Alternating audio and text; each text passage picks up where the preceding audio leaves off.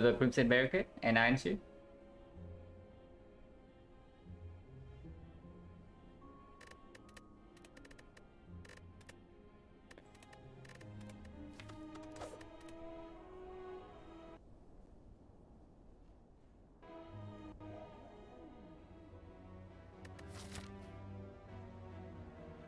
Hexagons. There is 100 go into 2 elites. The retreat. And the both bosses.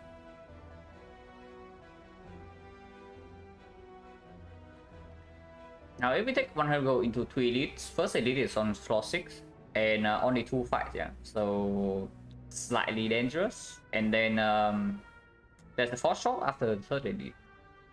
So 1 empty node in exchange for +1 elite, the slightly dangerous first one. On the other hand, of course, we can just take this elite into the second one right here. And that is safer. We also get 3 fights. And 1 more fire. So if I take the go, I probably actually go here instead of here. The other options, random break card, not as good into Hexagons. It's still acceptable. Like basically, instead of 1000 cards solving slime boss, you have maybe Venom dealing with this thing. When is the earliest elite? Okay, so if we take any option that can break, and we cannot fight this or this elite, is a 0 elite path. So that's not exactly super nice, yeah. And of course, curse for rare card. If the rare card breaks, we still need to go to the shop. If the curse is bad, and then the entire act is ruined. So before that, I probably just take the gold. Yeah, 100 go into here seems fine. Would not be very fine if we see like cleric exactly here, but if it's something like Wood of Whoop, and we only take 2 elites, we can take a gold because it is hexagons. Hexagons, and we can spend more HP. Still easy hallway fights. So after the first elite, there's like 2 advanced hallways before we get to the second fire, which is slightly annoying, but we have the we will have potions, or we have a good relic. If we don't buy a potion here, it means that we have water relic. Yeah, hopefully that means that we can actually do this safely. This advanced hallway is probably not that bad because we have 2 relics up, but this one is slightly dangerous. Here we can rest before second elite. Now, not going to a late shop at all into Hexagons is slightly annoying. Because it does mean that we probably need to pick up some Hexagon solution like fairly early on. And the only thing I would be happy to pick up to solve Hexagons is Terror. So Deadly Poison, even if we see it early on, we probably still reluctantly pick it up. And then, yeah, the same goes for something like Bouncing Flash. But not a lot of time when we step into the second half yet. Not a lot of options and no shop to build up. So overall fairly dangerous. Now the ideal part of this act is actually going here. We take like 4 fights. Start here, take 4 fights, or start here, take 3 fights. Go to this. Take this elite into the burning elite, and then we have a less shop. So we have 3 fires. 2 elites still, but one of them is burning. And we get to a less shop to prepare for Hexagons, which is like actually the most value we can get out of this act, while also securing our safety. If we are safe by this one, we can also just avoid the shop. But of course the problem here is that we have to go into 4-7 elite with yeah, one of these, and not the gold. Which doesn't happen. I mean, unless you tell me that this rare card is always alchemized, and then we do that. Yeah, alchemize, and then we start right side, then everything's easy. Yeah, probably not. We take 100 go and start left. And yeah, definitely need to be mindful of this thing, because it is very easy. Okay, how many card rewards do we actually see? 1, 2, 3, 4, 5, 6, 7, 8. We have 8 card rewards to find a solution for this thing, which is, yeah, fairly scary. But it doesn't kill us as early as floor 7. And of course, if we commit to one of these to go right side and we break, runs over. So one will go and start left. Hello DJ Ole.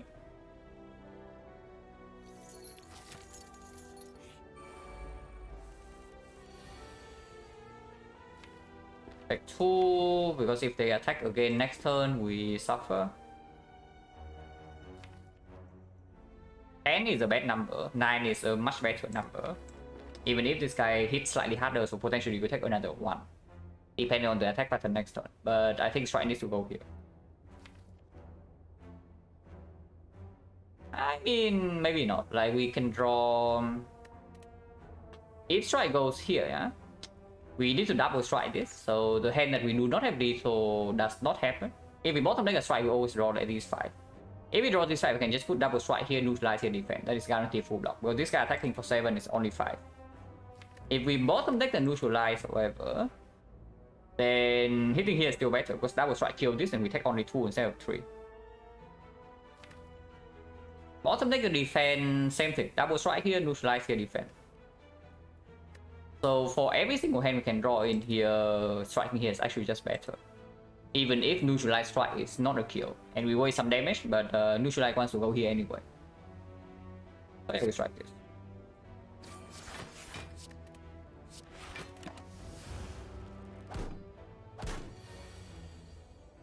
Yeah.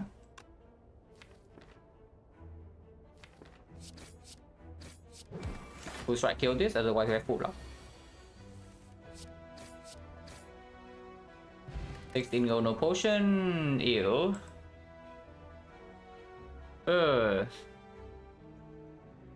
Not exactly the cards you want to see on floor 1. Now, they open up different things, yeah? It's never ever protection, but both of these are better than skip.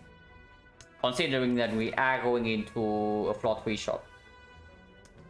So into Hexagons, we take a Blind Bane, we buy like any poison here. The Fumes, the Deadly Poison, the Poison Stab, Bouncing Flask. Even maybe Equipping Cloud.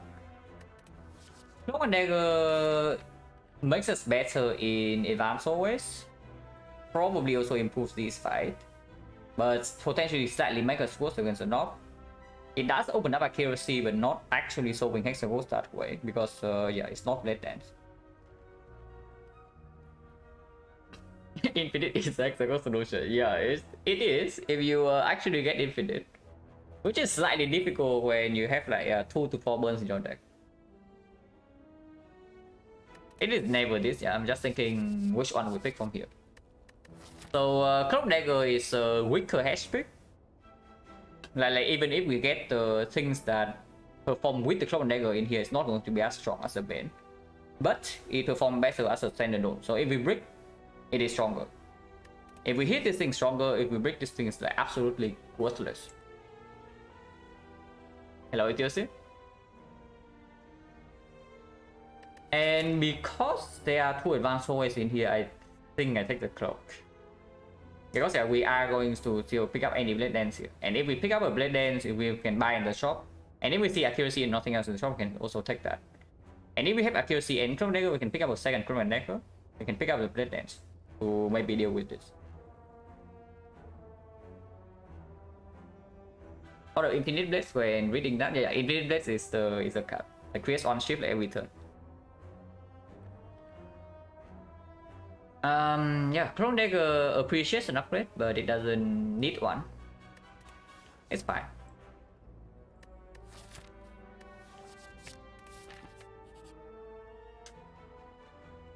Oh, this guy. You wonder what the absolute worst event to see on floor 2 is. Normal event at least, not counting strikes. When you take 100 gold start, it's this guy. It doesn't get worse than this, yeah. This guy is like absolute garbage. Because we took 100 gold, we're going to spend it in the shop instead. And the heal in here is only worth like half as much. Now, if it's slime boss, maybe I still, and if we are going into a very aggressive path, maybe I still take the heal here. But in this spot, no, we just leave. Right before the shop, yeah, I even talk about it like before we even start the run. Like we take 100 gold, we go here, see Cleric, we cry. And yeah, we see cleric, and we cry. Just an empty node. Like it's just strictly worse than every other thing. Because if we see cleric later on in the act, and maybe also use a heal. But right now it's just straight up an empty node. Yeah, it's just absolute garbage. We skip this. Like, there's no way, there's zero chance that I actually take the heal here.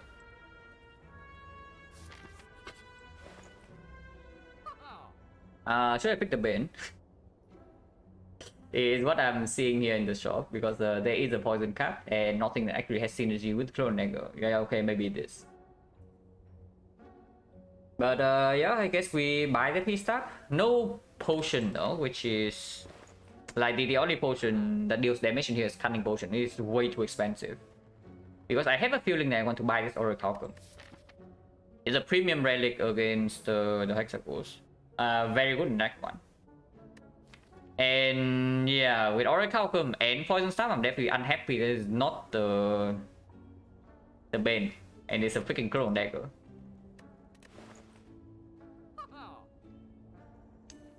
Now, P-Staff is very clear. Like, it's also a fairly decent card against Hexagons.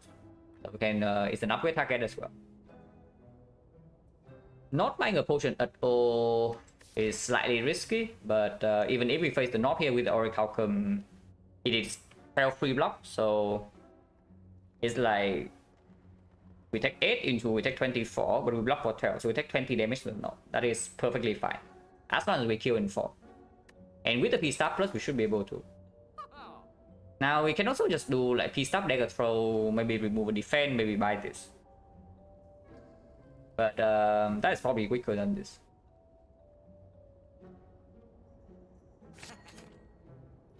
Oh yeah, we buy Orichalcum and we leave the shop. And yeah, if we took the heal from Cleric, we cannot afford what we just bought. So yeah, just absolute garbage.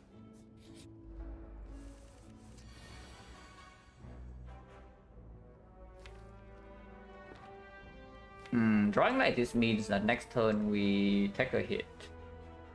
Even if we deal 19 here, we don't exactly get anywhere. Because then we need to draw 3 attacks, but one of them has to be Poison Staff. So the chance of breaking next turn is way too high. Instead, I guess we just kill this then.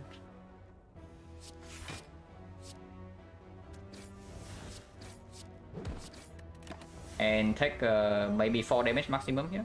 We can triple defense to take 1. Guy only has a 30% to attack now. If we draw second defense, we can also full block.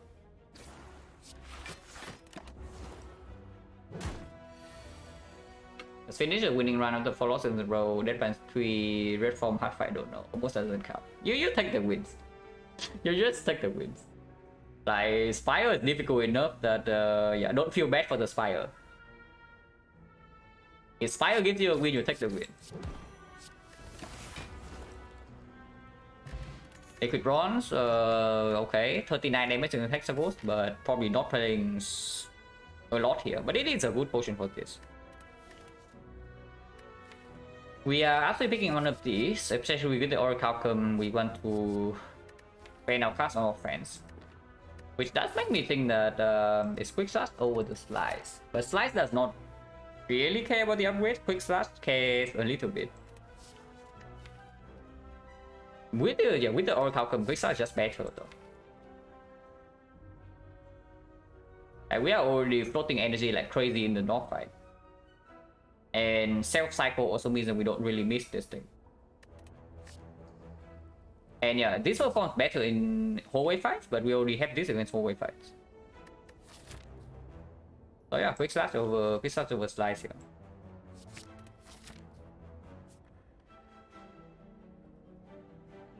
And yeah, we continue this way. Potion chance right now is 40. Slice would be the same here. I know we rule like 4 strikes, so normally we should defend. No, normally we should not attack. We should not double defend and just block with the Orichalcum take 6. But with P-Stack with neutralizing the deck, I think we can try to win. Hopefully no heavy punish yet. But we need to take more than 4 from here for also the decision to like defend turn 1 to be punished. And this turn we take 0. and damage is still fairly steady. Yeah, so reading was just correct.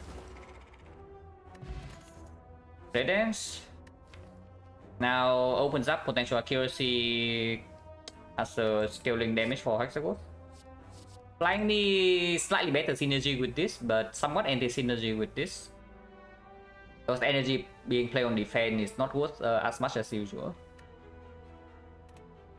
And this is very good against sentries. It's very good against not very good against like a bullet. We still need to upgrade freaking poison staff to not die to Lagavulin. And I guess with this we can take 2 hits from Lagavulin, block for 14 each, and then block for 5. Taking 14 each and then take 5 less with the neutralize. So we take 23 damage to Lagavulin, spending every single point of energy on attack. I mean, yeah, like there's only 1 card here. Into Hexagol, this also plays less than usual. And this is absolute garbage, but this opens up a potential out. With P-Staff, so we don't freaking die to Lagavulin, it's probably clear. Sentries, we already have this. And this is the best against Hexagol anyway. It is Lagavulin. If they play Quick Slash, then now there's a chance that we shuffle out the Poison Staff. So, not too interested, yeah, we just end turn. Not drawing Poison Staff this turn will be perfect. We did draw 2 Poison Staff, and I guess we have to open now. Next time we take 14, we deal 24.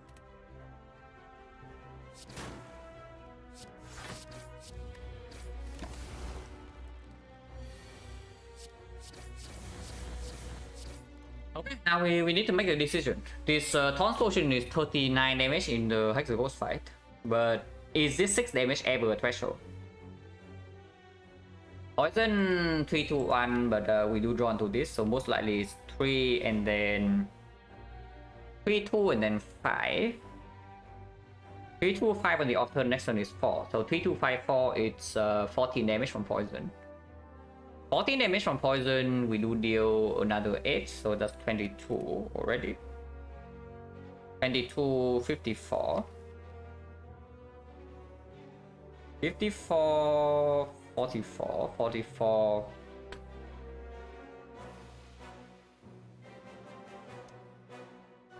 Yeah, we draw this on the off turn, yeah?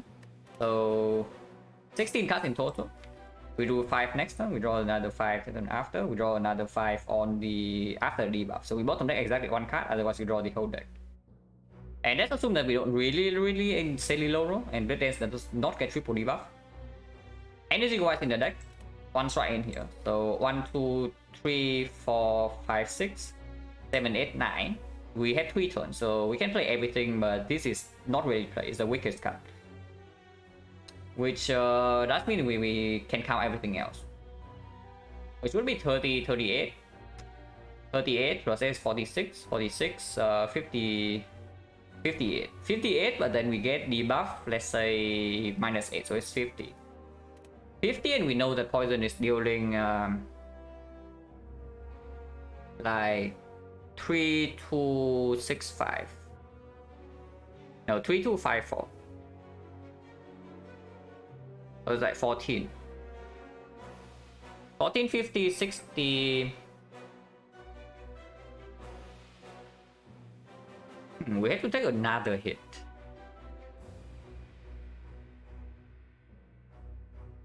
Yeah, 3, 2, 9, 14. 14, 50, 64. We are still missing 12 damage.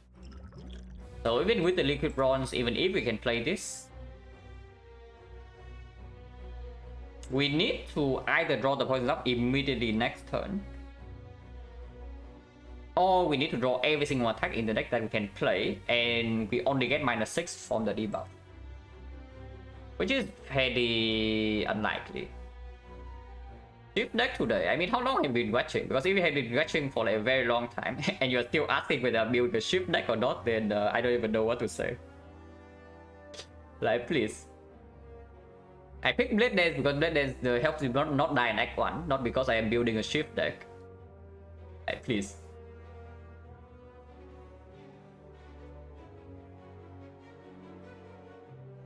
I am just like freaking scared right now that if I don't use this taunt potion, there's actually a scenario that I have to take one more hit.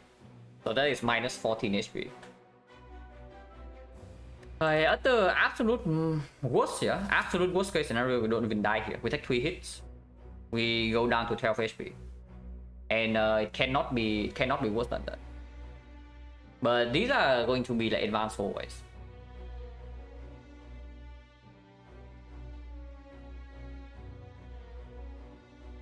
Not using, not like keeping this potion for this is actually like so freaking huge though. What is the potion chance? 1, 2, 3, 50. So what's the chance we drop 2 potions in here? Let's say 50 we hit, yeah. And then goes to 40. So we need to drop 1 potion. We need to miss both, so it's going to be like 40 into 50 again. So 60 into 50, 30%. 70% of the time we throw away 1 potion here or here, if this thing is a hit, which is 50% of the time. So roughly, I would say 15 is definitely more than 15, so it's probably between 20 to 25. I don't really care about doing the exact math, just as an estimate. 20 to 25% that we throw away a potion. This taunt potion is not going to play in the second edit fight, yeah? So it's only for the Hexaghost, but it is 40 damage there. But right now there's actually one scenario where it saves freaking 14 HP.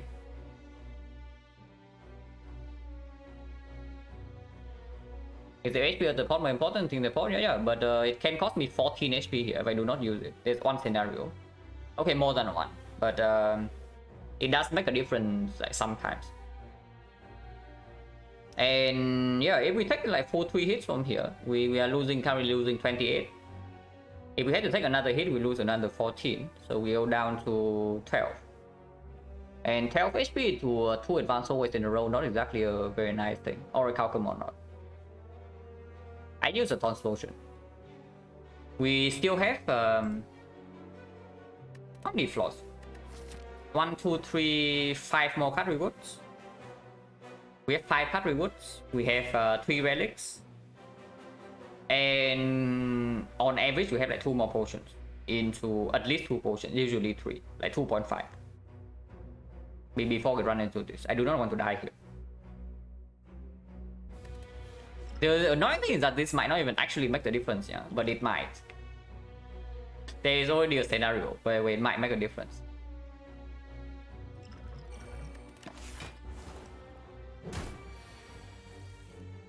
Oh god.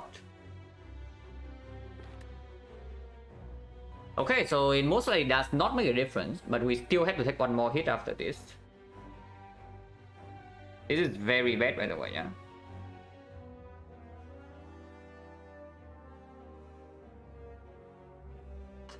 Okay, so does this try ever make a difference? Because if it doesn't, I just full lock here and we take 2. And afterwards, maybe we have to take like another 28 or slightly less than that if the neutral line lines up.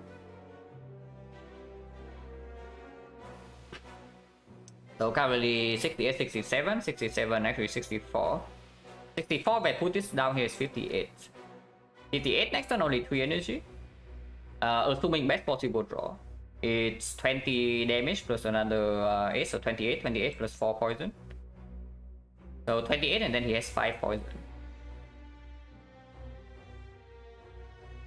Yeah, currently minus 11, 59, 59, 59 minus 28, 31. 31 with 5 poison is 26. 26 is equal to 22, 22 is 19. 19 is actually 16. And 16 we actually cannot do, so we have to take 2 more hits. Next turn, yeah, next turn is the buffer.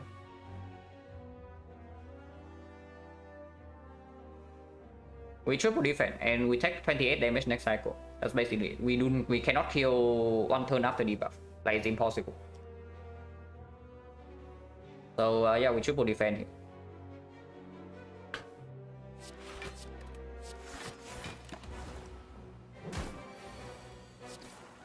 Did not even line up neutralize on the thing, so we just take 16 next turn. I take 14 anyway.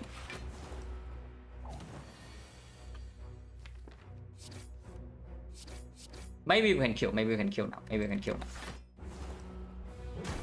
Which is why we triple defended. Okay, we can't. Could be worse. So the Taunt Potion did 9 damage. With the Poison Staff redrawn exactly on the turn we did not need the 9 damage. But if we fail to draw the Poison Staff, on that turn the 9 damage would make a difference. So I'm not too unhappy because it ended up needing us to top deck Poison Staff exactly on the third cycle. Fumes? Yeah, sure. Just for Hexaghost, like we need a Hexaghost solution very soon.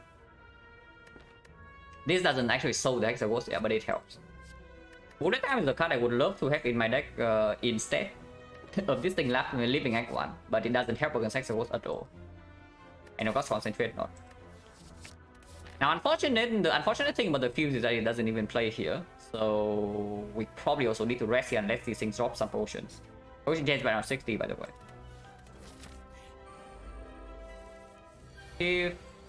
Okay here. This thing is 5 damage, this thing is 6. But it does not get redrawn. So do we kill him this cycle or do we not? Next time we only need 1 energy to block if we don't want to neutralize survivor, otherwise we need 2. So 5 energy, 1, 2, 3, 4, 5, we can play every attack. 20? Actually we only have 4, So like 20, 20, 32, 32, 38, 38, 41.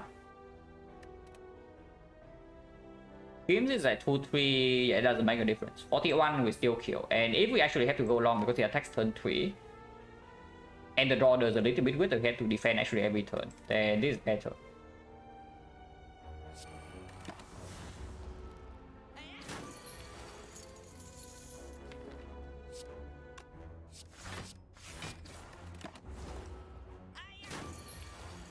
Yeah, exactly like this.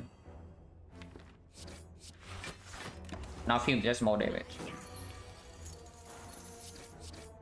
But it doesn't matter either way. Then Potion might mean I don't need Dreamcatcher.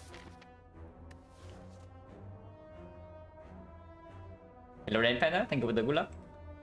Second Blade Dance makes the accuracy immediately pickable and quite strong as well. With the Regen Potion we might not actually need to rest, which is good.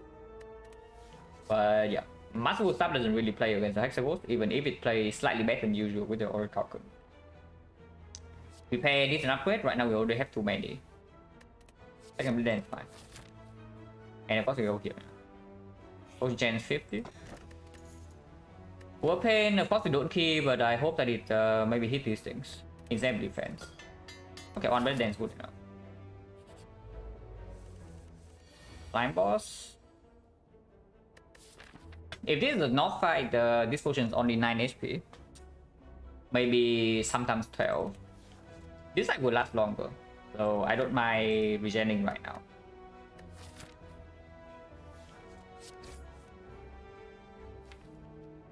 We are probably having to...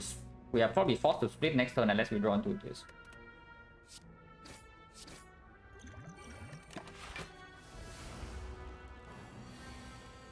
We did run to it. So we can take 1 in here to delay the split. Which is probably a very good idea, because splitting right now is 27, yeah, it's quite bad. Play 2 ships, go to 37, play 3 ships, go to 33, so that is a split. We can only deal 10 damage here. So Blade Dance is 2 ships and they put 1 ship in the deck, but we have 2 more for the split. And ship redraw is not even a bad thing with the Oracle. And we are frail. I do this.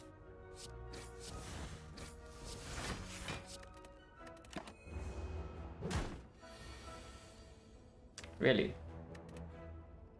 We can still wait though. We can still wait. Like we just play the Fumes right here next turn at 35, and then Blade Dance can just split. No need to actually attack now.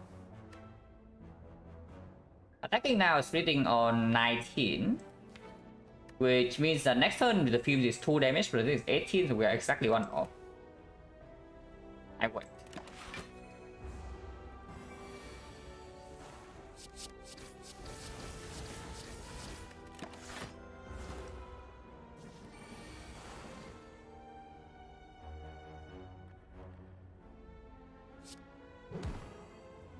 This guarantees that we never take more damage in this fight. We get full value from the regen.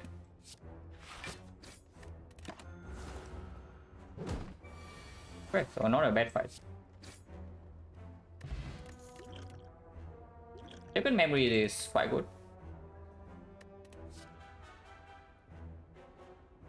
Sticky Strike no synergy. Dagger Throw better against Knock and against Sentries, and yeah, Backkill also gets slightly worse with the Orichalcum, and we do have some problem with the Knock right now. Yeah, against Sentries, we can play a slightly lower, slower fight with the Orichalcum and the Fumes, but the Knock fight needs to finish quickly. It was a healing fight, yeah. And yeah, Dagger Throw is like completely fine. I hope that I don't need to spend the potion before the knock, because this potion on Poison Stab is fairly big here. The Fumes definitely need an upgrade eventually, yeah, before the Hexagons, so maybe I want to make it right now, because it still plays in the Sentries fight. Doesn't play as much against the knock, but this upgrade is like +4 against knock, this upgrade is +4. This upgrade is potentially the best against the knock itself, but not exactly good against Hexagons. And there is absolutely a chance that we make the upgrade here and we have to rest here, even before the Hexagons fight. So I think I make the upgrade that is necessary against Hexagons, which is the Fumes. And without the upgrade, this thing doesn't even play against hallway fights. Oh, that's quite sad.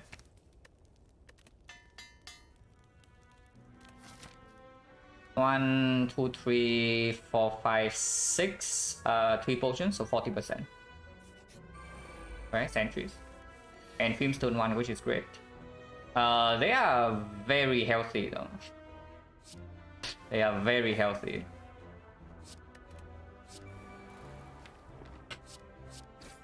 We have Orichalcum.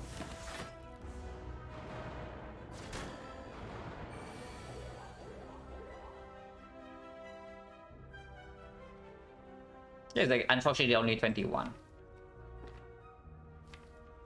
So we are taking 9 damage here, but from next turn onwards should be fine.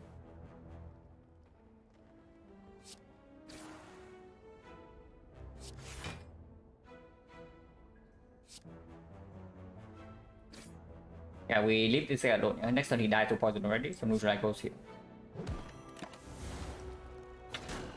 We'll take damage on this. Next turn we guarantee that full block so we can hit this guy.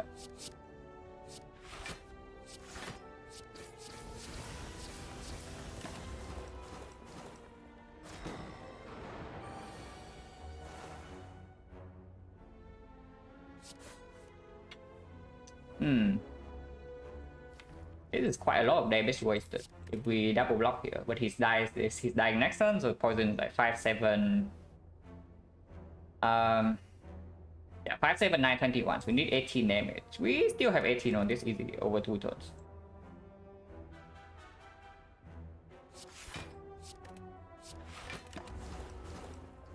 We save 2, potentially taking 4 in a few turns, but most likely we just have a kill here, because even if we don't have a kill, there's still a chance that we can full block.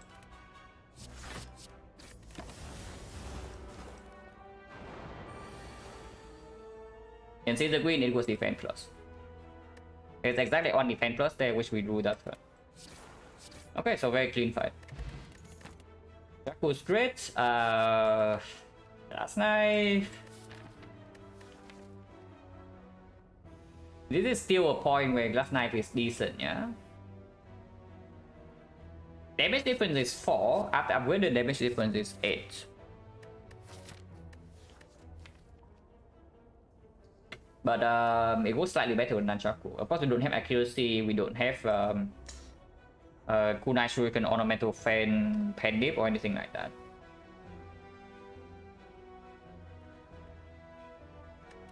But yeah, Glass Knife also performs against Hexagons, it performs against like, whatever this crap is.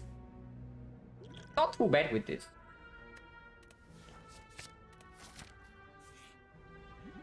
We can click 2 times, yeah, only 2. But I have a feeling I should just leave. Because there is one advanced always coming up. And the liquid memories is not a guaranteed save whatsoever. Now there is a line that we just click here once because they exactly once, because if we click once only, yeah, and the advanced voice actually does not cause us any HP loss, we enter perfect HP range for Hexagons. I mean, not perfect, but we lose 5 HP and we block 6 on turn 2. Because right now our HP is at 24, so if we take no damage, the Hexagons will hit us for like 3 times 6 on turn 2, and yeah, that would suck. We take 5 damage, we block for 6. And yeah, 25% just for a relic. Actually, that is probably good. I click once in here because the 19 HP probably also means that we don't die to advanced voice ever. We don't recover. It's only 25%, but this HP loss is not even super detrimental.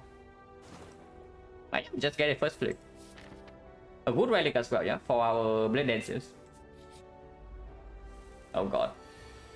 Okay, no wizard, no wizard. No wizard, no problem. We are guaranteed take 0 here because this guy can never ever get through this, and we kill both of these turn 1. So yeah, like we will take 0 damage here, which is exactly why we click once, yeah. Like just imagine, we did not click once, and now we are at 24 HP with no immortal, and we enter Hexagons fight. It hits us for clicking 3 times 6. So yeah, everything works out like perfectly, which is great because good play is what we wanted, like exactly this.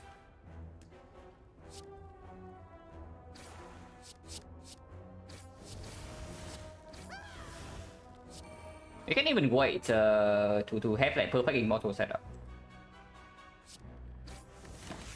We can literally never take damage here, so we can stay here for like as long as we want. Yeah, play 2 attacks, so it goes to 7-9.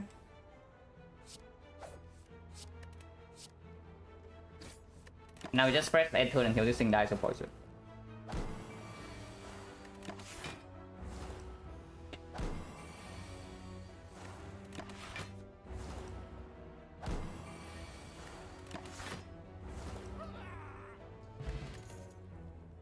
Definitely don't need this. No potion in here is a little bit annoying. But I guess it's fine. If we really need to and use this to deal with Hexagons. I sure hope we don't need to. But there is a chance we have to, even with a deck like this. But yeah, nothing here is good enough. And we have to upgrade the Glass Knight for the Hexagons.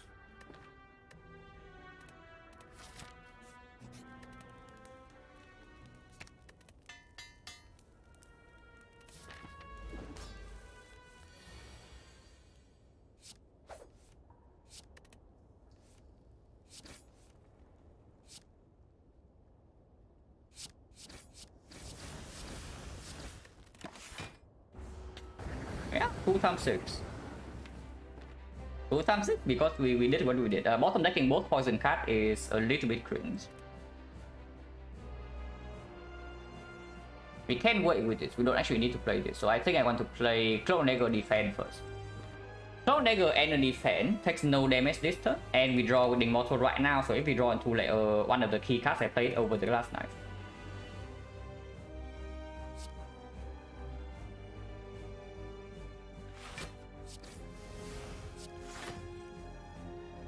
Okay, next time we have this and Oracle from full blocks. Yeah. Teams on turn 3 is the absolute slowest it can be, but hopefully there's still no problem. Wasting Immortal energy doesn't matter. We're wasting Nunchaku energy doesn't matter. Actually, no, we should calculate right now whether I want to Liquid Memory the poison stuff immediately. Because the first cycle is already slower than expected. Like this turn 3, yeah? So next turn is 6 times 2, and then 6, and then buff, and then 9 times 2, and 9, and then Inferno. So we have 6 more turns. So poison is like 4, 6, 8, 10, 12, 14, 16. 4, 6, 8, 10. So 10 times 7, 70 damage from the fumes. 104 in 6 turns. We barely need to defend, and we can still liquid memory with the glass knife later or the blade dance later. For at least 16. We don't need to, we don't need to. Not yet at least. We can observe the second deck cycle and then we can still decide on this. For now we don't need to.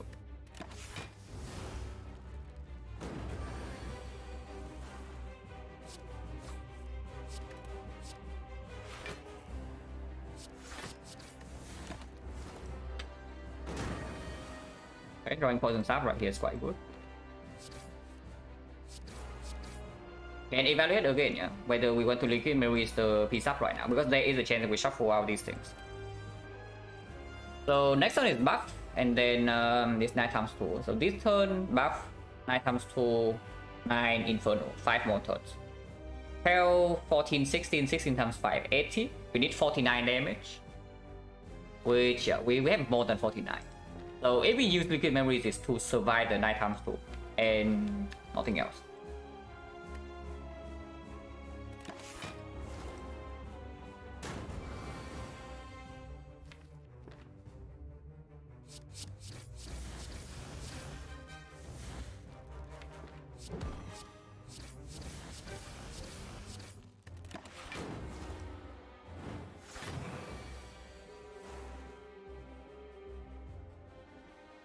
Taking quite a big hit here. 14, so we go to 4. Even if Immortal draws into exactly a burn right now, we still live on 2. So there's no risk of death this turn. Poison wise, 54 damage, we need 6, so he's already dead damage wise. If we can die next time, we can liquid memory with a glass knife. So there's never a problem here. Double check is 20, and we block for 6, 22 block for 6, take 16, go to 2. So yeah, zero problem whatsoever.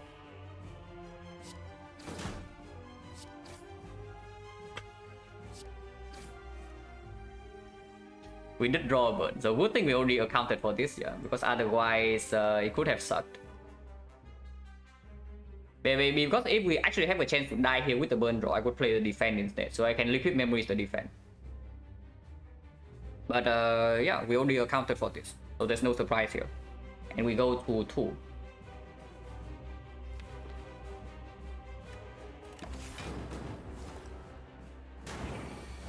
And this one we cannot die.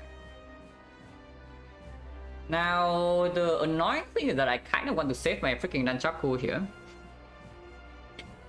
But hello, don't curry. Thank you for the good luck. But if I want to save my Nunchaku, yeah, next turn and draw only burns and no defense. That still works. Freaking Orichalcum. Yeah, Orichalcum got me. Orichalcum got me. So we can just triple defend this turn. Yeah, and there are only 2 burns here and Orichalcum blocks them both. So we are fine. And preserve Nunchaku for next side. Probably I draw into like some cards I can play, so I can advance a bottle further.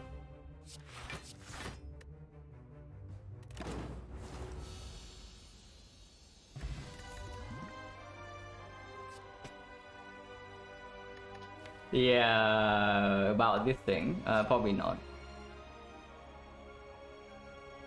Hello Dragonite, thank you for the good luck.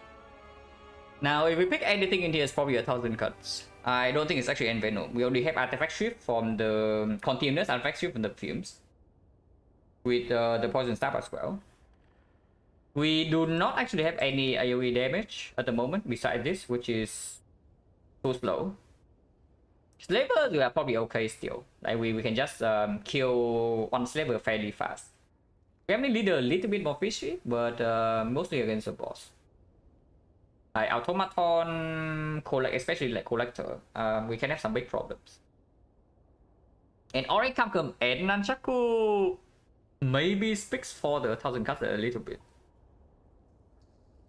But that we don't lose much HP deploying that because we have bonus energy and also 6 block no matter what. How can Envenom be the better card? Is 2 because the biggest issue. Yeah, it is the biggest issue. But the problem is that both of them need an upgrade. Yeah? Because if you don't upgrade the Envenom be the better card. Oh, you're asking, you are saying that this thing cannot be better than this, and it's true. It's true. It's true in this spot, like for sure.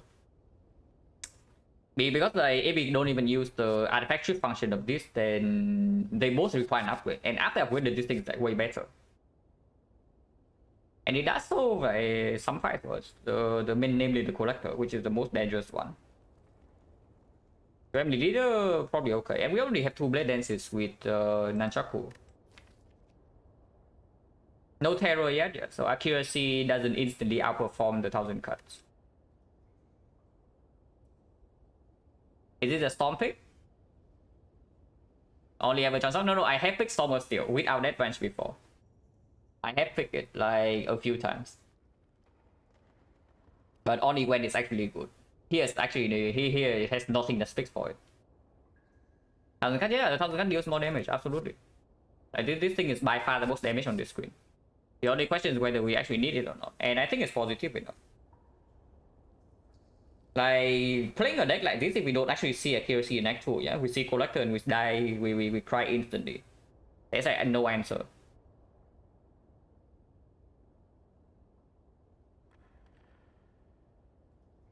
And I do not want to bet the entire Act 2 on seeing accuracy. And the red legs are sick for this a little bit, so I don't mind too much. Okay, rewarded for effort in Act 1. Oh my god, man. Like, what is this? Yeah, rewarded for like a very nice Act 1. Like, this is our screen. Okay. We are actually picking one of these, yeah. Underproof how good I am by picking crown and getting the card. Interesting. Real talk though, I will say that damage wise we are not really far off from budget crown. The only problem with the crown, okay, and the problem is quite big, is that we have no way to actually solve defense. And that is also like the biggest issue when you play the crown normally.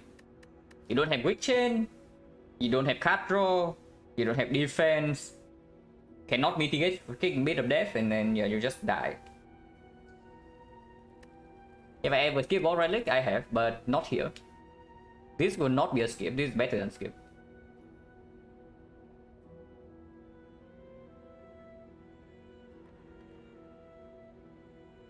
Good thing I take my potion, yeah, interesting, because I am considered like Sozu versus the starter trade. Usually when you skip boss relic on a non-watcher character, your deck is overwhelmingly strong. And that doesn't happen very often. But give me a second.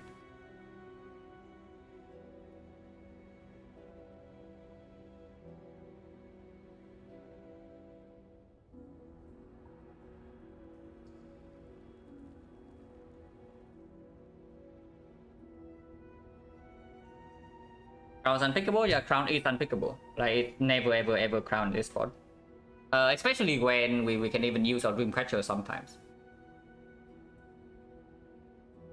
So, Sozu versus the ring, yeah? Dreamcatcher easy crown pick. That's literally not what I said. Like, because we have this thing, it also gets worse. But it's true, like with these things where we rest more often. Like, no potions, yeah, we rest. No energy, yeah, we rest. Is it Sozu? I don't know. I need to evaluate that right now. Do we need energy or not? Now, energy plays slightly less than usual, because first of all, we already have the Nunchaku, and secondly, we have Orichalcum. So these things are not exactly played very often, yeah. I say that, and then first part Act 2 is the Avocado. And I cry, but Avocado is not like we are playing defense either. We want to kill him quickly. Now, the only annoying thing about having being Silent 3 energy is that this thing is very difficult to play.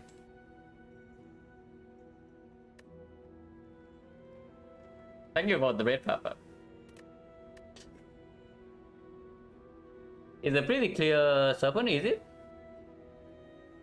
Is it really over Sozu? Because Sozu, we already have a Liquid Memories, which is a premium potion even in Act 4. And Upgrade Potion is not actually terrible either.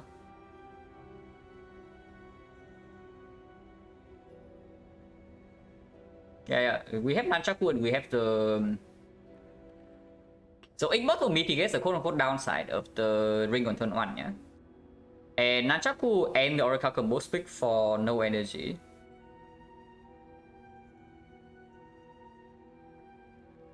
How is... okay.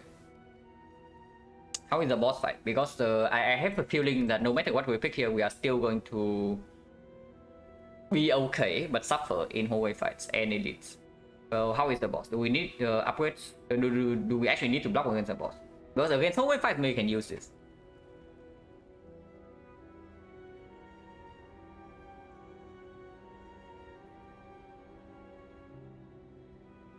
Would I pick accuracy? I mean, I probably would. I probably would, like the 1000 cuts or not. So against the champ, man, actual bosses will suck no matter what we do here. Okay, so let's assume our deck actually gets somewhat better. So what would we need to get better? Operations. Okay, let's say we see operations. Then what would be better? Is it energy or is it card draw?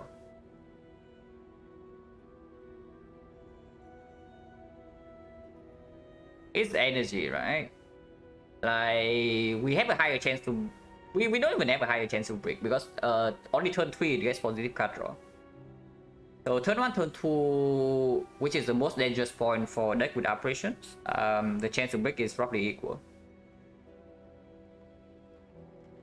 And energy means that we actually get to do more things in the intangible turns. Act 2 pretty tough with the ring, yeah, Act 2 also pretty tough with Sozu. We are going to suffer in Act 2 no matter what here. So I'm just thinking that which of these will like kill me less often. And I have a feeling that with 1000 cards in my deck, I want the energy because it also allows me to pick up card draw. The annoying thing about picking the ring here, yeah, is that it's probably slightly better immediately. But first of all, if we don't see an energy relic after Act 2, we are going to suffer. And we cannot actually pick any card draw when we see it within Act 2 itself. And that is pretty terrible. That we are so weak in the short term that we cannot even pick up any energy. Pick up any card draw for later. Of course, we can pick Sozu and we don't see any card draw at all, and then we cry. But Dreamcatcher also mitigates the Sozu just a little bit, just because we rest more often and we also get something to compensate. And yeah, like if we happen, let's say we see Pyramid after Act 2, and we pick it, the ring is basically a non-relic and energy is very much appreciated. Hello, bro. Now you arrive at a pretty difficult screen. And we are probably clicking Sozu here.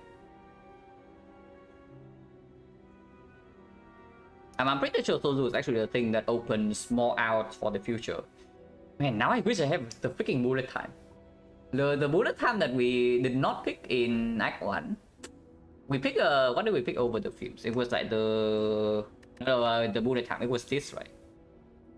And yeah, it was freaking necessary. It's Hexavolts. And this thing also like mega performance entries. But now I wish I have a freaking bullet time so that I can actually click this over this. But we don't. Yeah, we don't have bullet time. So we pick Sozu and we cry, yeah? Huge fan of Sozu in general does seem close-ish here. Sozu is absolute garbage on Ascension 20. The better you get at the game, the more you will see like how bad this thing actually is.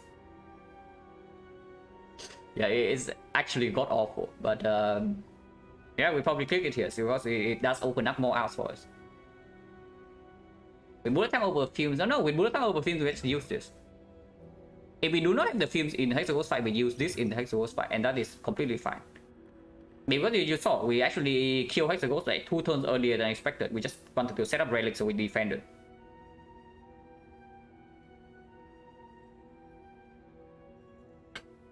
Sozu's on the worst win rate energy relic, that's wrong. Now that is wrong. Sozu is bad, but it's not actually one of the worst energy relic win rate wise. Because you pick it when the downside doesn't matter, or you pick it when you are like mega desperate. And in the second case, of course, the win rate goes down, but normally the win rate goes up, because if you can, you do not pick this thing.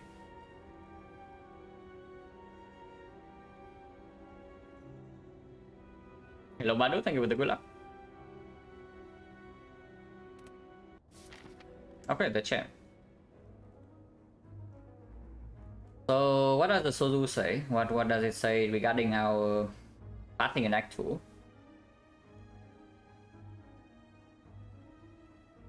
I kind of want to go to the shop, but if I go to the shop, I cannot actually take 2 elites while still getting the fire for my 1000 cast upgrade. I mean, I can, but I have to give up 1 question mark for it. Like, start here, go here, go here. 1 to upgrade into 1 elite, 2 elite, late question marks. Which I guess is okay. Now, if we are feeling ambitious by this one, for whatever reason, we can go here. This elite into this elite, into late question mark, into 2 fires.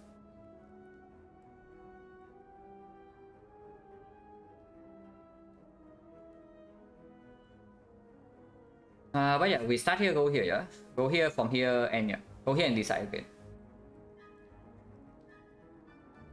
Unless you tell me it's actually something like this, but no. I want the option to go to the fire. I might not need to go to the fire, but I want the option.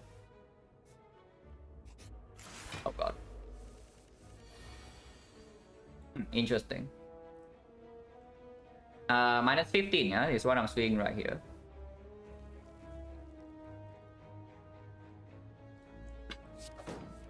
Okay, not minus 15.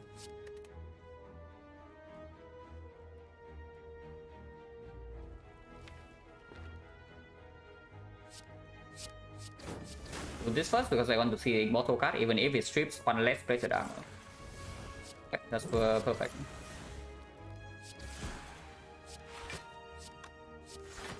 Minus 1.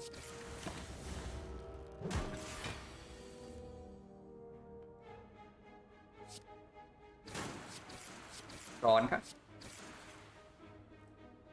Literally does not matter because the Oracle outcome, but we can play any way to advance this.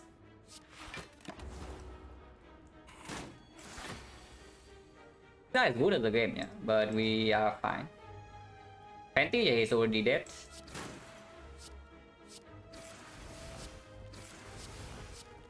He's also stunned.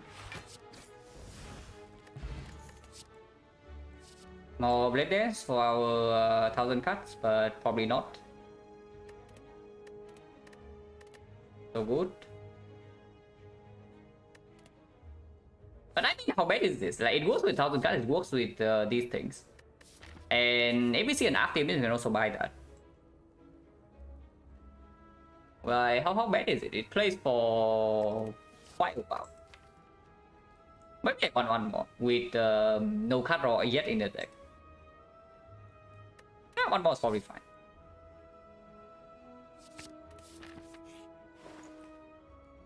Acro, Frozen Eye, Shackles. Frozen Eye at the moment not nearly as good as it wants to be, but it's still very strong. If I take Frozen Eye, I cannot take Acro and card remove, but it is still freaking Frozen Eye.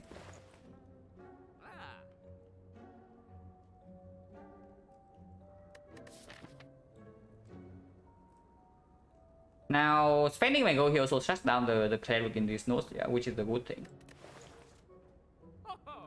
By trade, I absolutely want to take with the Sozu. It is I plus Acro, yeah? It's probably just I plus Acro, and not I plus remove. What does it get worse with Sozu? Yeah, good question.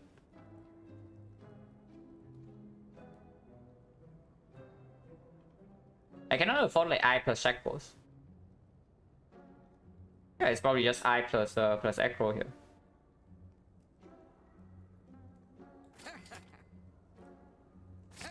Acro over remove because by straight can happen here.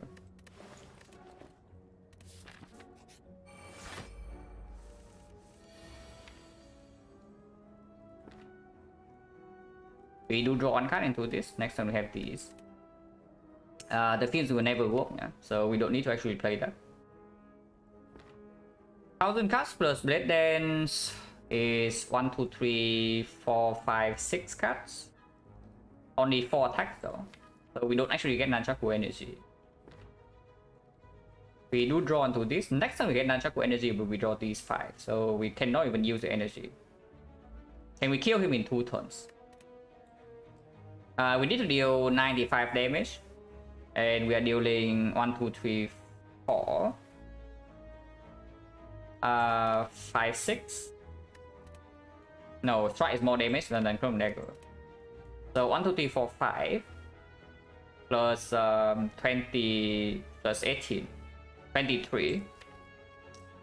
23 next turn. 1, 2, 3, 4, 5, 6. 7, 8, 9. 23 plus 9 is 32. 32, 24 is 56. 56, 72. 72, 75. 75, 81. And turn 3 we kill. Okay, so that works.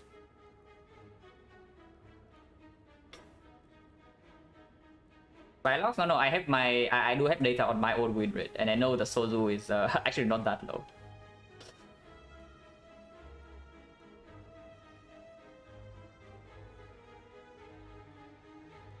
And I will always trust my own data over spy logs.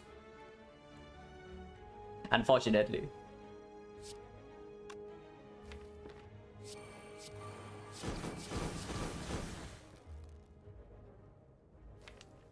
To 4. Next turn 1, 2, 3, 4, 5. So we do draw 1 card. Yeah, that's completely okay.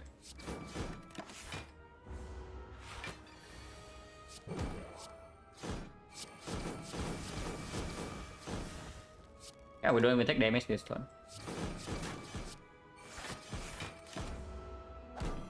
I mean, I don't know about you, but the 1000 cards already seems to like be kind of performing.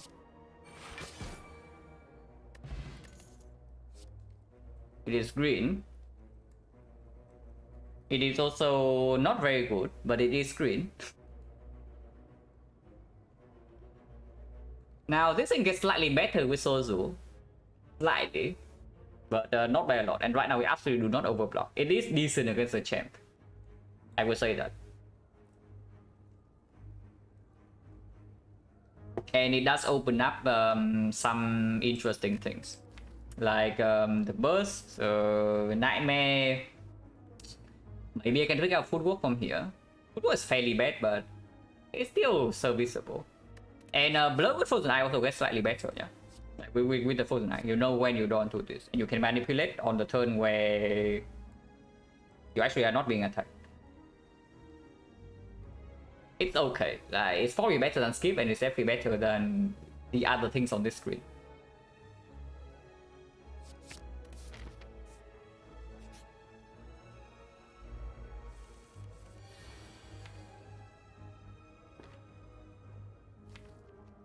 We can kill this, which is very good.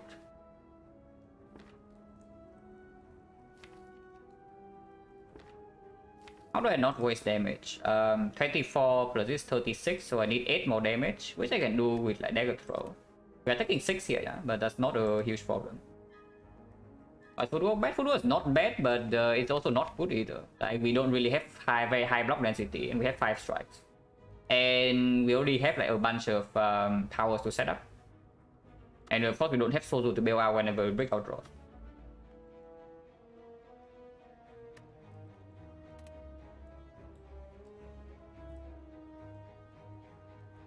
But yeah, energy wise we have 4. We have 5.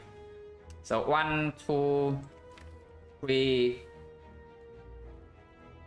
We only draw until here, not to Blade Dance. So to kill this thing without wasting damage, we also need to play the dagger throw.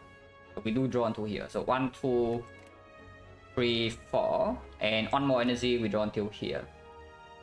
Next turn. Next turn we draw until like here. Next turn sucks.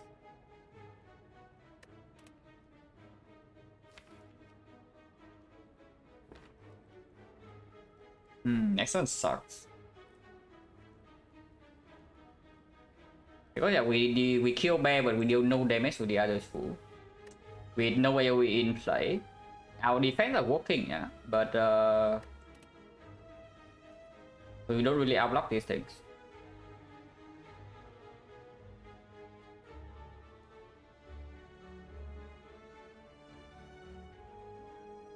Do I ever use my one of two potions here? Upgrade potion.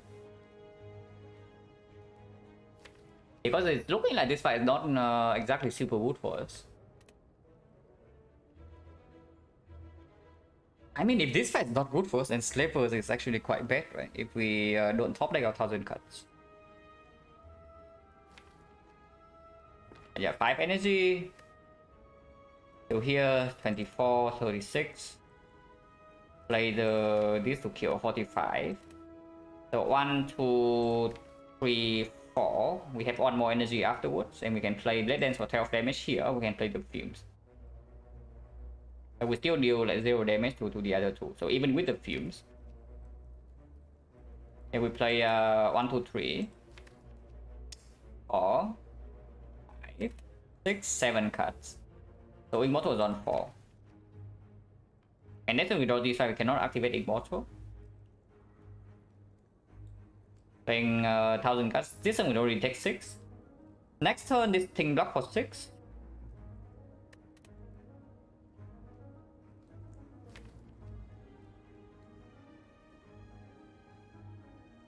And we are facing 18. So we take 8 next turn. And this is on turn 3. So can we actually kill them on turn 3? Because this turn we are taking 6. Next turn we are taking 8. And if that is enough to actually win the fight, then I don't need to potion.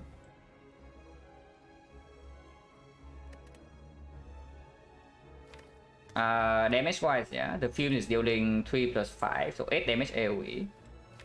The turn 2 we deal 3 more AoE damage, which is 11. 11 and neutralize goes here on the pointy. So 14 to pointy. 14 to pointy, 11 to Romeo. Turn 3 we draw into this, but we do draw into this as well. And Nunchaku should have enough energy. We can count Nunchaku as well. 1, 2, 3, 4, 5.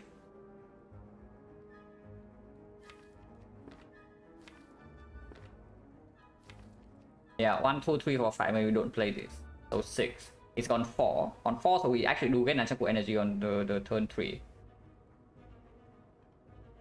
Immortal works around till here. We have 5 energy so we can play everything. And we are weakened. So 1, 2, 3, 4, 5, 6, 7, 8, 9 AoE damage with the 1000 cuts. So it's 11 from here, it's 14 on here, and it's another 9. So it's 23. He's at 11. Which means that 4 shifts will kill him. And then we block for 13. At most we take 4 on turn 3. And P stack on end strike can go here. So we are taking like 18 damage in this fight. Yeah, turn 4 this guy should die. 18 damage. Yes, it's okay. Because this potion, yeah, this potion doesn't even save that much. With the draw being like this. It needs to come down turn 2 on this thing. So I guess, okay, turn 1 we're taking 6. So this potion is going to save 12 if we use it on turn 2 on this. Because turn 2, if we upgrade this, we don't take damage. Is that even true? No, we take 2 still. So this potion actually is only for 10. Because yeah, with 1000 cuts upgraded, with this thing upgraded, defense upgraded, we are taking no damage turn 3. They both die turn 3. But instead of taking 8 turn 2, followed by another 4 on turn 3, in total 12, we take 2 damage in turn 2, and turn 3 we win. So this potion is for 10 HP. Not interested, right? For only 10, with apparition potential like still right here. Yeah, not too interested.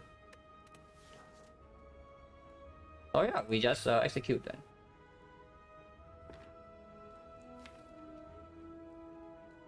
Is there another line where I don't play the Fumes?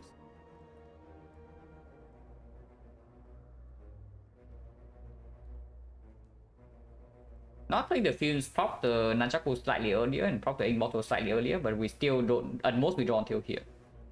So it does not advance the fight at all. So yeah, it doesn't make sense. Right, so double check, yeah, 36, and then Negatro kill this. Energy wise, 5 energy, so 1 here, 2 here, 3 here, 4 here, 5 here. So let's do that. And next and draw exactly these 5, we just do 1000 cards, neutralize pointy, double defense. Turn 3 draw until here, Immortal draw until here, play blur defense, play the whole hand.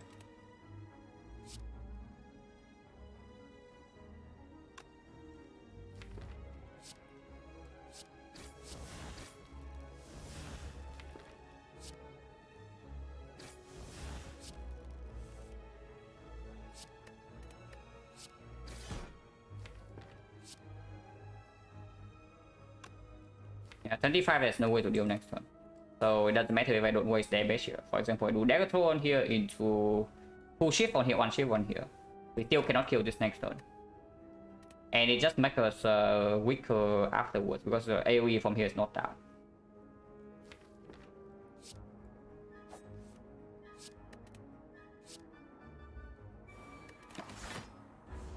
This already outcome is like pretty insane, by the way.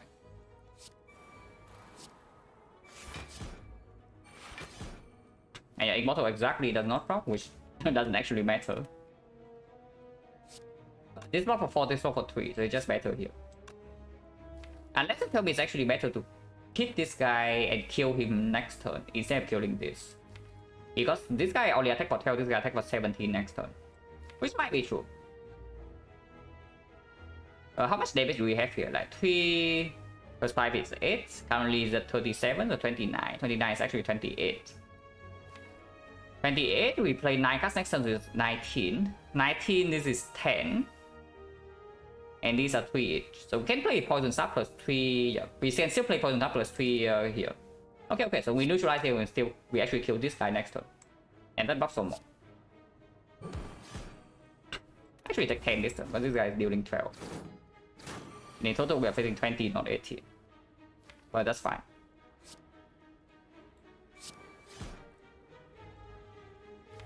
So yeah, double check, yeah. We can play the entire hand because Nunchaku does work. So 1, 2, 3, 4, 5, 6, 7, 8 cards now.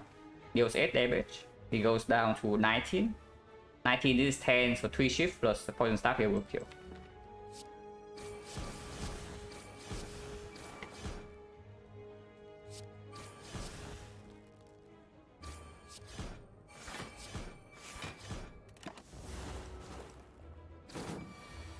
And you don't want 1000 cards. Interesting.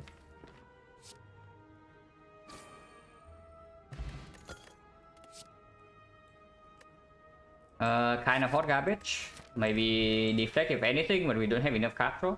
It does work with this and it is slightly okay against the champ. It's decent with this. Panache would be better, yeah, sure. Deflect makes the potential footwork pick stronger than the force we don't have. And deflect also slightly annoying with Orichalcum. Deflect will be better with the kunai that we absolutely get in this run at some point.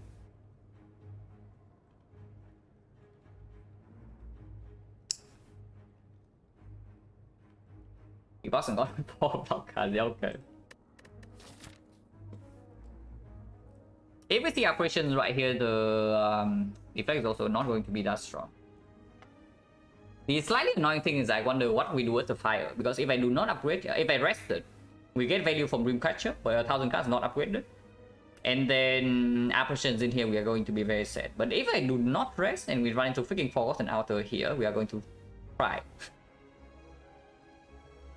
So that's basically it, because this is still advanced always. Like, no matter how safe we want to play here, we still have to fight at least one advanced always before we get to the next safety check.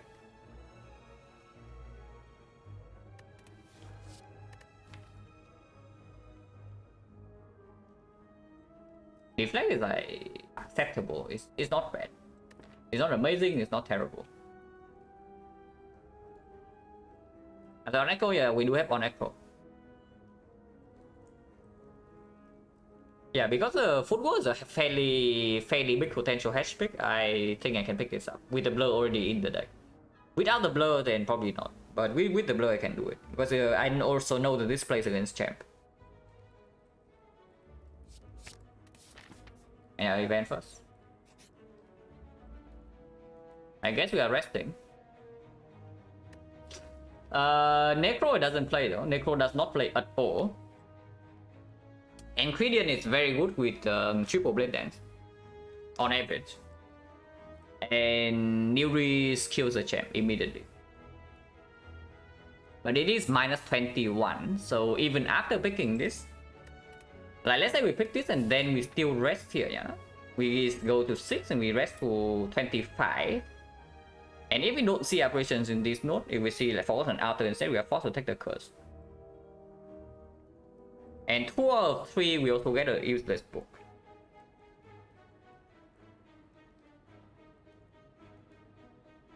No, 1 out of 3, I mean.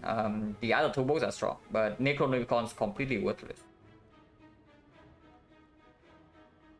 Probably a skip. Anti-node Act 2 is so freaking bad when we are not even on pace. But maybe this allows me to upgrade 1000 cuts. We are still going to have to take a curse if we see force and outer, yeah. But maybe that's acceptable if we have 1000 cuts plus. Vampires, yeah, we can still be vampires. Like by fit, potentially good, operations super good. With Dreamcatcher we rest, like 1000 cut upgrades like not that important into the champ anyway. If this is collector or the automaton, then we actually need the 1000 cuts upgrade. But if we go like this way, for example, 1 edit, we can just upgrade it here. Oh yeah, we leave and we probably still rest. Freaking forgotten altar.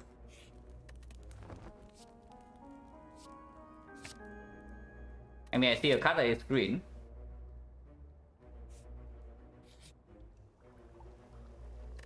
Okay, very good note, like amazing. Absolutely insane. And now this is not even a real event, yeah? Because we just saw a shrine that is absolute garbage. Okay, so at least we have HP to go through this advanced always fight. Unless you tell me it's actually time to fight the edits. But I don't think so. Late question mark Act 2 Colosseum potential. And we take like 1 elite Act 2. That's like okay.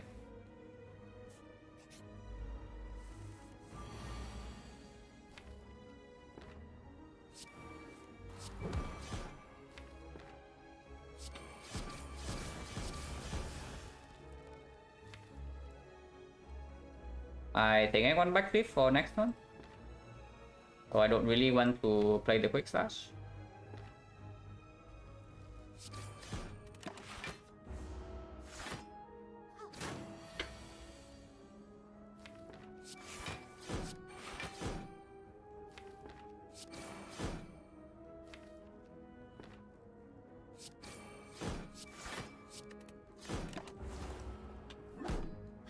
Does knife and kill this?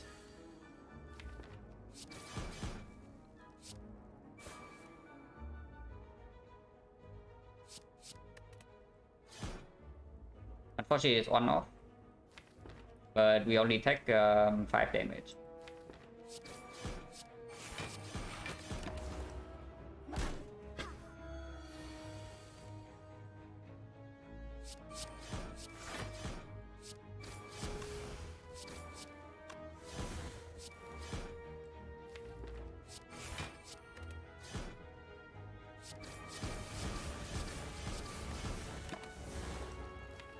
Got snipe kill this in 1 card. So we can defend and go to 9-9.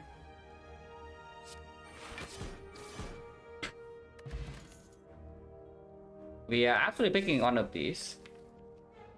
And it's just the leg sweep, yeah. We have energy from Sozu, we have the blur, we have backflip plus, and force footwork right now is a fairly big out. It provides witness chain against the champ. And we are not fighting 2 elite, so there's no need to even pick that alive. Like, it doesn't play against the champ anyway. And of course we are going right side, yeah, this way. Auto tornado for the 1000 cuts. That is not bad at all.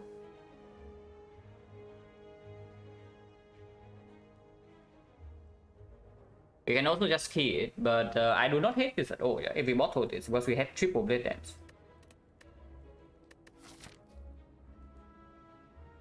This deck, by the way, does not do extremely well in the champ at the moment.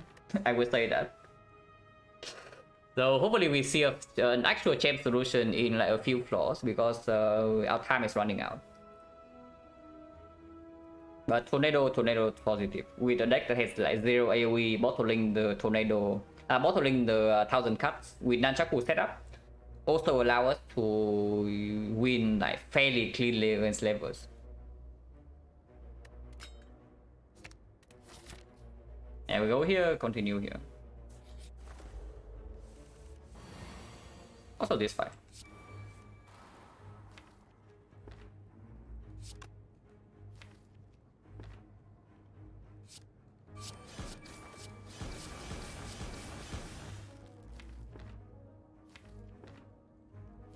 Unfortunately, I cannot play backflip into blur, because if I do that, we cannot play the film. I mean, film's not that important. But retaining like 12 block is not that important either. Then we're retaining like 16 over 8. 8 blocks enough. 8 blocks enough. Yeah, I might not even attack.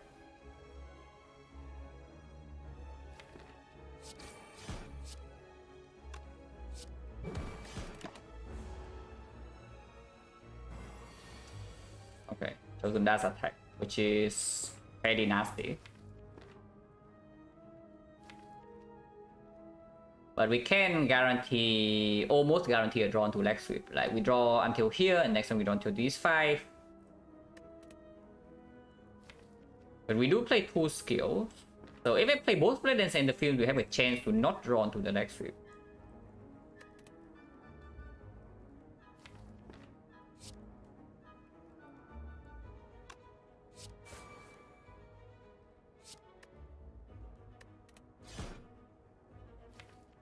And start with this first to see where the dice is. Okay, dice at the bottom, so I can still play the fumes.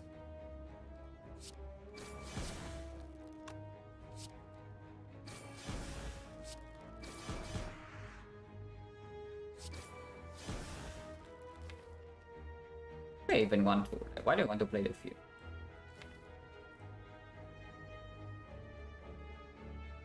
I just do clone strike, clone dagger, for example. It's already 13, it goes to 24. We draw these 5, and I aggro until like here. Aggro into sweep into defend, deflect, and the turn after we have this to kill. We don't need the film.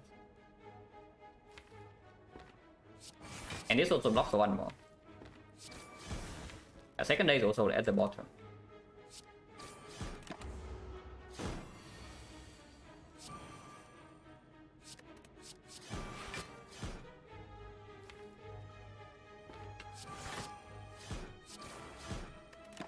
Next time we just kill.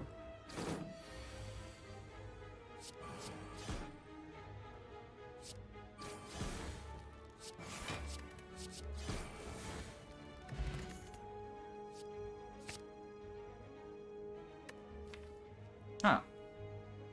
Okay, our deck took quite a turn, I would say that. It is good, yeah, it is good. The second copy is better than the first. And I guess we still go on the path we planned, because 1000 cards upgrade now is stronger with it being bottled.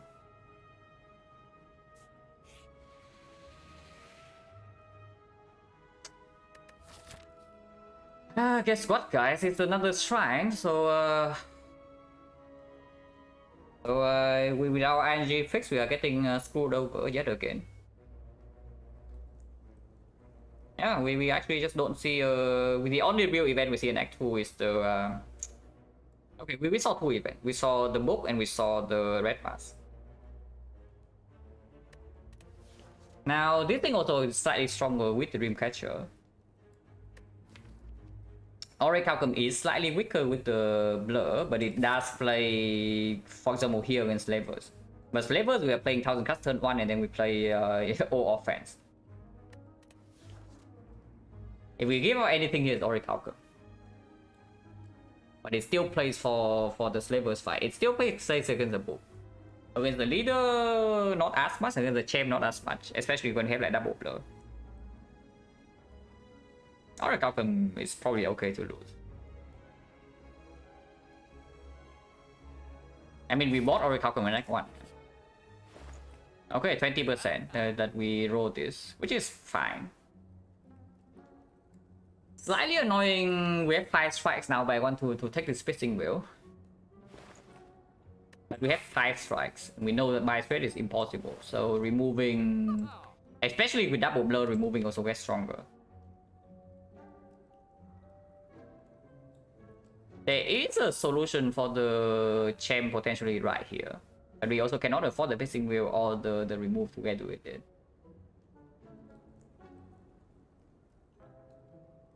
Yeah, like initial liquid memories kills the champ.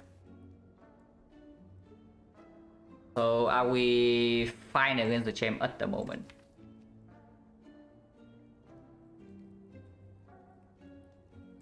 It's difficult. If we save the glass knife, because 1000 cards also deal like quite a decent amount of damage. In 2 turns with triple blade dance, you can play roughly maybe 15-20 cards. That's 40 damage. With liquid memories on the another blade dance, that's another 26. It's pretty fishy, but we can sometimes even block the execute with double blur. It will find P-box. You want to P-box after Act 2 with double blur plus. I mean I can see Astrolabe. Dramatic entrance interesting? No, absolutely not. Absolutely not. We are not wasting on dramatic entrance at the end of Act 2 here when the champ is waiting for us.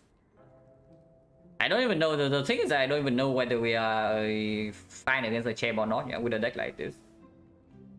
Because if we are fine against the champ, then I do not consider this. I actually only look at these two. Because this with Orichalcum, okay, never mind. Don't mind me, guys. But first fishing wheel is still good, yeah. Like strength reset, especially with the frozen eye. And after later on against the heart. And with the Sozu, we also need basically like quite a lot of wheels. We need a way to like make the hard fight like, as easy as possible for ourselves. T-box is a consideration, yes, because we already have 4 energy from the Sozu. Fishing wheel does play against whatever elite we are potentially running into right now. It plays with the blur. First fishing wheel strength reset is a thing.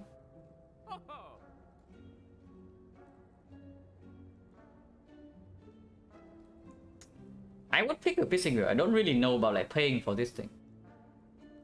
I really don't know because fishing wheel doesn't help against the champ at all. While strike remove does.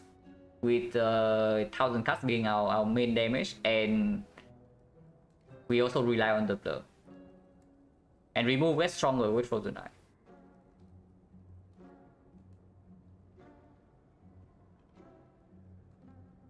Yo, yeah, well, it's good against the edit.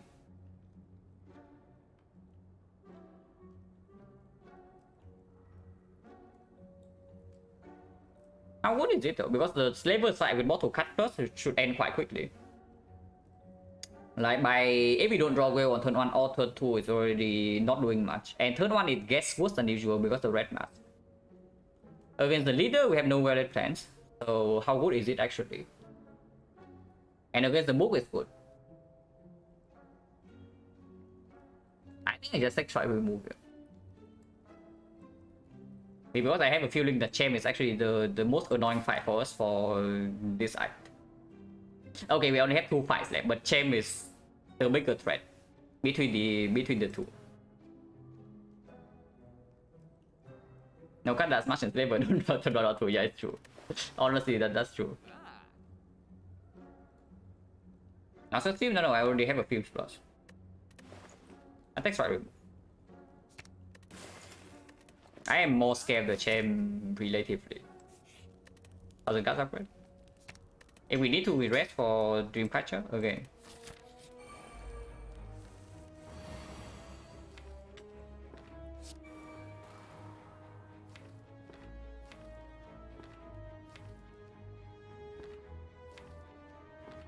So Nunchuck would not being set up means that we actually cannot do the thing, but we can play Blur here.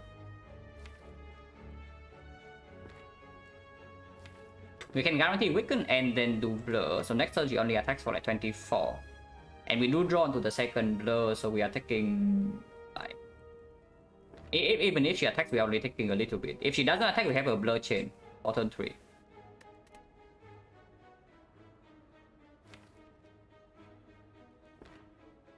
So I think it's Blur neutralize on leader and Glass Knife on the Sneaky. And this tell me it's actually Glass Knife on the Wizard.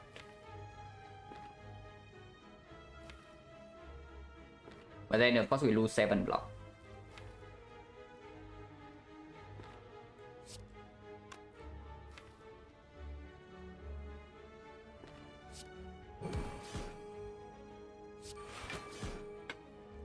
It wastes a lot of damage, but not too interested in losing 7 HP. If we see something like Footwork from this fight, or maybe a Nightmare, I would like to upgrade it.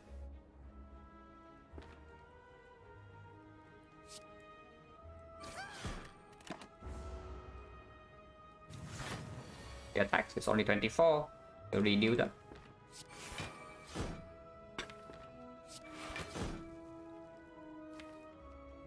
Next time this guy dies for the double blade dance, yeah, so we don't need to care about him at all. So we can just put damage on leader, take 3 here.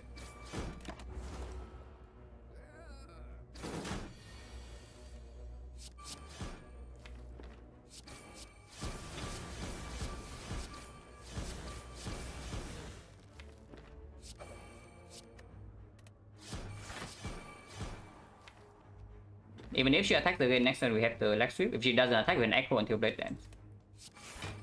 We can echo into blade dance either way because of the nunchaku.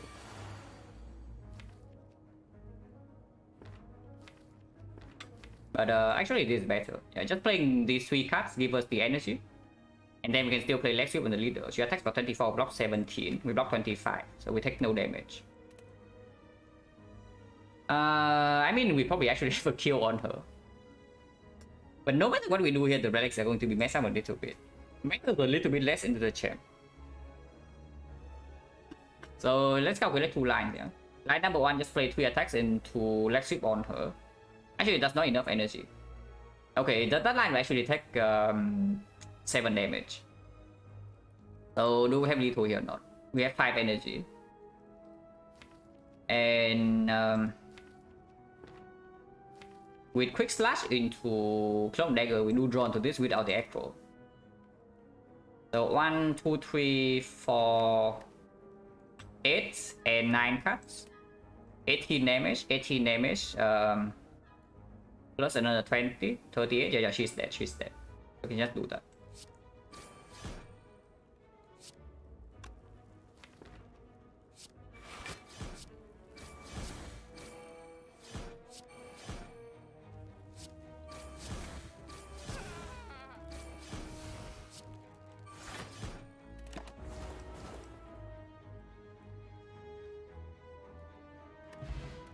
Okay.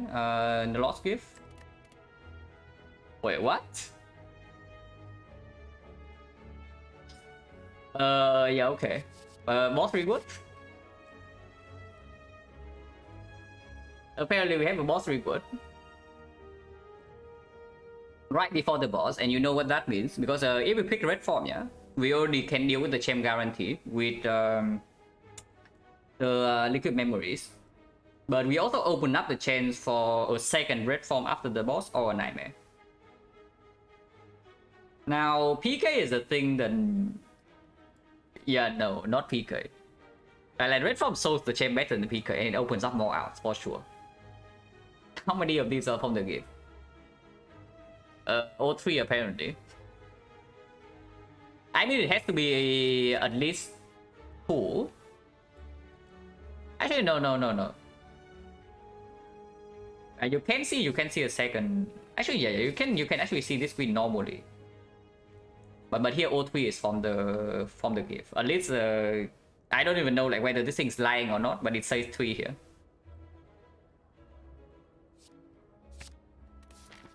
Oh yeah, of course you upgrade red for you.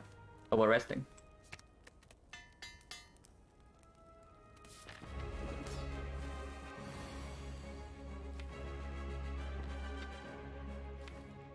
Themes now turn 1 is good. Not being to play leg sweep is slightly annoying, but not a problem.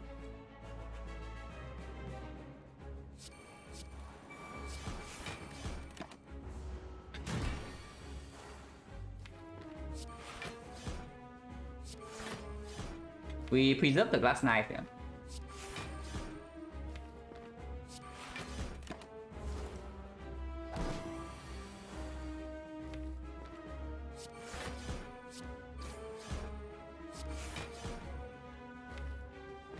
If he doesn't buff that quickly, we also don't care too much about dealing damage because the fumes is also ticking up. But this one's very bad, so maybe I want to advance the bottle a little bit. I probably do.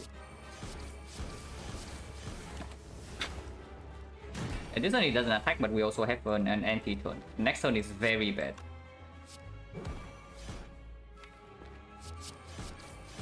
And we no longer have Oracle.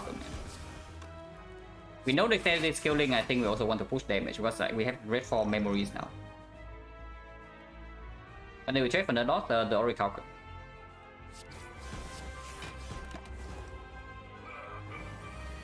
Right, he's buffing. Top deck red form, bottom deck Lexip and Blur is slightly annoying. Draw until here, next turn, yeah, next turn we can back it. And I want to shuffle back into these cast lights fairly fast.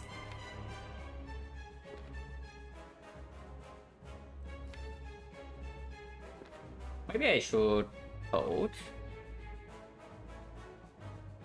Next turn is the second turn of cycle, so with him being protected, the 1000 cast not going to deal a lot of damage, so we count damage on the fumes.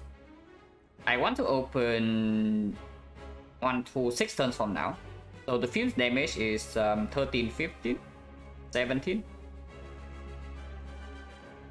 19, so 36 times 3, 108. That's already shooting over, so we will have to open when he's weak, when we are weakened.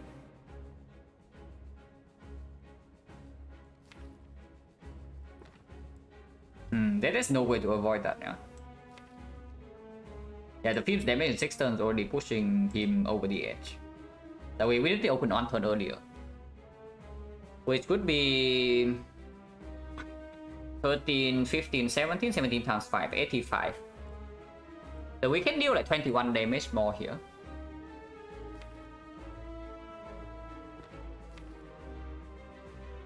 Which tells me I should not play the Blade Dance. But I can play this.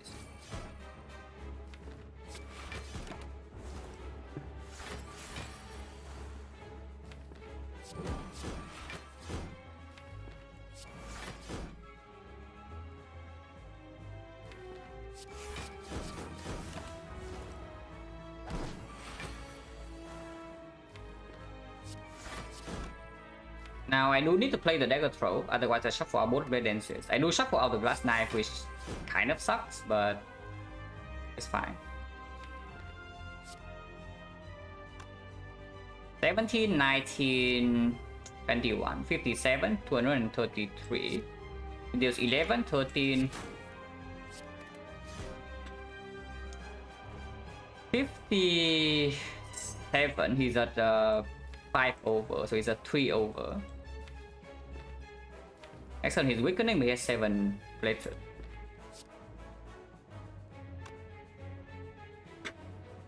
What about attacking like right now? Oh. Yeah, 57 at the moment, so he's at 223.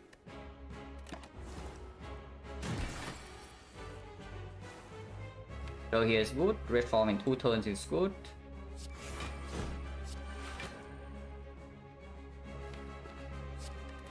Top decking Blade Dance is not good.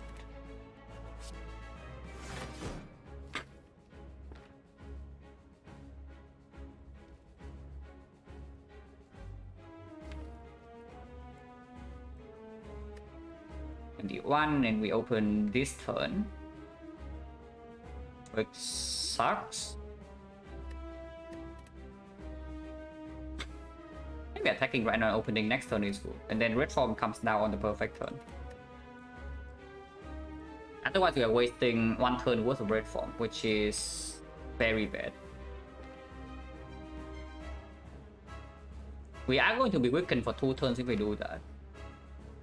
Yeah, next turn draw until here. The turn afterwards draw until here, and we cannot play dagger throw, otherwise we draw into red form. But we also miss the blow, yeah, so we need to raise the thing, and I want to preserve this potion if possible. Yeah, turn 1. Turn 2, where we draw until here, so cannot play dagger throw.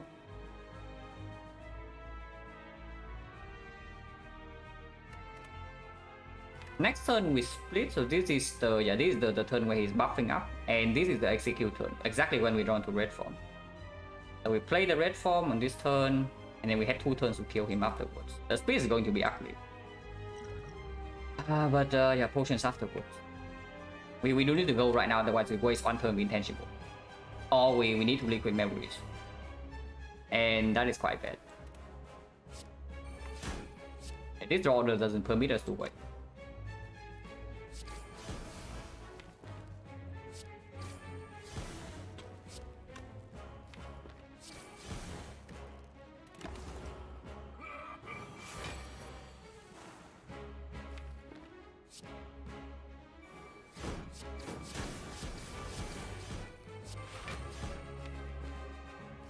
Just need to remember not to play the dagger throw or the echo next turn.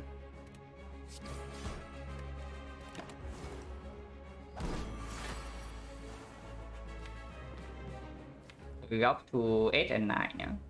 Which is okay, because we have better than plus a turn afterwards.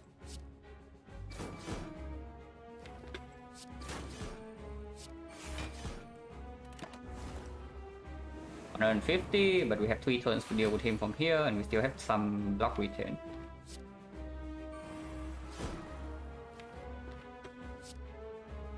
And we do get like 7 poison down immediately. We are not weakened. Buffing right now is quite bad for us, but this is a lot of damage.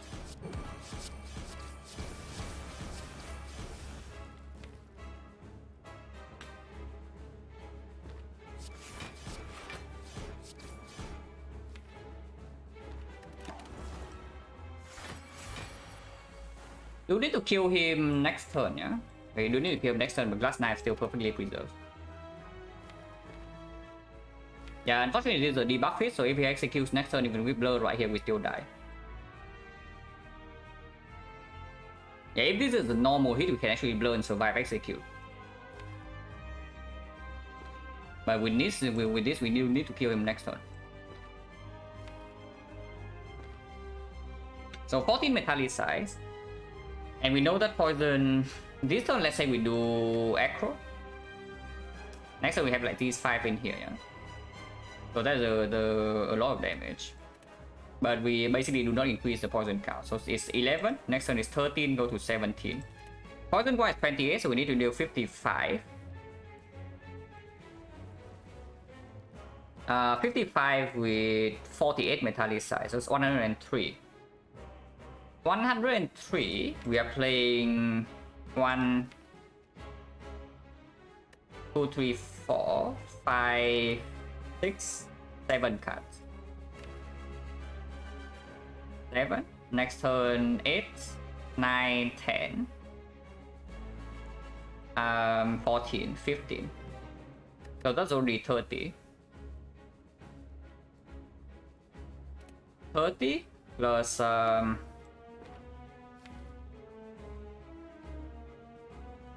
30 plus another 24, 54, 54, 24, 78, 78, 86, 86, 86 plus another 12 is 98.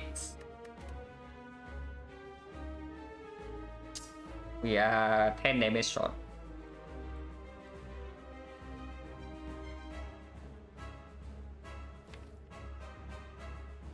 Of course with potion we win, but any way to not use the potion.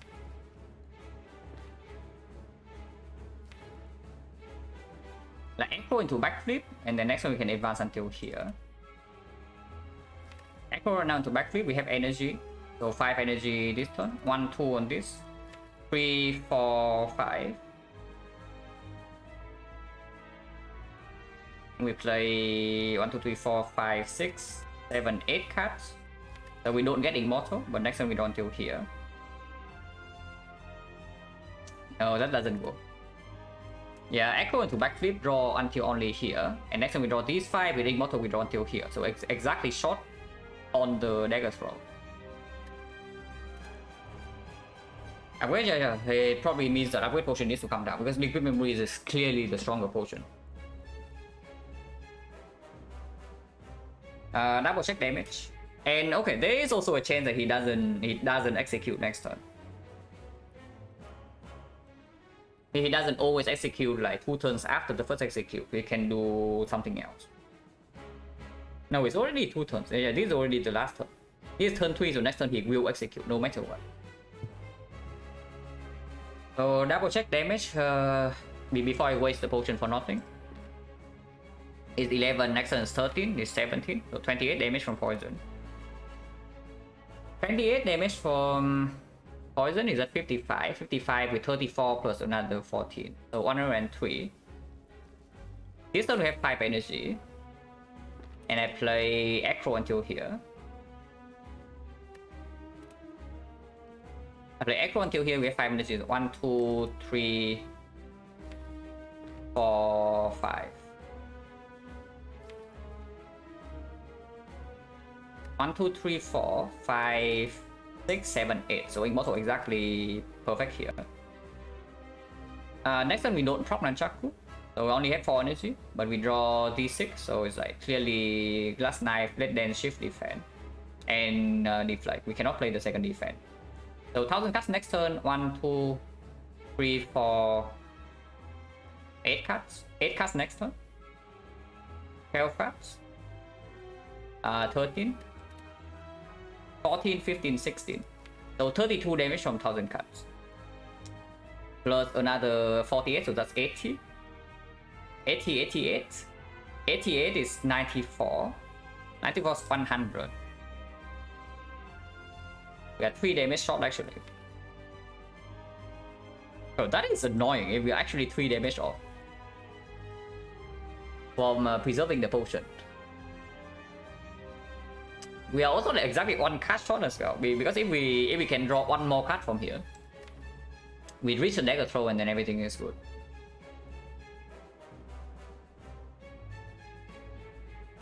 This is negative damage, right? Unless if I do backflip, is negative damage. Yeah, like nothing changes. Actually, exactly the same. Well, I guess that's that then. I guess we actually have to accept that we are 3 short. Slightly unfortunate, but okay. Triple check, yeah, before I waste the potion, because if we potion right now. Actually, we don't. Potioning right now makes the strike stronger. I can do that after playing Blade Dance, because if we play 1 more card, we draw exactly into this right now and we die. Unless I also use this potion, so that's very bad. But double check here, Acro. Until here. 1, 2, 3, 4, 5, 6, 7, 8. 5 energy. And we don't proc the immortal. Next turn, 1, 2, 3, 4, 5, 6, 7, 8. We proc the immortal, but it does nothing. So in total, 1000 guns, 33 damage. Poison damage is 28, so that's 60. 60 with double Blade Dance with this 108. 108 plus another 20. It's 128. 128, but he's has 40 metallicite, so it's 84 plus 83 plus 48. Which is more than what we can deal. Yeah, okay, sure. So we need to upgrade pot. Oh, that is annoying. But yeah, upgrade pot first, play the Blade Dance, and then Acro first, play the Blade Dance, and then upgrade pot is the line here. And we don't play the backflip. It is very important to play this before the upgrade potion, otherwise everything gets screwed up.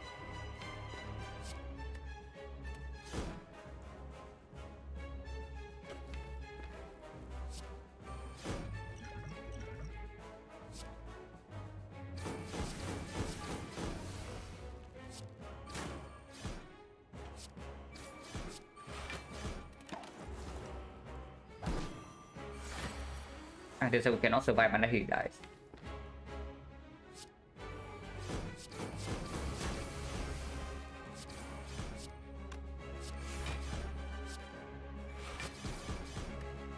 Yeah, we overkill by 9, and the upgrade potion gave us 6 damage plus another 6. Oh yeah, we were 3 shot.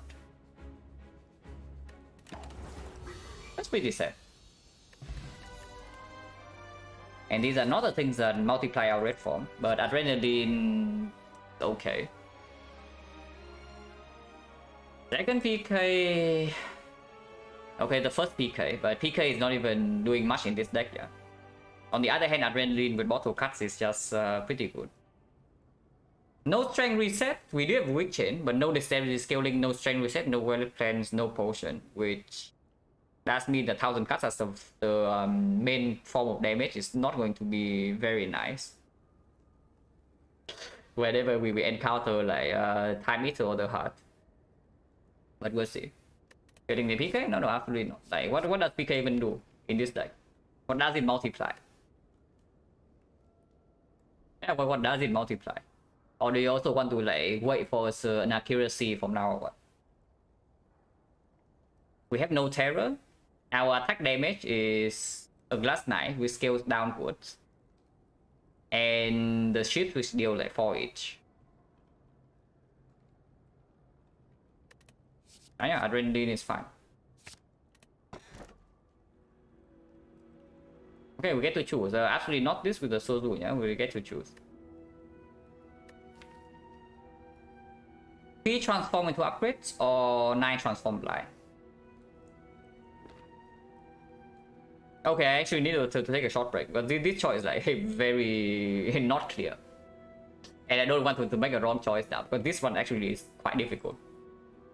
So maybe be right back in 3 minutes. Need to wash my face.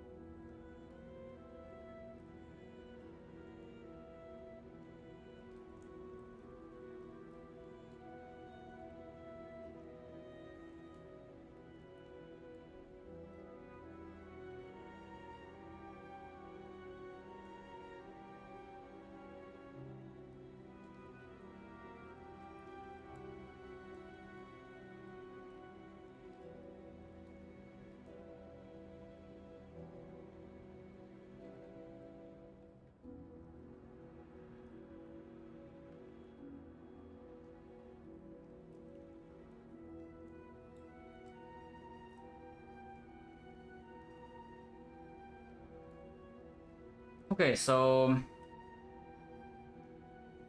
advantage, disadvantage of box versus astrolabe.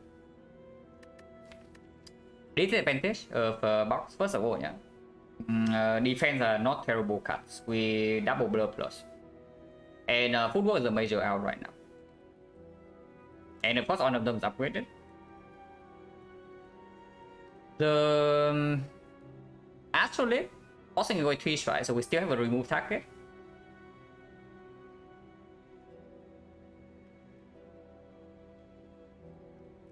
And I would say that the big difference maker right now for me is actually the Dreamcatcher and the Lost Gift combo.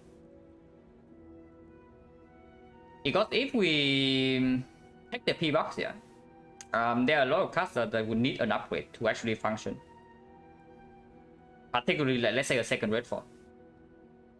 Of course, okay, if we hit the second red form, I'm happy. But there are a lot of cards that actually need the upgrade to function. For example, like Tactician, maybe Count Gamble, maybe a Reflex, maybe a Catalyst, maybe an Accuracy, I don't know. Maybe a Footwork. But the thing with the Lost Gift is that, yeah, in fires, like in particular in Act 4, I would actually like to rest. We full heal before the Act 4 elites, and we get higher rare chance card rewards. Not having to upgrade cards is actually a fairly big deal. And we already have a defense plus here. So that alone speaks like a lot for the astrolabe here. Of course, like P-Box have more rolls and 9 rolls for Nightmare or Red form, if we are leaning towards that.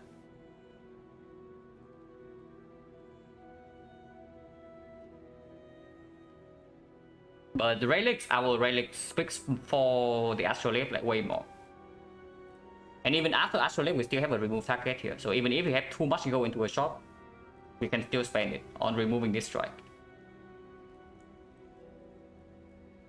Have enough death cards, Clock Survivor, Blur, Pandora is correct. Yeah, but what about Dreamcatcher and the Lost Gift? Do you ignore the Dreamcatcher? Because I don't think we should. And the Footwork right now is a major out, yeah? With our double blur, you transform all defense, and the Footwork suddenly is no longer very strong. Because like you have blur plus, but you don't even have enough block cards in the deck to utilize the blur, so you don't overblock. And now what? These things are basically defense pluses if you never overblock. Three alchemize plus incoming, yeah. If I transform to 3 alchemize, you see what happens. But yeah, it's true. There are also some major deaths. Like alchemize transform is basically a slime. What else? Any attack I would not really like.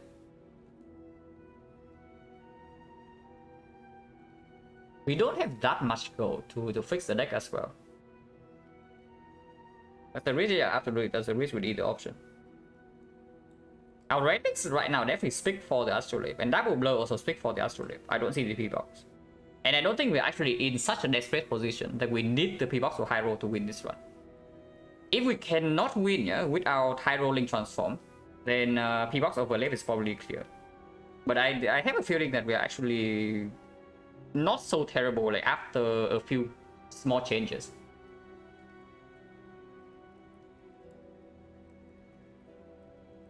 Yeah, I just transformed 3 strikes.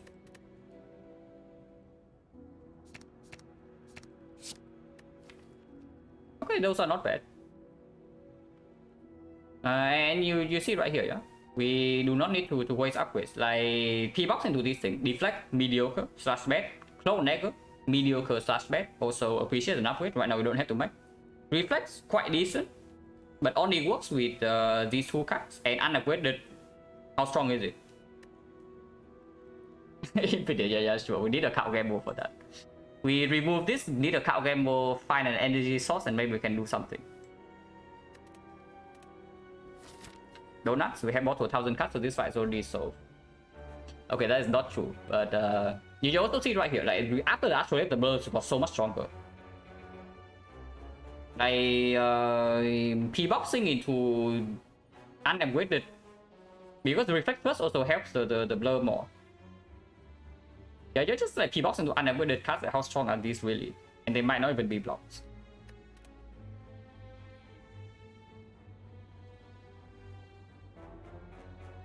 Burning Elite in a slightly awkward position. But we can go to multiple fires, and I am very down to just go to a lot of fires. We can upgrade our neutralize our acro, our leg sweep. We can freaking rest for Dreamcatcher Nalot skip. And question marks along the way also can give us red mask here. I give out one elite for this. I do not want the super early shock in case there's a mirror in here. I would instantly, okay, maybe not instantly, but I would buy the mirror over a lot of things. Like, I'm pretty down to do something like this. Like, this fight here into triple question mark, into first fire, into elite. And then from here we can decide again whether we want second fire or just a fight. And then burning elite right here, let's shop. Let's shop after farming potential red mask for gold. Yeah, I am fairly down to do this. We give out an elite just because this shop is in a terrible position. And this portion of the map is quite good. Yeah, we start here. After some question marks, maybe we can change. We can still pivot back to the 3 elite paths and still get into the late shop. If we see that the fires are unnecessary, or if the question marks are good enough, that the more question marks just get lower value. Hey, we start here. Start here, go here, decide.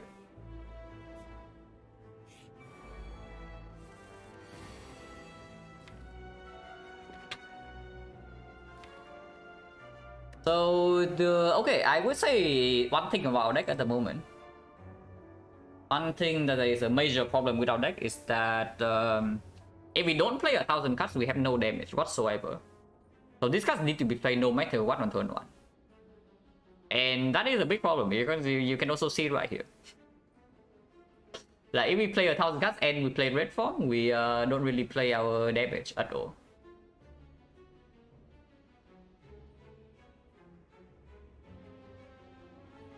With the monster I use, given damage dealt with 1,000 cards at the end. Relic stat doesn't, yeah, relic stat doesn't tell you like what the 1,000 cards actually do in total, unfortunately.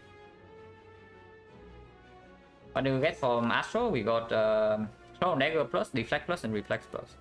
Oh yeah, this needs to be played, yeah, so we can play that. And afterwards, I guess we can proc the Nunchaku to play our red form, because we can still adrenaline into Blade Dance into the red form. Let's do that.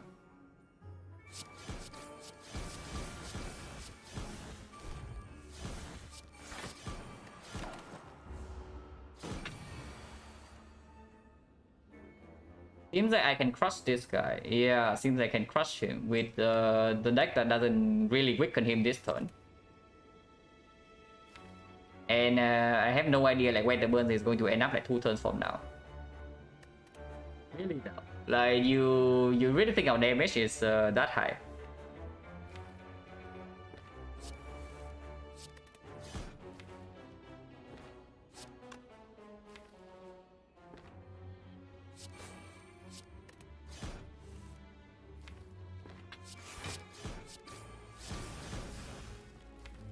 Now we crush him. Because we don't need to block this turn at all.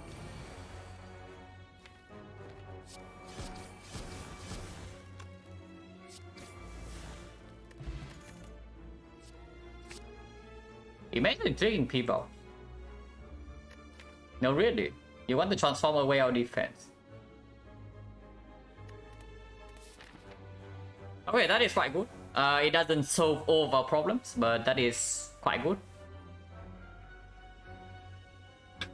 It probably means that we are much better against Act 3 bosses. Now, Act 4 is still a massive problem, yeah? But that is a problem for future us.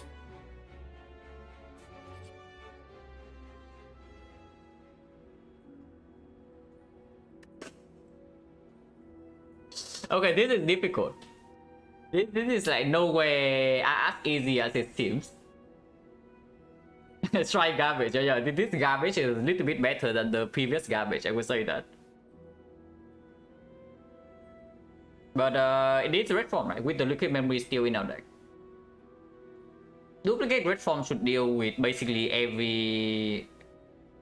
Oh, giant head.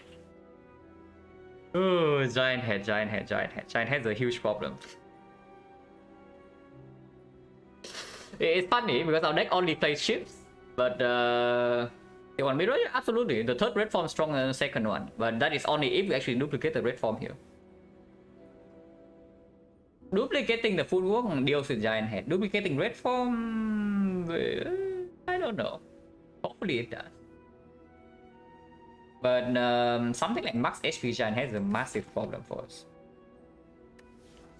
It's actually insane how bad we actually are in that fight. Even when all we play is ships.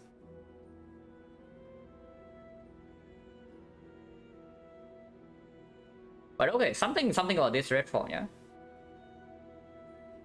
is that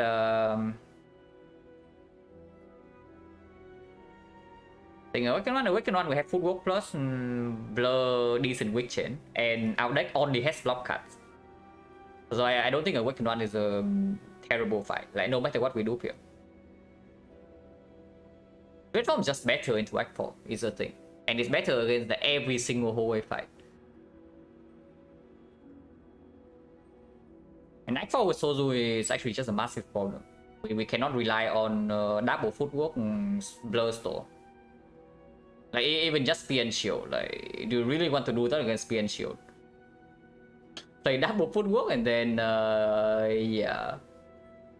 Yeah, the damage can maybe also be solved. Like for example, we see a terror, maybe an accuracy, maybe a freaking shuriken, and then giant head can die. As a hesitation, other cards considering right on this screen. Like there are these two. But yeah, it's probably just red form for Act 4. And giant head doesn't exist. Like come on, guys. Surely giant head just does not exist. We can continue this way, yeah. We can still continue this way. Red mask is still possible. 20% per shot. I don't even... we can still miss the mirror if we hit 20% shot. If we go this way, you cannot miss the shot, but we also take more elites. And now that I have thought about giant head, I don't even know whether I want to take more elites or not.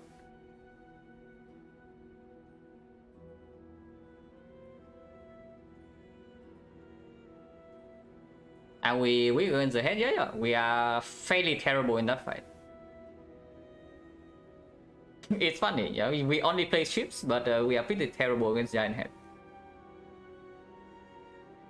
But yeah, like that's even more reason for me not to take 2 elites, because yeah, if let's say we see giant head and we take a fairly big hit, we can also just continue to rest for the Dreamcatcher value.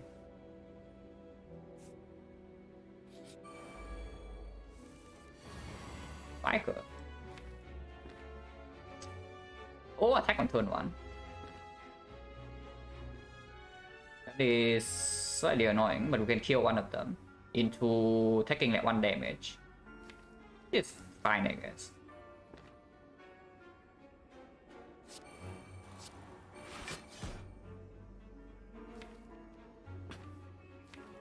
We can take 0, ignoring this guy, but that's not a problem because Thousand Cut is already down.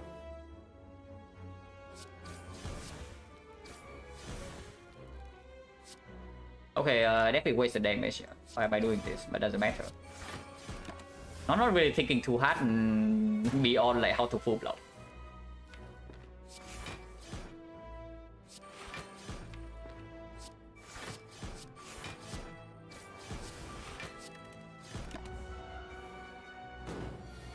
Well, the left rewards reflex, deflect, and throw dagger.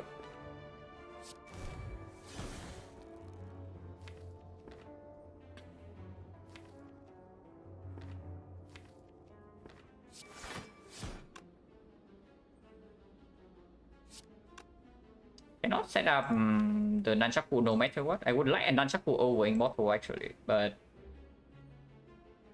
in this spot it's not really possible. I mean, of course I can play red form into like 4 shifts here, but you will kill him. Then it goes to like 5-6.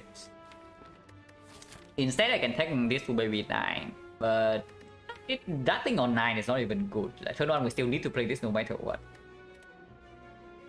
I guess 5-6 is like okay. Maybe open it up for turn 2.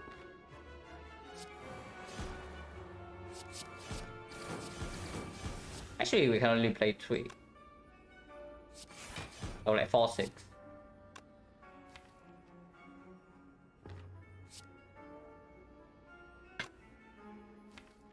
Can do one more card next turn, like footwork into attack.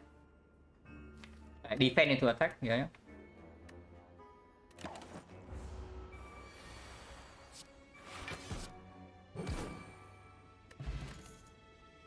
Garbage.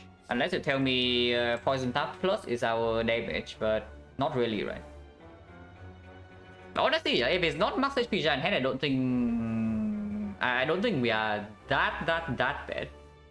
Because the films also tick up in 6 turns, like the films alone can already deal maybe 100 plus, because we also can block a little bit before we have to play red form. And of course, every single time we play deals damage. I'm just particularly scared of the max HP thing. Main deck, yeah, sure. Main plus with these things. Better glass knife. Oh yeah, probably not. And continue this way. It's not a mirror, but there is a well-lit plan. It's also a burst. You can burst out blur, or I can just take the well-lit plans and continue. Because the well-lit plan seems to be pretty strong. The slightly annoying part, okay, maybe it's not that annoying, about this is that no matter what we are picking up here, yeah, we need to upgrade it. And we also cannot take the remove. So Dreamcatcher value goes down a little bit, but yeah, well-lit plan is just very good. It's even better than usual with the Sozu. This will deal with giant head, but not really. If we don't see strength reset, maybe I also need to upgrade my left sweep or the neutralize against the awakened one. So Dreamcatcher value spiraling downwards, yeah. But that's fine. Okay, with the well-lit plans pick right now, I don't think I go to the question mark. It is a little bit annoying because this right here is force jaw. But we do get more gold. Going here means I don't have well-lit plan plus before this fight. But it does give me one more question mark to fish for potential red mask or rare relics. But I think I want well-lit plans and waited. Because there is actually still a chance I need to rest here. Or here.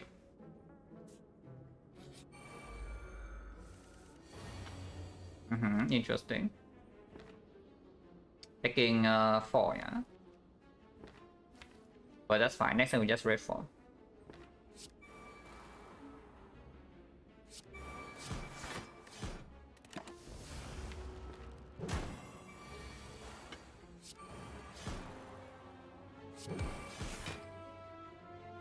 I don't want him to actually generate block.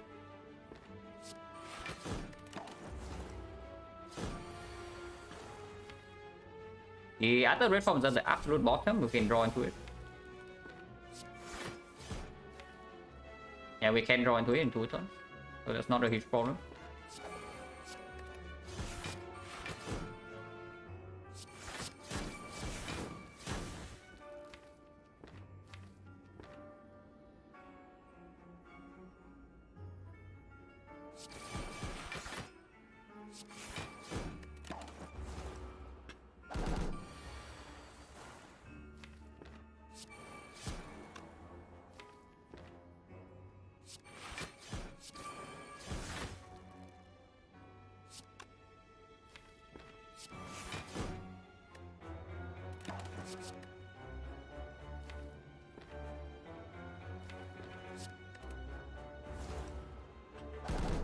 That continue damage only because I cannot play ships.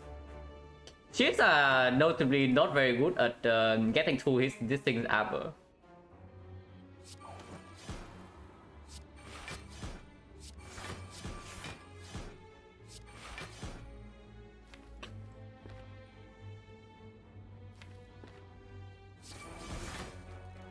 Debuff, no problem, yeah, I don't really care.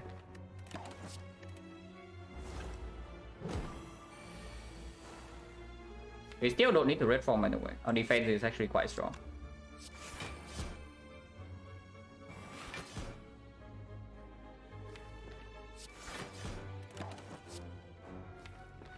And Glass Knife can get through the armor, so better.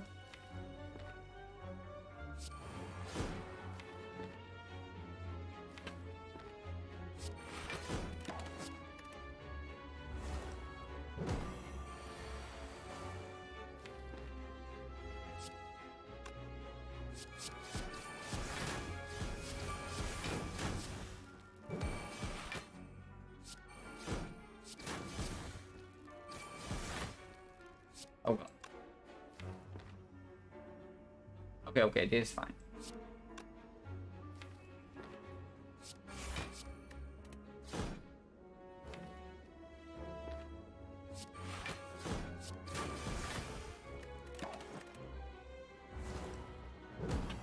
That's perfect, man.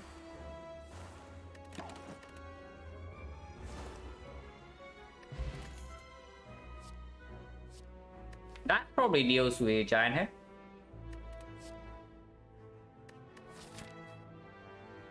It's not very good. On the other hand, of course, there's a prepare, but again, prepare needs an upgrade. With an upgrade, it's quite good. With Frozen Eye and the Reflect Plus in our deck, prepare is a good cut. But yeah, it probably is just terrible. Just for one fight. And honestly, even against Time Meter, it's not like that terrible. Time Meter is also going to be a very annoying fight with no strength reset. Wait this first.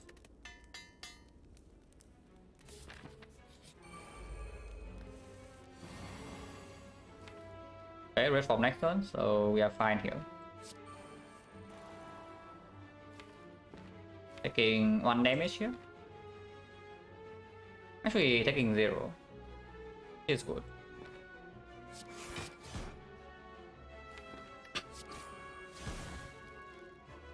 Taking 1 is slightly better because it does put a lot of damage here. But we do draw into the second red form in time, so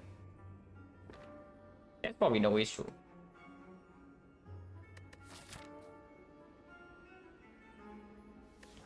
If there's no upgrade target after this, I think I go to the fight with the Inner Lost Gift. And also slightly more gold for this.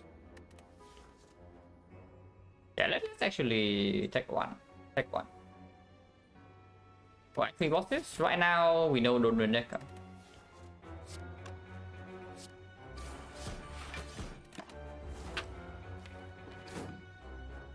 Because she can weaken us, we can also just draw into. I got another 1 here, but that's fine. Do you want to play this?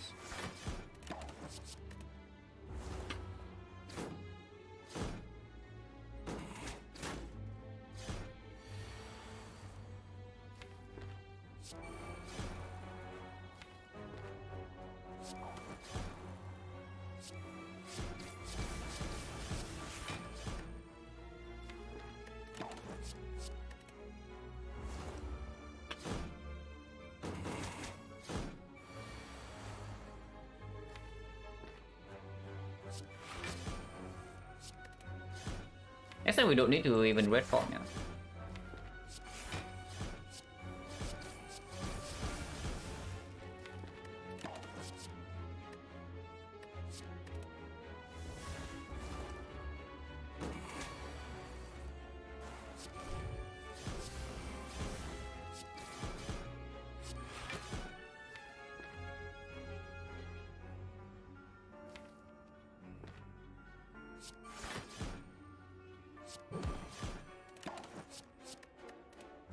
Nunchaku.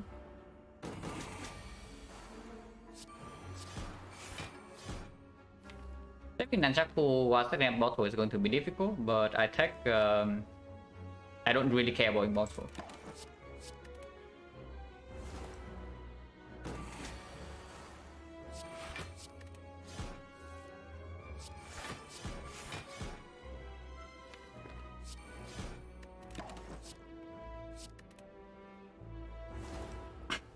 Next turn. Oh, she's dead this turn.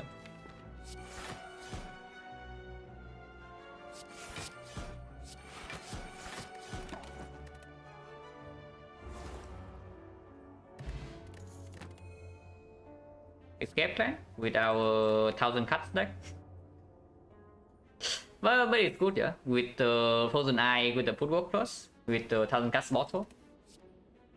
Unless you tell me it's finisher now with the terror, but not really, right? Because finisher not exactly playing in time meter, and it also is not exactly playing in the heart, which is the fights where our bread dance like, doesn't even work. This thing doesn't really play in time meter, but at least it plays in the hard fight. And it plays in every other fight. Yeah, without an upgrade target, and we also don't need to rest at the moment. Our HP is high enough, I take the fight.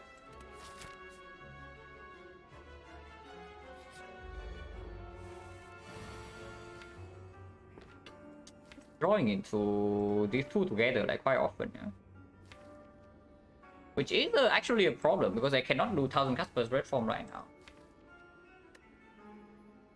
And if I play this red form, the other red form next turn, I can only do 3 turns. So we had 3 turns to kill this thing. And relics are broken before this. Which is fairly annoying. But if I don't deploy 1000 cards, we have like no damage. So what does playing red form here even do? Yeah, it still has to beat this.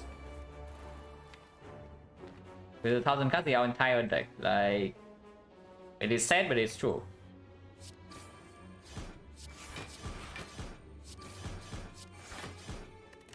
Yeah, 52 damage, like, not so bad.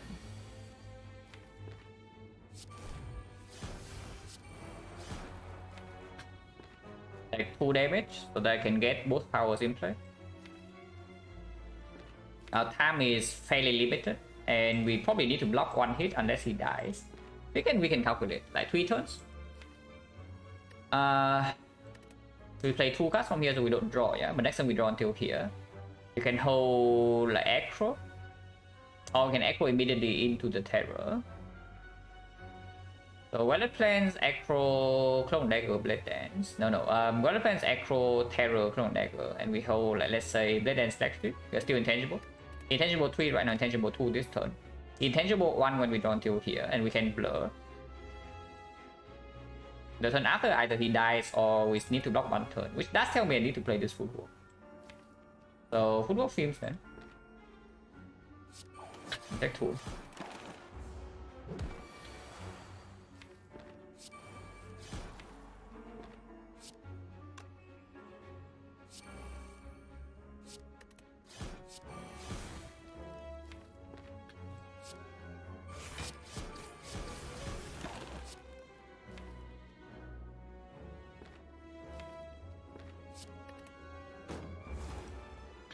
And it will run out soon, but we can still block for 1 turn.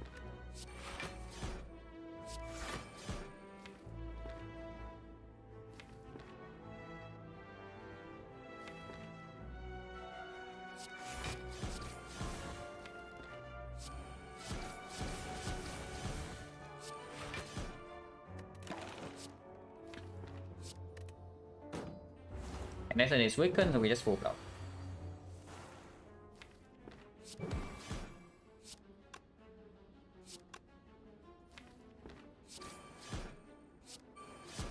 And also just kill.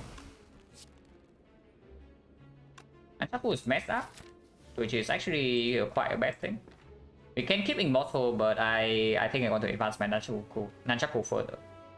Because yeah, like turn 1 I don't even want to draw into red form is the thing. And energy is like way more important.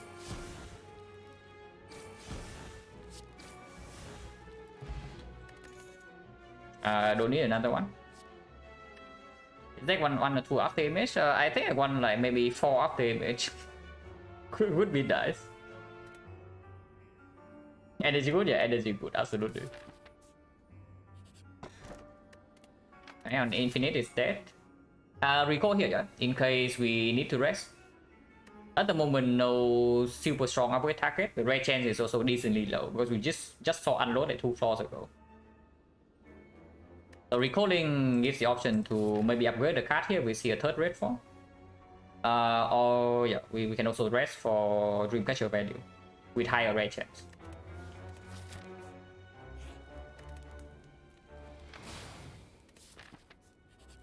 Okay, not giant head.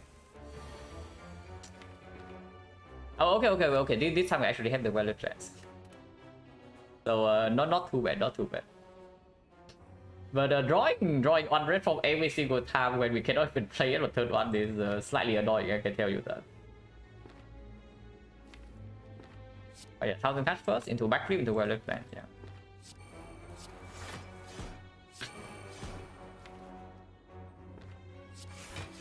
Next turn if he 45 we will red form.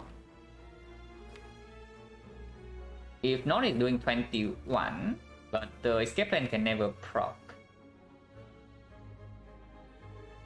It's not weakened, so we cannot actually drop next turn no matter what. We have to red form, but he has regen.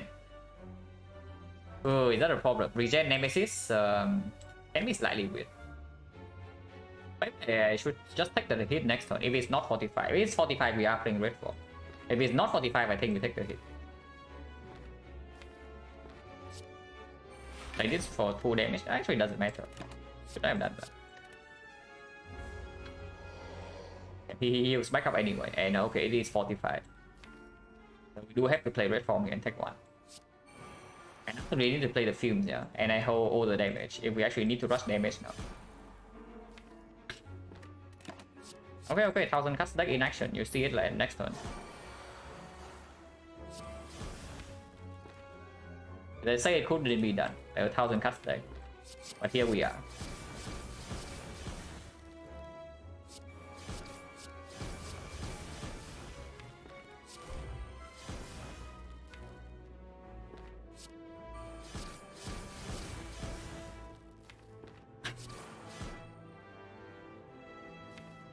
Can block a little bit, I guess.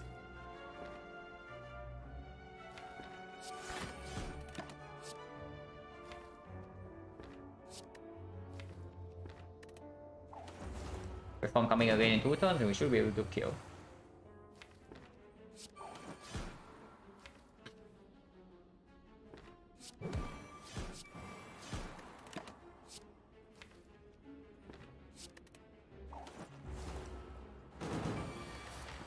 Potentially no more fight after this, so if possible we're gonna relic setup, but this fight doesn't really give us the freedom to do so.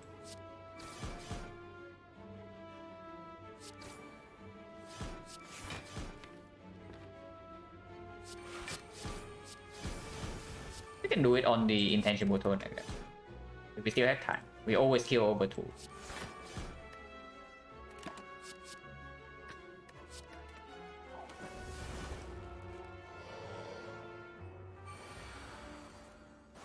Make safe fire accessible in any way. Guardian Ghost Slime Win. I mean, I have the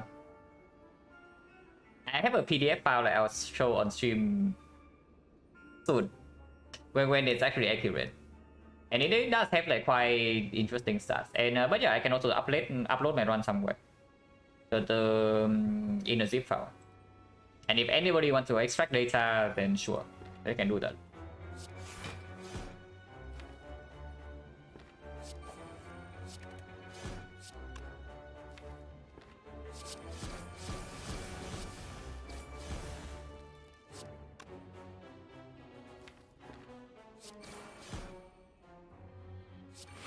This is good. Post Skull. Not terrible. It does improve for damage a little bit. Dodge and roll.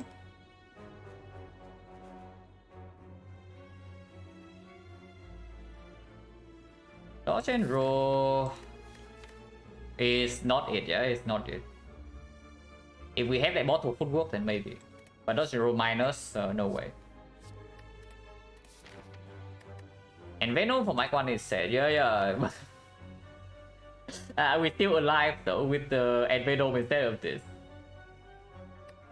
That's the thing.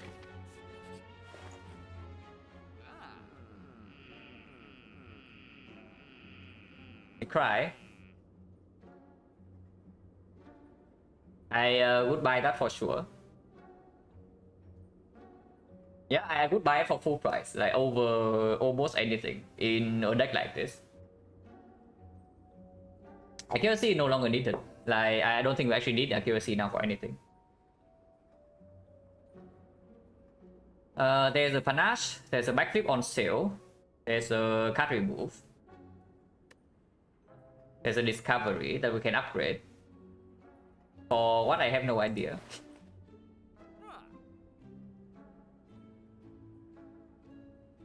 I don't think I actually care about the panache that much.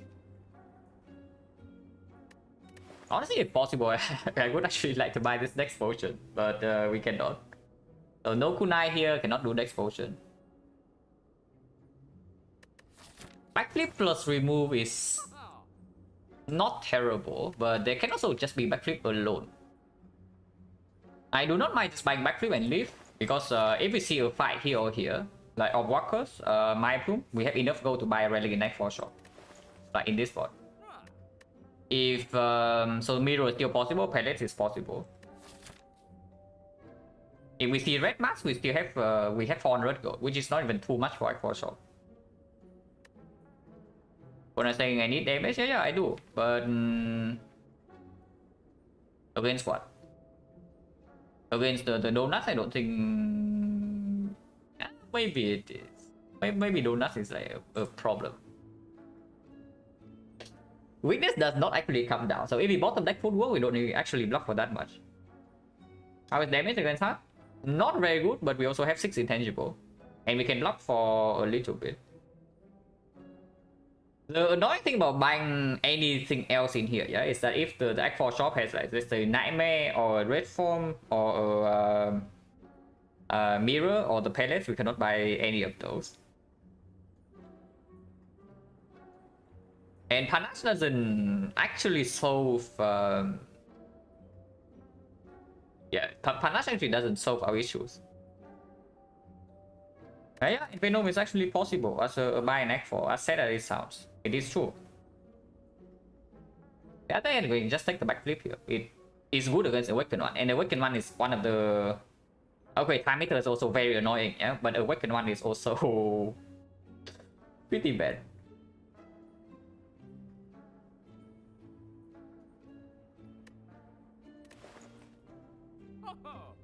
Accuracy seems like way more damage than panache. It also costs energy though. And I have a feeling that we can actually do okay against XP bosses right now from 73 HP. XP minus, yeah, why does that matter? Are you saying that it's the best thing we in the shop we should buy it? Because if that's the case, I agree.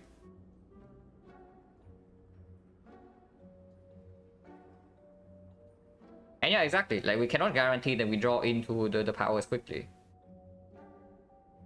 For 1000 cards we know because we bottle it, but for panache and the thing, it's another card in the Awakened One fight we don't even play.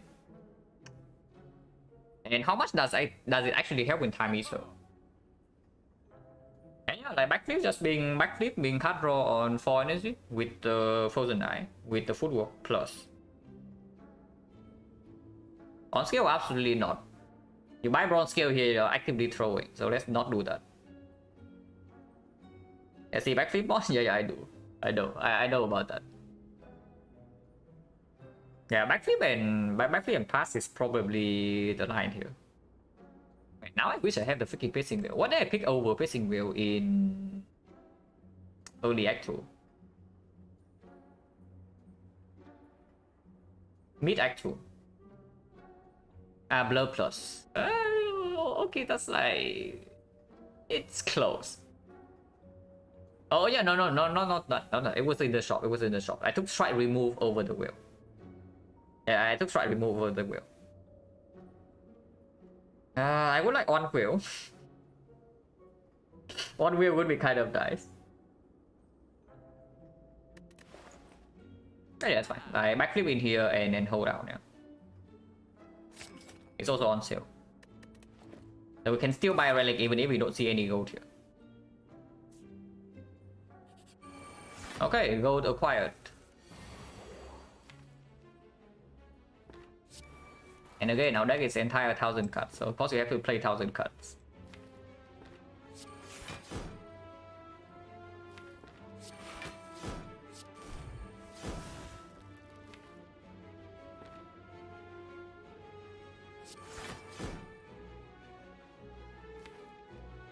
It's just red form next turn.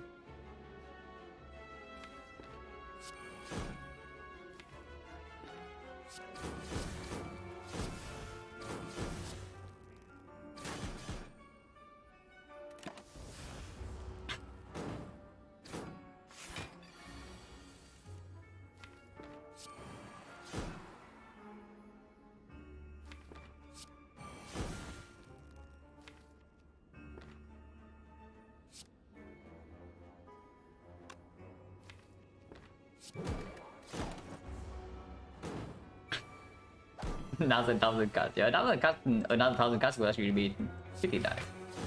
Not bad.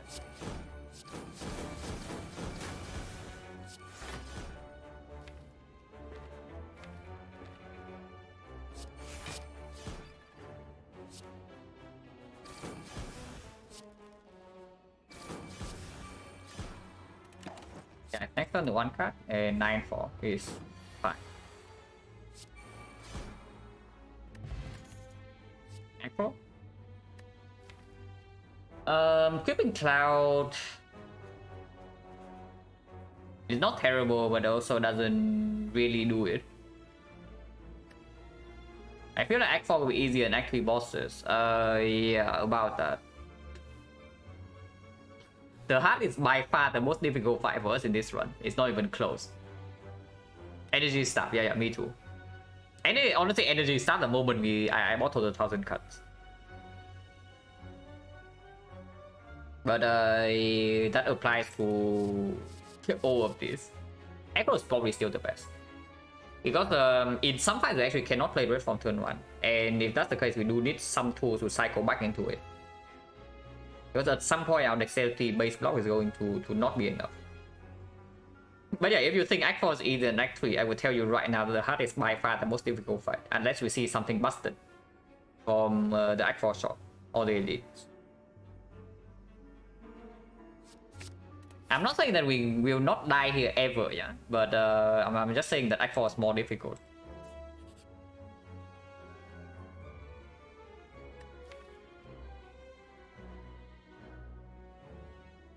It's not that strong. If I have one partition, it would actually be so good. Ooh. If I have a auto 1000 guns, kind of running into that is all our damage. that is the kind of run you're walking into. Like that is all our damage. I'm not even kidding, unfortunately. It is all our damage since the start of Act 2, and it is all our damage at the end of Act 3. the 1000 cuts.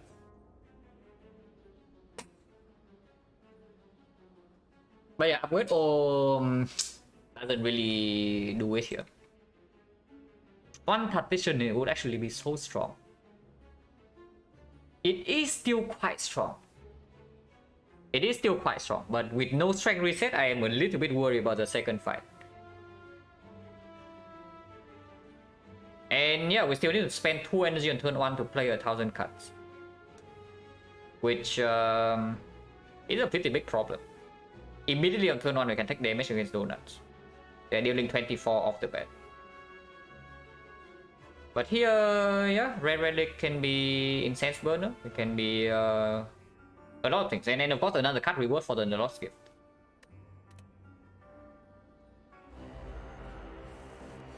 And 2 HP. Oh god. Freaking being critted next turn. How do we not get critted?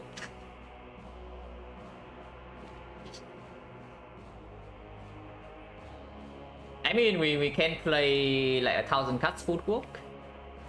And next turn we draw until this, yeah. So I can dagger throw until here, and then play neutralize into deflect survivor, which blocks for a lot.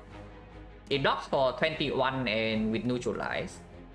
So we are being hit for 7 times 6, which goes down to 5 times 6 is 30. 30 and we block for 21, so we're taking 9 next turn. Or I can also just play my red form. It is also possible that I just play my red form next turn.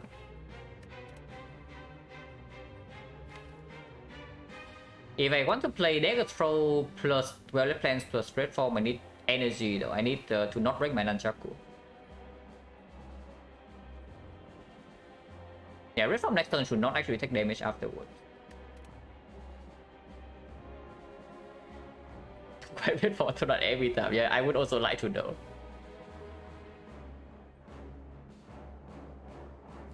I guess that is fine.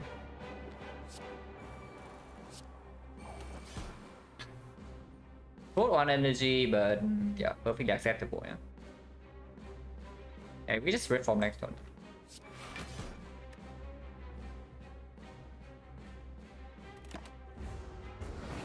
Seven times 6.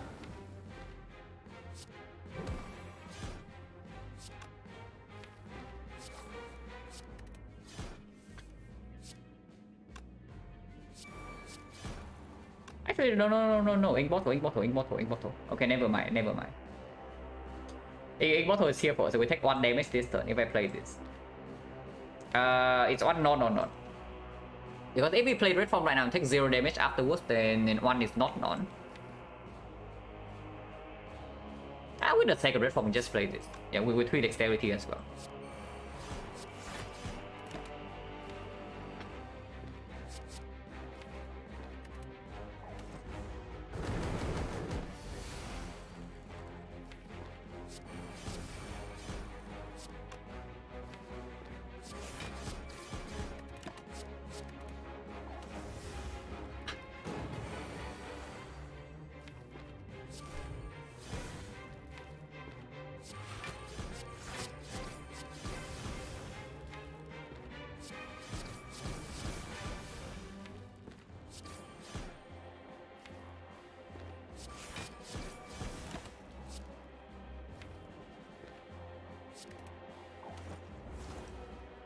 We can also chain the blood.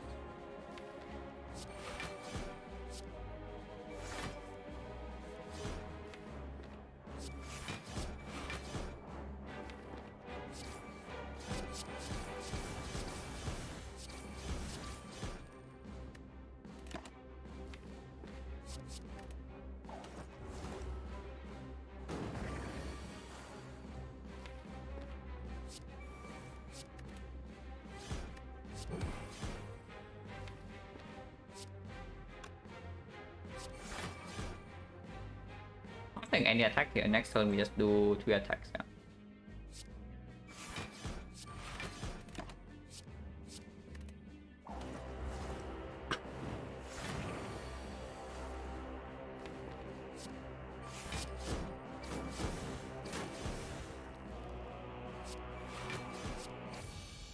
Okay.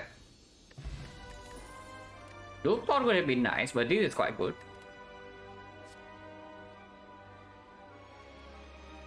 Second film thrust. Now that does significantly improve our damage. It actually does. And if we rely on like double red form and lizard tail in the hard fight, it's very good. Now of course they stack the bad way with Snake Skull, but that is still 7 poison per turn. On the other hand, there's a prepare, but again prepare is a card that once the upgrade. Which we can make right now, but maybe I just want to upgrade my adrenaline. Or because yeah, deck is very energy starved, or I want to upgrade my weakness. Like neutralize all the backflip, neutralize all the backflip, just for the second fight. No matter what the second fight is, we will need weak chain.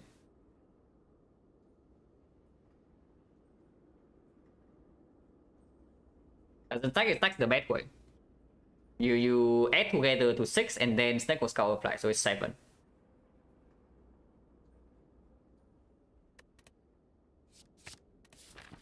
And yeah, we upgrade one of the weakness cards, and then we can rest the neck for. Is Leg Sweep better or is Neutralize better? With double blur, upgrading 3 block is pretty strong.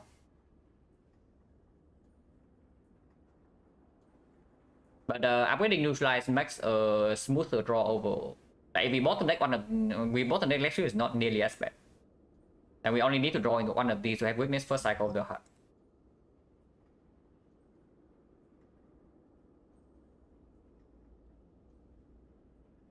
So with the blur, the leg sweep is slightly better, but regarding the heart, is the neutralize slightly better.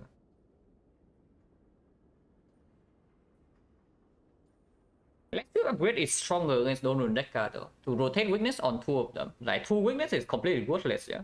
But one is exactly the same as two, and three is way better because on let's say we have leg sweep plus, we leg sweep the one that's attacking, it's weakened, and the next time it's attacking is still weakened.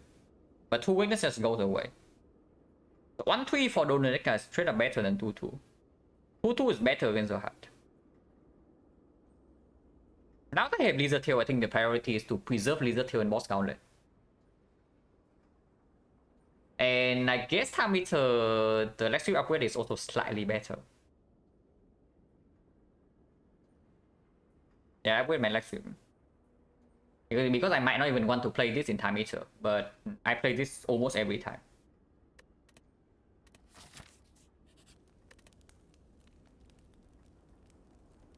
We are fine against Donu. Why? Why are we fine against Donu? Like, why are we actually fine against Donu now?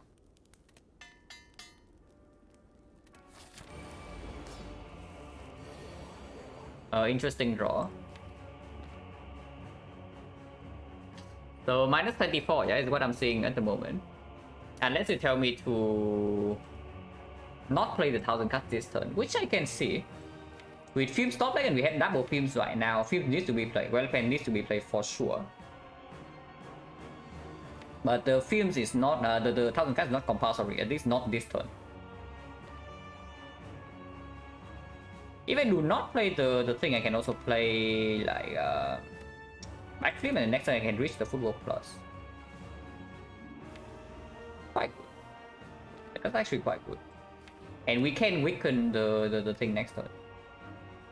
Yeah, draw into backflip right now, draw until here. Next turn we have these 5, and then escape lane can draw until here. Or we can hold the aggro. We do not need to hold red form at all. So I'm holding like 1000 cards and maybe the aggro.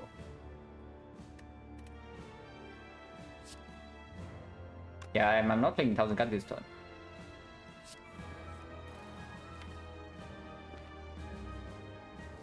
Fumes needs to be played though. Artifact Strip needs to come down immediately. We can actually do backflip into Survivor immediately. But not really.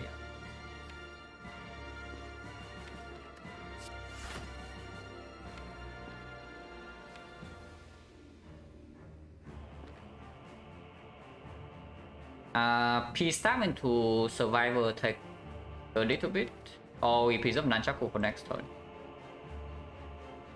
He starts stripping artifact immediately allows me to play neutralize on this next turn, which is quite big. And turn 3 artifact is gone, so I can leg sweep here, and then Terror can come here. Peace up right now is fine. Next time we don't need energy.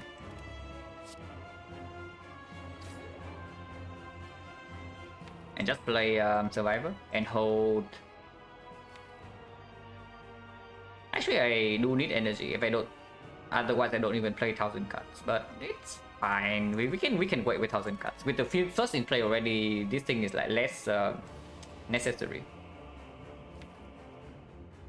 Maybe I don't wait. Yeah, maybe I don't hold aggro. Next time we only have 4 energy. Yeah. So let's say I only play. I do not play the 1000.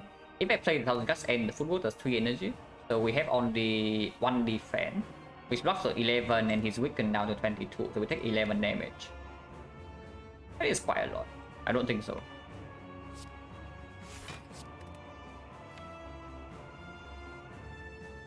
I think 1000 cards comes out on turn 3, not on turn 2, maybe even turn 4. We don't actually need it. Slenderman, thank you very much for the raid. How did the Watcher run go? With that one, I was assuming that it ended up like fairly strong. Yeah, like the P box, and then the deck was just insane in the middle of Act 2. Hello, Peter. Hello, Akario.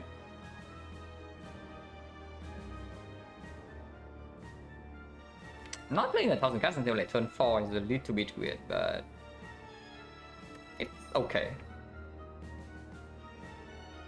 Do I hold echo or do I hold defense? I mean, next time we can also just get Immortal to get the escape plan to work, like footwork into Blade Dance.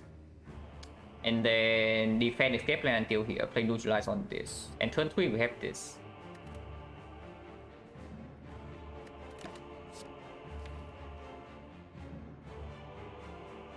Yeah, I hold echo over defense.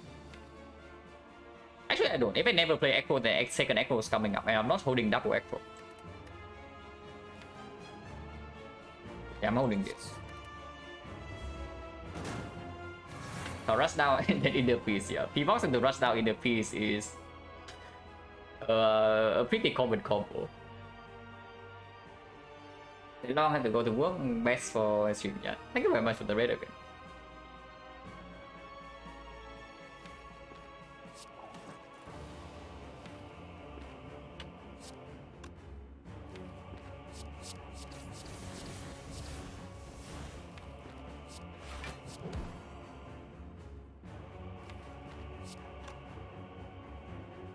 So double defense in here, hold defense plus for next turn. And then 1000 card comes down at turn 4. Which is slightly slow, but it's fine. With Film Search being in play already.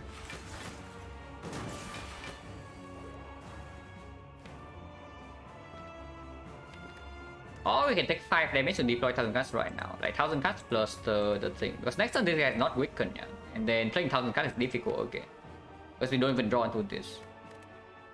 I probably should take damage. Trying to take 0 from here is just stupid. If I also have to waste 1 slot of hold. If I also have to waste one well-defended slot on this. And this turn we don't even take that much. And now I hold this thing. I think chip, yeah, but now hopefully it should stop because we are drawing into our blows now. And 1000 card is in play, so we can just play block every single turn instead of ever attacking.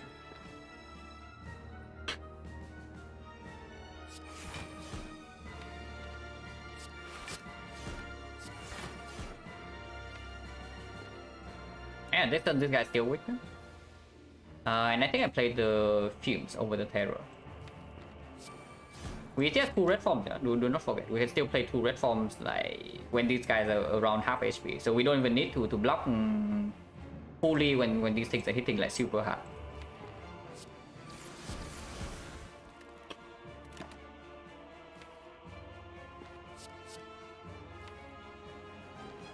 Maybe red form does come out like two turns from now, but we'll see.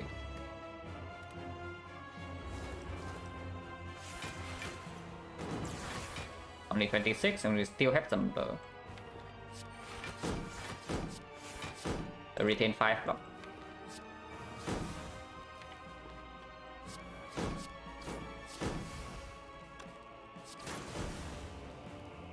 Can set this for next turn, which is probably good. With double actual, double backflip and reflex plus. And potentially we do have to red form next turn, depending on what we draw. But with double films now already, like 6 turns from now, we should be okay. Even if we have to red form right now. And it looks like we don't even have to, which is great.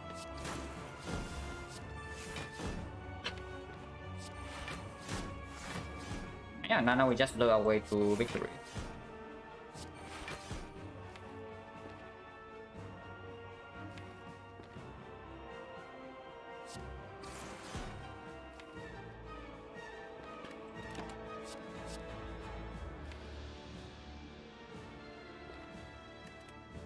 Be fine. We can even just play red from next turn. Poison is fast enough.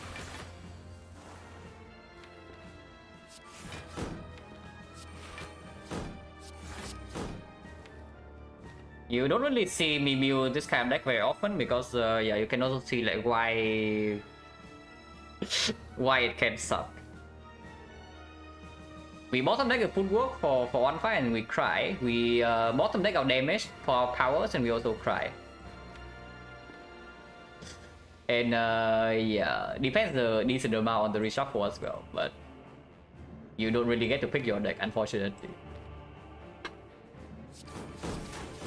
But it's fine, it's okay. We are not too bad.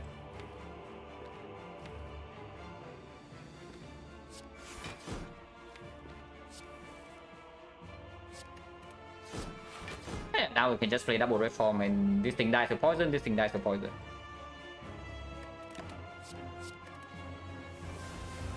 Actually, do pick the cards in your deck, interesting.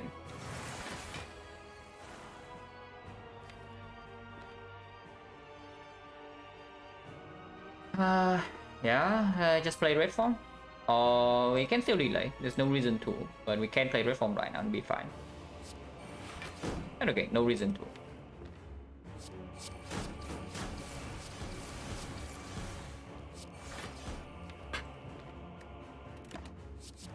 Next time we can red form. Because now I want to start setting up my relics.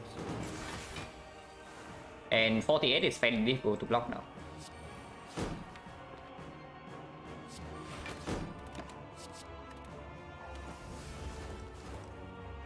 Dead, this guy's also dead.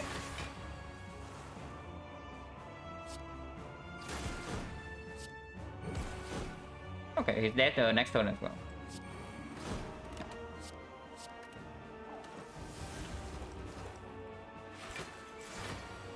Poison, we just block and perfect setup.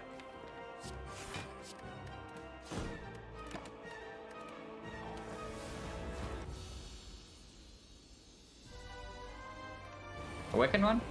More straightforward, don't know if easier, but definitely more straightforward. We are playing a lot of powers with no strength reset.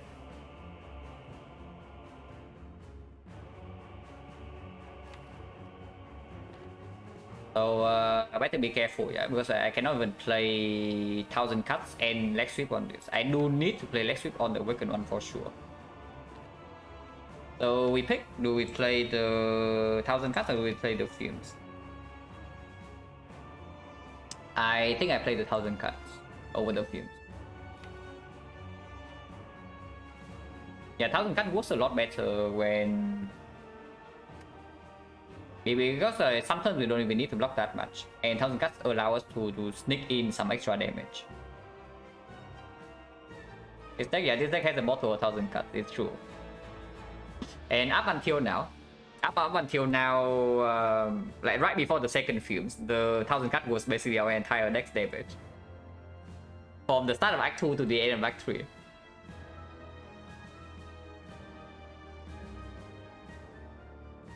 Yeah, the bird will be strong, and we don't have a single piercing wheel, so this fight will be fairly annoying. I think we play only 3 powers, like Footwork, Wallet Plans, and the 1000 cuts. So he'll have 8 strength, and Witch Chain we can keep, yeah. We can keep doing Witch Chain. So how much is that? With 8 strength he goes to 14, 14 is 40. 40 damage every 3 turns when we can prepare with a blur. That is manageable.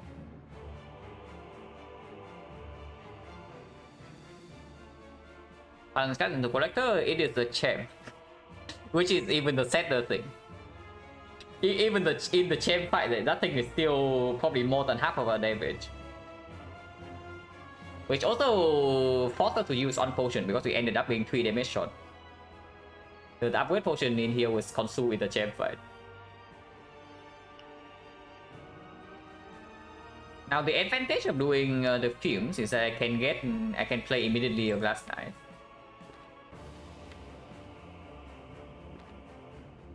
But 1000 cuts is much better at killing these things, and these things need to die by like maybe turn 3. I can still play the Glass Knife, and I should.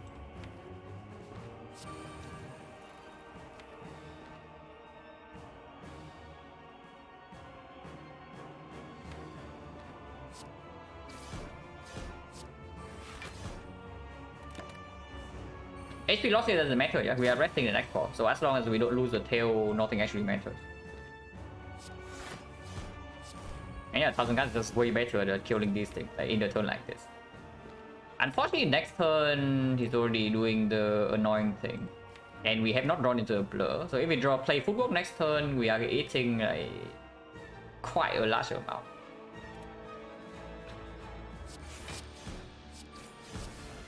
Quite a large amount, I would say.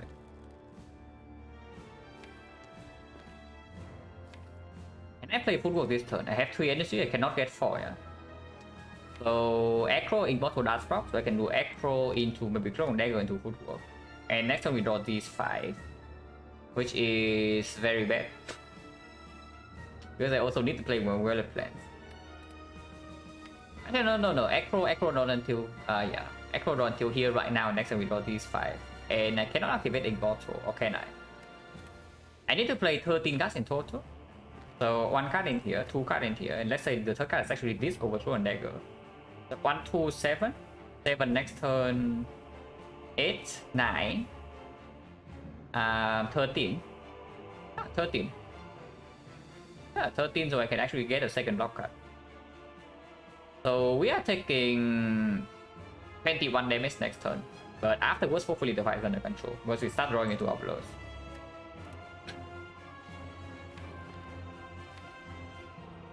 A little bit more this turn, but we have to deal with that. Do I have enough hand space though? Like my hand is 6, draw with Acro hand at 7, and then I can play Dead End still. Okay, so that's fine.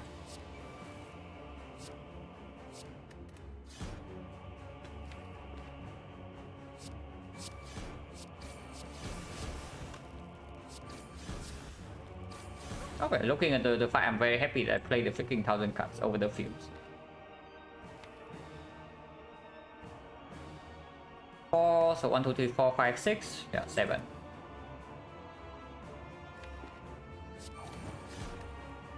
Unfortunate.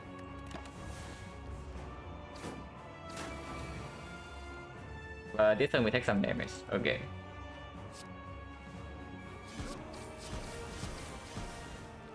Actually, I get 1 more energy. So I can do another defense. Because neutralize can be played.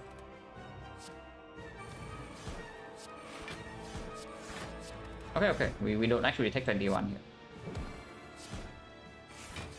Only take 13. And now, hopefully, the fight can be under control. Now, the bad thing about the 1000 cuts over the films is that right now we still need to deal damage. But we do get double blow.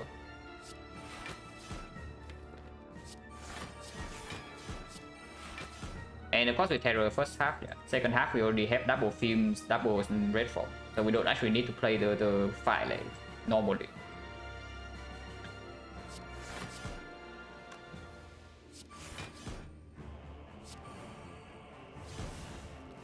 Double blur coming in next turn. So yeah, we can blur Wicked. Let's see at the bottom, slightly annoying, but he's still weaker. Anti-Film, yeah, absolutely not. Like, we are barely over blocking artists with extract. And we don't need the film to actually deal damage to him.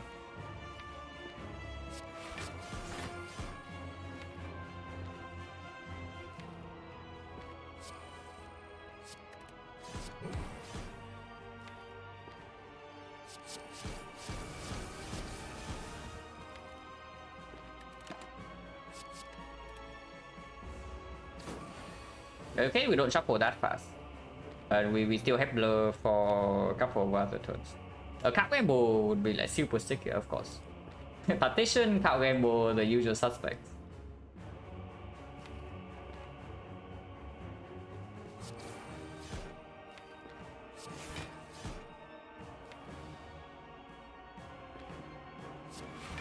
Next time blur runs out, yeah, but that's also fine.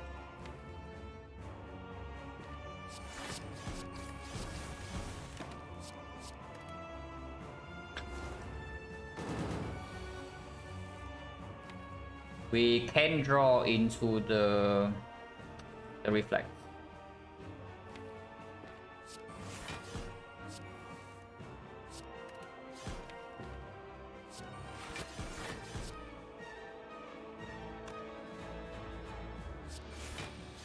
Shuffle out the reflex, but we also shuffle out all these things so we can redraw into blur. Okay, blue coming next one.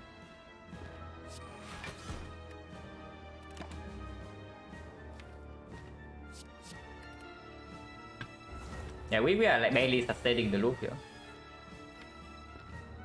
I mean, maybe we do overblock. Maybe one films can be played.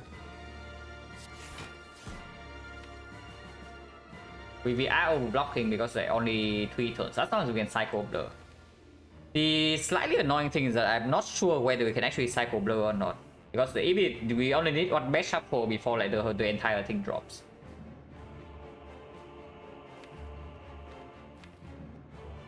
And this cycle we still have it, yeah. But next cycle is slightly weird because this cycle we don't have plus 3 cut draw from the reflex.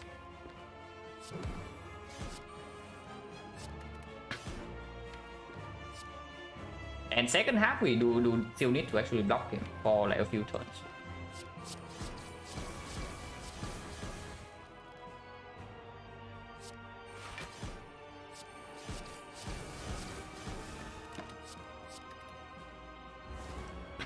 And damage, we're also doing fine on damage.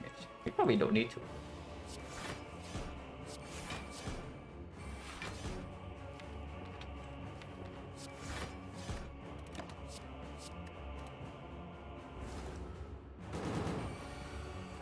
Blur drops.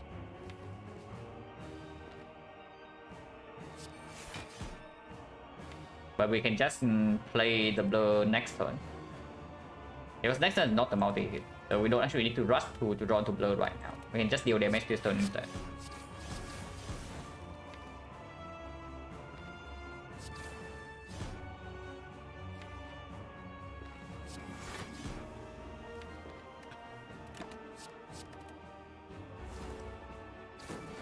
Oh god. Okay, we got outplayed. But we can still block 40. It's good, but we can block 40.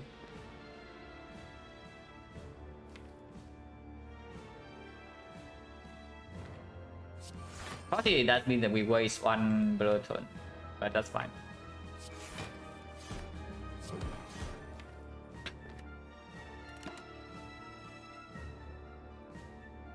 And yeah, you see right here why I don't really want to play the films. Because something like this can happen. And then we just take chip damage for no reason.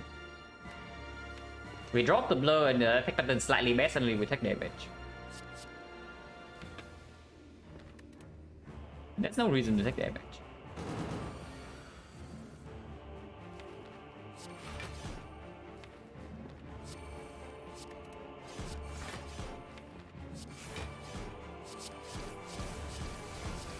Shuffle out all the garbage. I'm playing Echo right now. And next time we can blur again.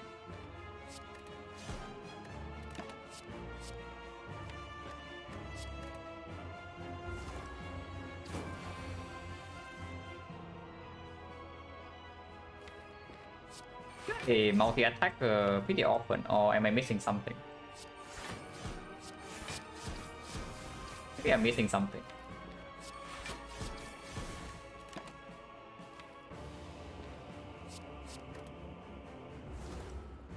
But we are still fine.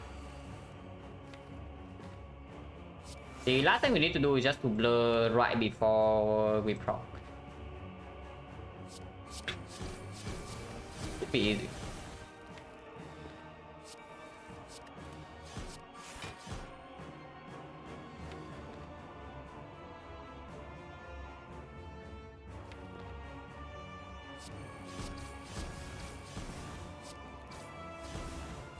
We can just do blur to piece up right now.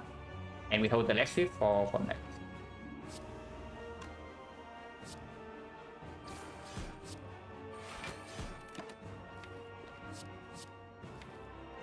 It's better actually.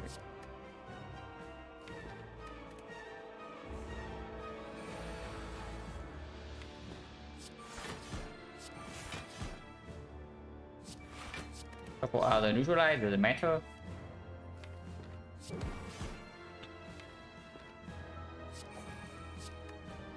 Maybe hold red form, but probably not. Maybe we can still block this for a long time. Okay, this fight should be over from this point.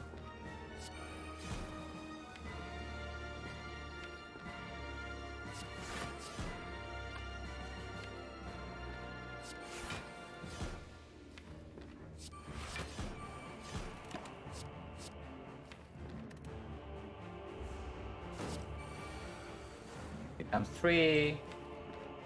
Quite a big hit, but we are fine.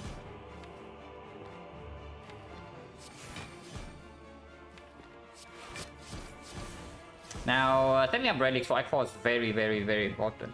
So, but we have red form to assist with that. Nunchaku can always be kept with double red form.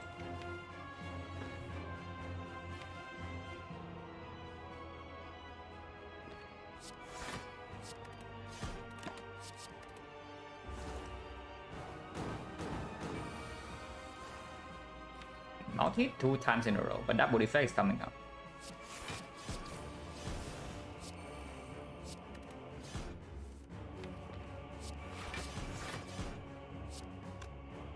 For all of this, should be good.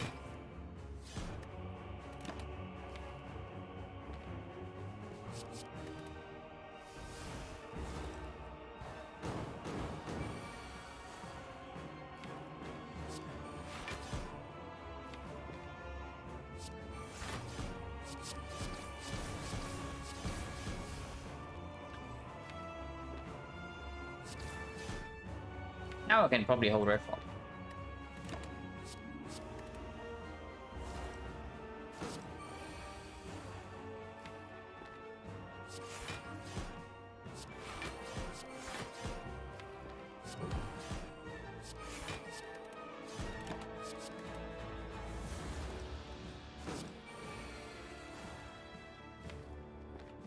Cannot actually play red form next turn unless I draw to void now, which is easy.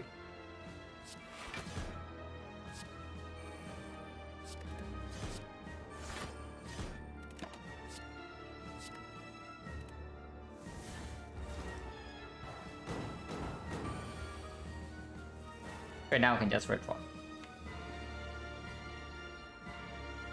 Worry about hard fight? Yeah, absolutely. Which is why I said at the end of Act 3 that the hard is by far the most difficult fight in this run, for us for sure. Which is why I also save roll in the last drop. Instead of buying something that helps you.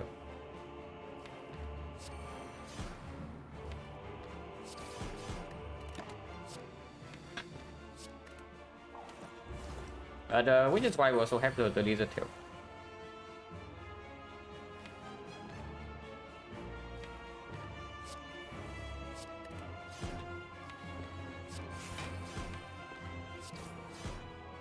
Yeah, now we keep Nunchaku and we play 4 more cards. Be very easy.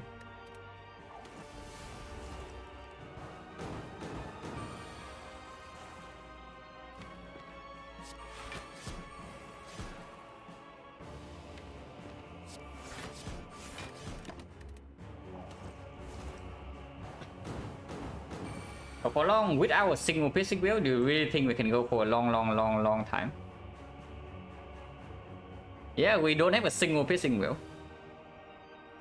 So how much damage do you think we take first cycle without playing red form? Because I have a feeling that we are going to take like a fairly massive hit in the very first cycle, unless we get blurred out turn 1. If we get blurred out turn 1, that would be the best case scenario in the hard fight. But yeah, which is also why we prepare for rest right now. Resting Dreamcatcher, very high chance, very high rare chance, and it just gives us a nightmare, like right here.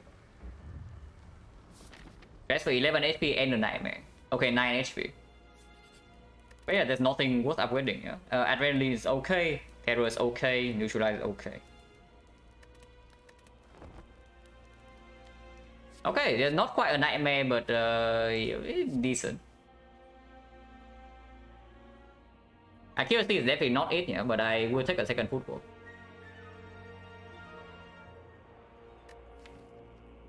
Outmaneuver minus is not really it. Outmaneuver plus is actually quite good. No green, yeah, no green.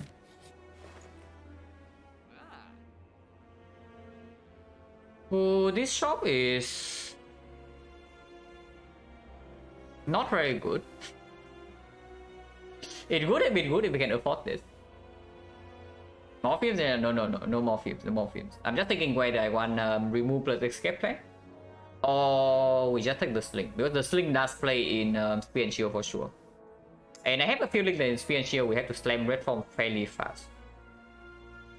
But concentrate is interesting. Like with double acro, with reflex plus, with very high energy consumption. Buy the cow, yeah, definitely not the cow, unfortunately. I'm just wondering whether remove is stronger, or escape plan is stronger, or concentrate is stronger. And I think concentrate is actually potentially the strongest thing here. And the other thing has to be removed over escape plan on the strike.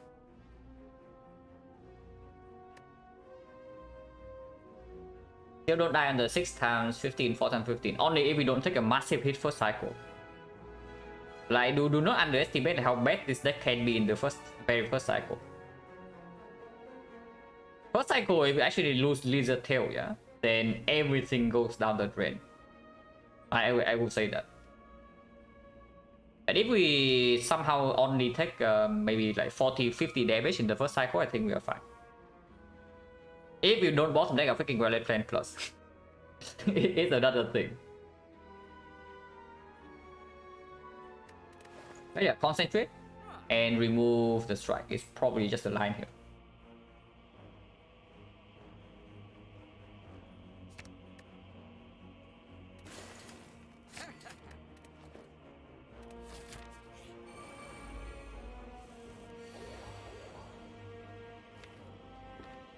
Concentrate. Yeah, concentrate. You see right here, like we cannot actually play this hand. Like we cannot play 1000 cards and red form. However, it's fun, guys. We have 2 more energy, so that is huge. What do you mean never punish? You mean like rewarded? That's the wrong term to use. You cannot say never punish when we are making a good play and it's playing. Yeah, 1000 cuts into some other stuff. Like 6 this turn we have 7 energy, yeah, but 1 energy needs to play on an attack, so it's not really counting. 1 energy, 3 energy here, 5 energy, and if we play Echo, that's 6, so I cannot actually play the fumes as follow up. It means that I just don't play this then. And next turn we play the fumes. We take 6 damage next turn. Maybe not if we can prop the ink bottle. So can we prop ink bottle or not? Okay, this needs to be played. This absolutely needs to be freaking played. Oh, does it? Because we can, if we skip this, we can actually play the fumes right now. And fumes is quite a lot of damage. And if we slam red from turn 1, we don't really have control over relics, yeah. And we also need to rush damage.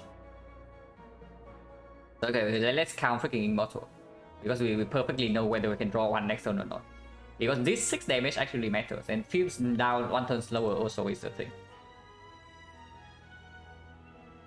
So we play 1 card, 2 cards, 3 cards on the concentrate. Actually, you can play Blade Dance. We can play Blade Dance, get energy from this thing, and discard the ships. So it creates discard fodder as well if we want to, and advance ink bottle if we need that for next turn. Okay, let's ignore this line first, and we do 1, 2 into concentrate, into footwork deflect, for example. Then 1, 2, 3, 4, 5. And yeah, concentrate can discard 1, 2, 3 here, so no problem, we can play all powers. It goes to, ink bottle goes to 4, next time we draw these 3. So ink bottle goes to 9, ink bottle goes to 10. We can actually draw into blur. So we can actually play the entire hand here. And turn 3 we have this. We can draw into the Violet Plans. This is when intangible runs out, yeah, and we have no blur. But turn 4... Okay, turn 3 is until here. We draw until here, we draw until here, we can draw until here.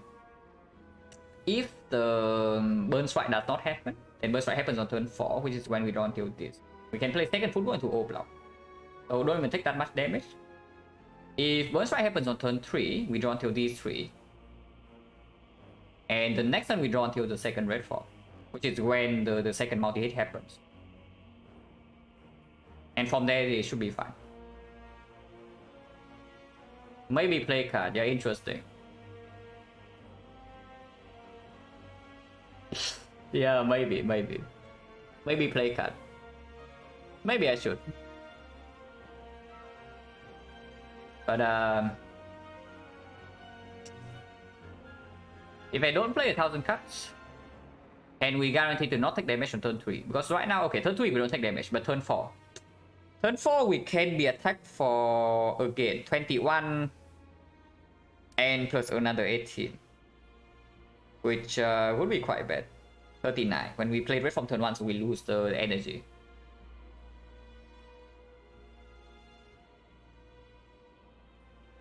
So how much dexterity do we have? Because we can also again calculate immediately. We do not have blur, yeah, but weakness can come down this, so it's 6 times 2. So we only face 26. Turn 3 we draw until here. Turn 4 we have these 5.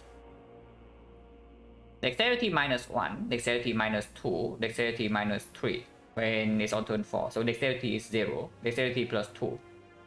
And we can play all of these. So 8, 10, 18, 18 plus another 14, 32. Actually, we don't take damage at all. Even if burn strike happens on 3. Okay, that's perfect then. Then we just play the line.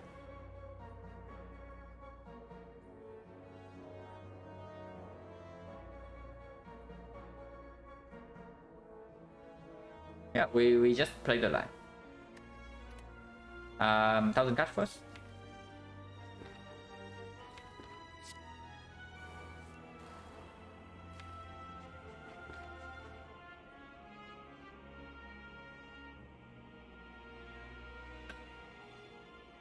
Oh yeah, now I need to consider whether I want shift it redraw or not. It does advance immortal a little bit, but apparently we don't actually need to. And if the damage rush happens, then which it absolutely happens, then I don't actually want to see shifts. So yeah, we just discard concentrate, discard these 3, and play the other 3. 4 energy. 1, 2, 3, 4.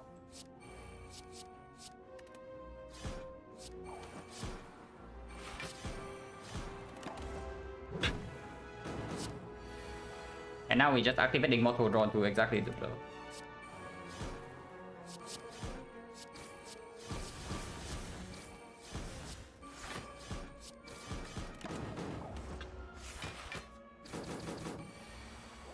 Keep artifact.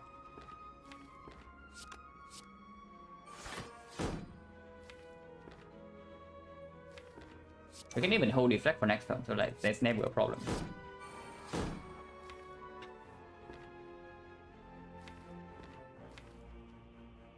Yeah, 1, 2, 3, 4, 5, but we just immortal until his, even if it's burn strike. No. This turn is buffing, so next turn burn strike. That's actually quite a problem because he gains 2 strength. So now he's dealing 8 times 2, we can do 6. But this guy can attack next turn for like 16, so 24. 24 goes down to 6 times 2, so 36. 36, we are still okay. Yeah, we're still okay. Yeah, that's not really a problem here. And we cannot draw until here next turn, and we need to play this anyway. And this guy might not even attack, it's another big thing.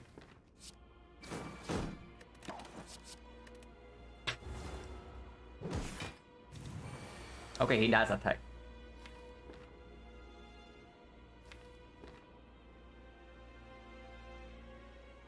He's blocked for more than 2 defense.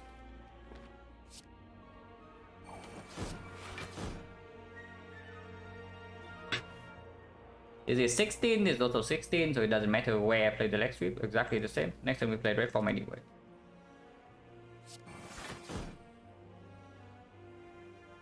Taking 2 damage here, but that's fine.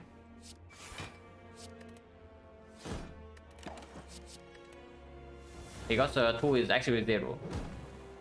Actually taking 4. 4 is 2. Okay, 4 is real damage.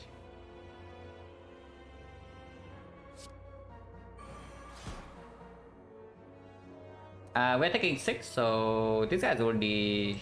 He's not actually dead in 3 turns, because the second field is not down. But this guy gains block.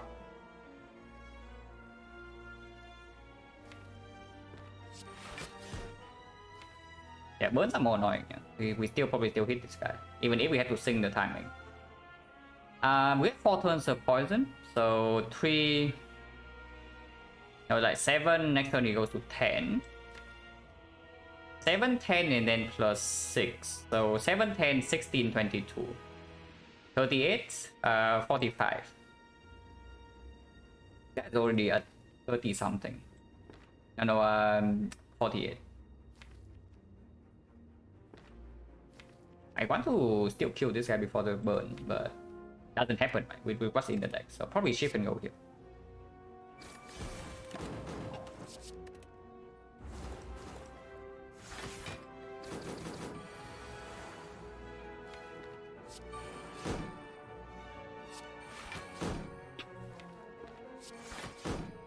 Advance the bottle.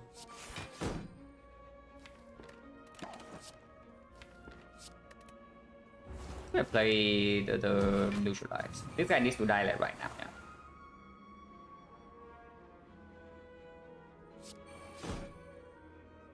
This guy needs to die next turn. So maybe Terror goes here. Okay, this guy doesn't need to die right now. He needs to die next turn, and this guy also needs to die next turn. Terror goes here.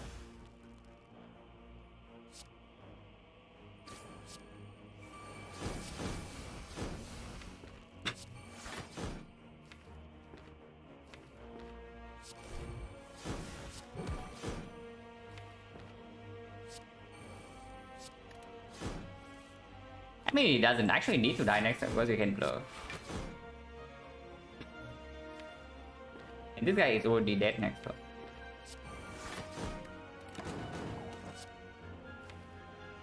We have -3 strength, so this thing doesn't even deal damage.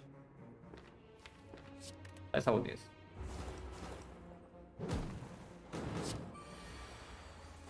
Okay, he needs to die next turn, which is quite easy.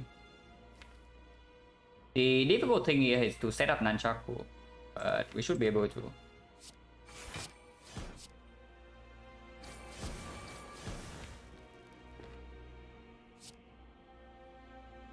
He's already dead to poison, yeah? And we never take damage from burns, and we can just attack this guy.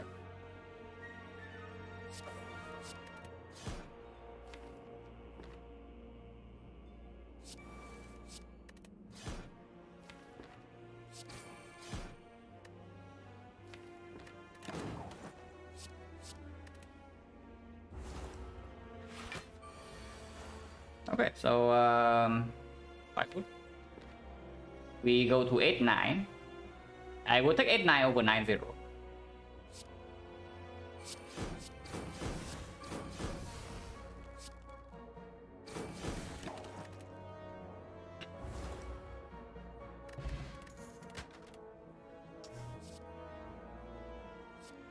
I was a bit happier though, like to see the gift blinking, but it's actually this thing. Into the Bridge has an update, yeah, the unfair. Oh yeah, or is it the another one? Is it another one, or are you talking about the unfair difficulty? Attention is quite strong. Not as amazing with the concentrate now, but still decent. It still lines up with like double Echo and dagger throw, and we have the thing.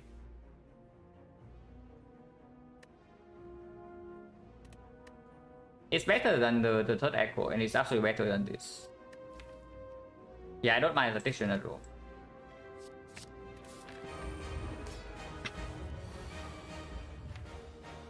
Top deck the powers, which is good, and if we win 50-50, it's amazing. I sure hope we actually win the 50-50.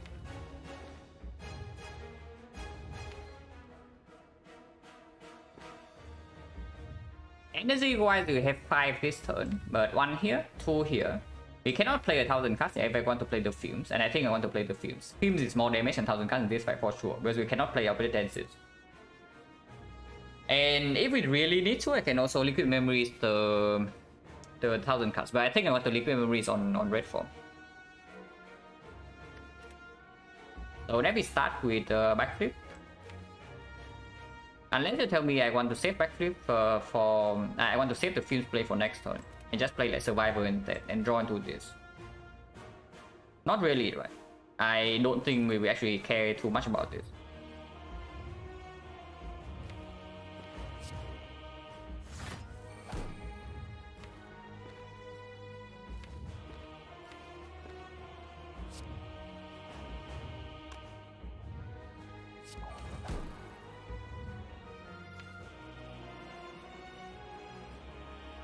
Cannot set up the blur on turn 1, yeah, but that does not actually matter too much.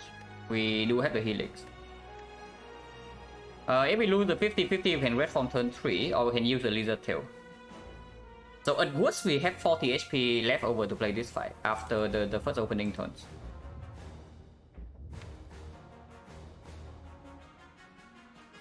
Yeah, unfortunately, Liquid Memories, the backflip right now doesn't draw into the reflex. We are one card short. We can play Dagger Throw, and then we can play Blur. Wait. Maybe there's something here. Liquid Memories the backflip immediately. Draw until this.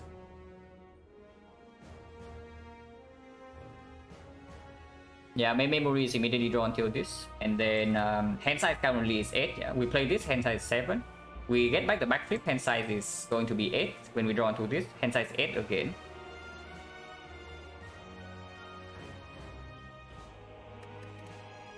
We cannot activate Immortal again, so it doesn't work.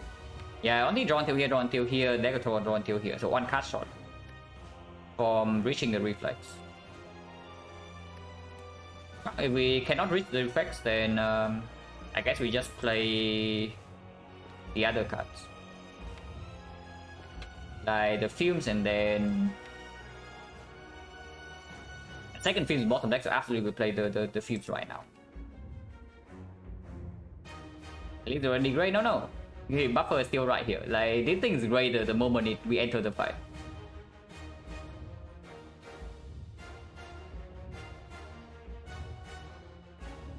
Yeah, this thing is always great. It's great when it grants us the buffer buff here.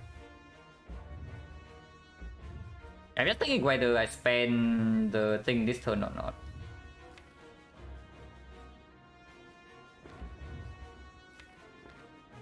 The Nunchaku, I mean. But Nunchaku on turn 3 is just straight up better, right? And we can even save it for later.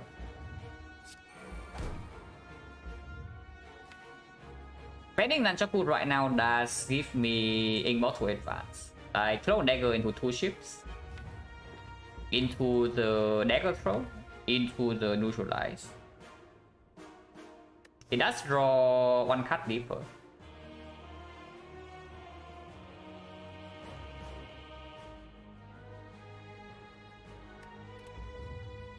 Which is actually pretty nice.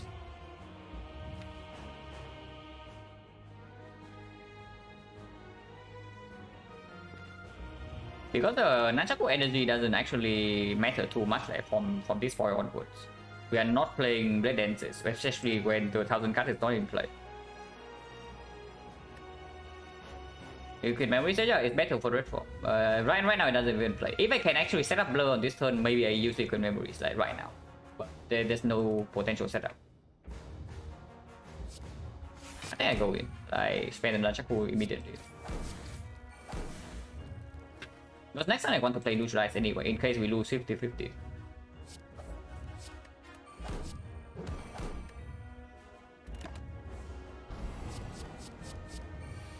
Okay, we win the 50-50 for once. That is very good. That is exceptional, that we do not have to take this hit. Yeah, how long has it been? Since the last time we won the 50-50 first cycle, because I don't even remember. But this is very good. Next time we might actually still take 45 though, but 45 is less than whatever crap we are taking if the attack orders the opposite.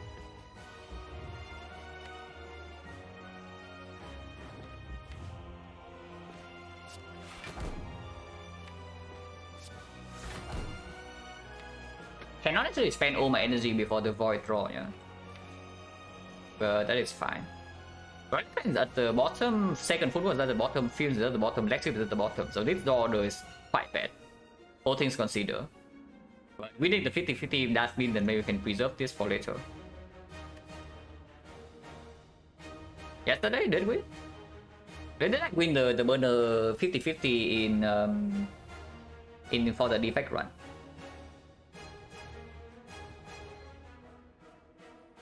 No, I did not. That's actually a lie. I lost the 50-50 and I blocked for 15. I lost the 50-50 first cycle and I blocked for 15 anyway, so we still preserve the buffer for like the turn 3. Yeah, that's fake news. We lost the 50-50 but we managed to full block 15 damage on turn 2.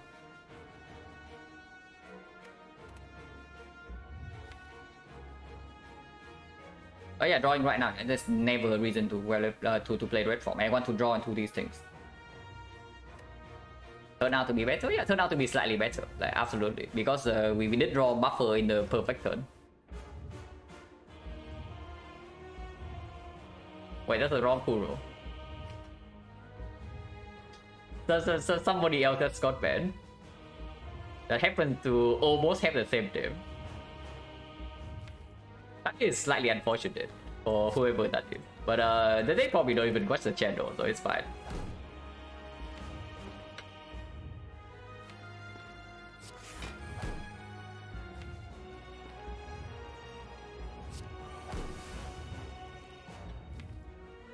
Blur doesn't really do anything yet, so Clone Dagger does advance the relics a little bit more. Now I really wonder whether I should probably not, it's only 15.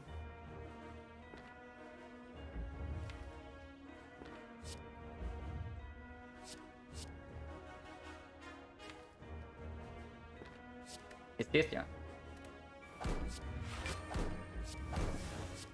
Okay, we got rid of a lot of garbage. And we take 0 turn 2, so that's very good. Turn 2 we are fighting 45 and we probably eat a huge hit here, but it's fine.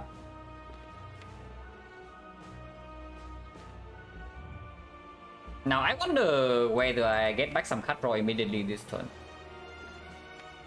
Because we can, I get back the Echo, I can draw until here, and then I really didn't draw until here. And then the Quick Slash can draw until here, and Ink Bottle draws until here. So I can immediately get my Golden Plans in play, and hold the red form for later. Otherwise, next turn we draw until this, and I Adrenaline into the Golden Plans, and then I still need to Liquid Memories the red form to hold it in my hand, otherwise we can die second cycle. If I Liquid Memories right now, I draw into here, and then off turn I have Blur. Off turn I set up the footwork, I set up Weakness second cycle, and I have the Blur in play. That is just way stronger. Yeah, that is just way stronger. Like Liquid Memories Echo right now. So let's do that.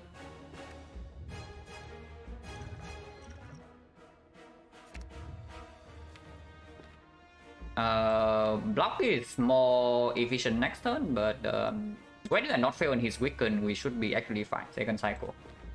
I can play right now to save some HP.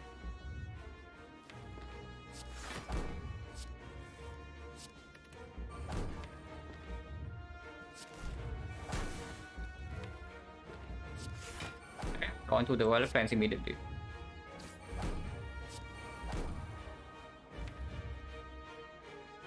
Next turn 4 energy only, which is on footwork, leg sweeper, and nothing else. So you can just play double defense here and hold a wound.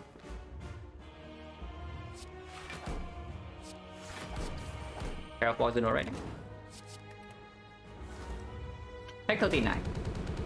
Yeah, like if we lose 50-50, we probably just lose tail first cycle. That's basically it. But we won the 50-50, so now we are 80 HP ahead.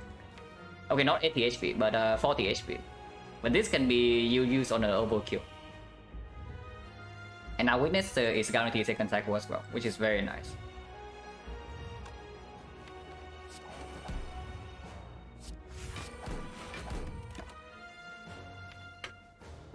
Still hold a red form. And probably holding... Next time we don't really have block, so maybe hold a defense now. Now we can just play all blocks.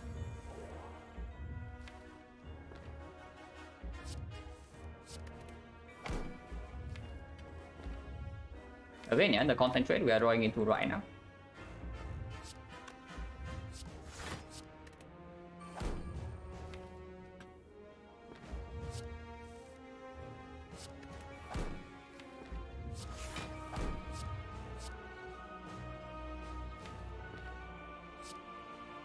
The energy 1, 2, 3. Actually, no.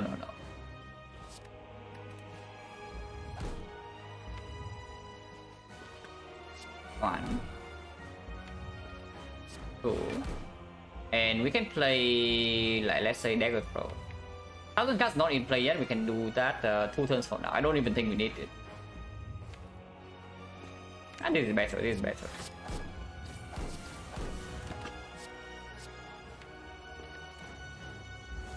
We just play thousand cards this turn. We have deflect coming up, and it's only 35.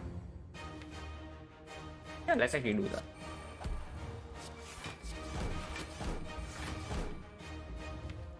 I play this because I want to hold the P staff instead.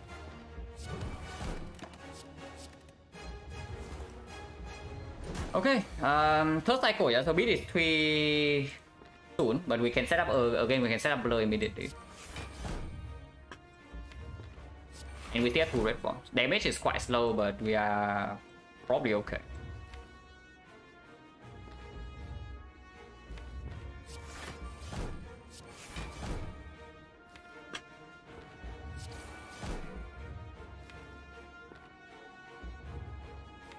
Unfortunately, you cannot draw exactly into the blur, but it's fine. Maybe we can. When blur doesn't matter, next time we cannot overblock. So now we hold next 3 red form.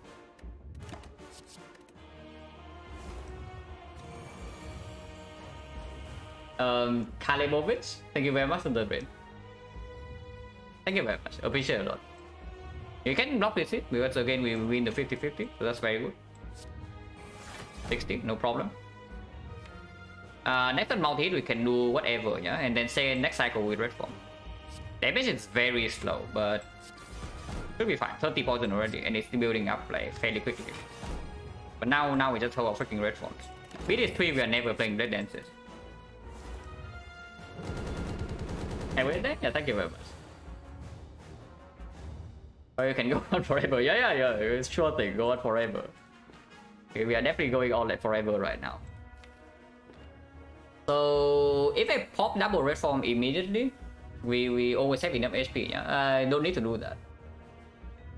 But let's see. Poison damage 36. Go up 6 per turn, so 42. 36, 42, 48, 54. So 48 plus 54, honor and 2. So 306 damage. We still need to do 200 plus from something else. So yeah, 6 turns is not safe yet. If anything, I think I use the lizard tail right now. If we even need to.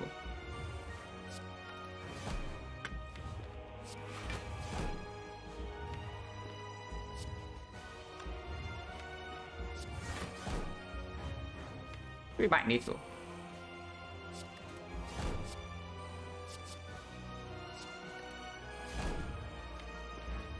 Actually, we don't. Yeah, we are living on 6. And next time we get blur again. So 2 turns for now we play red form.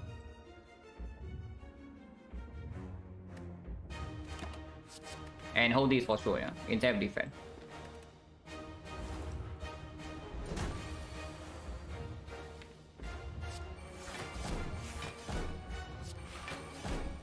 Red form next turn. And I hold Tactician over Reflex. It is painful steps, but we are fine.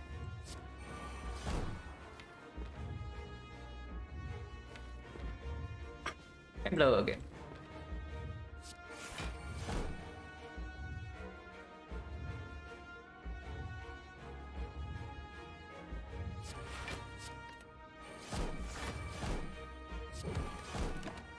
This should win very easily from you.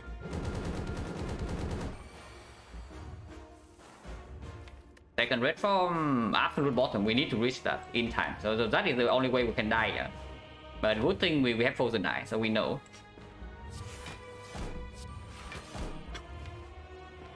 Yeah, good news for us, we actually know.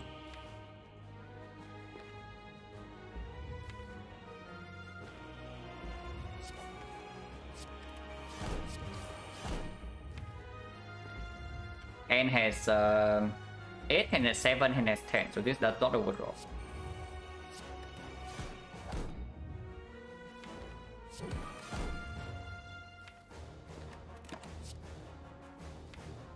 Draw 5, draw 2, red from 2 turns from now. Yeah, we are win. This fight's over.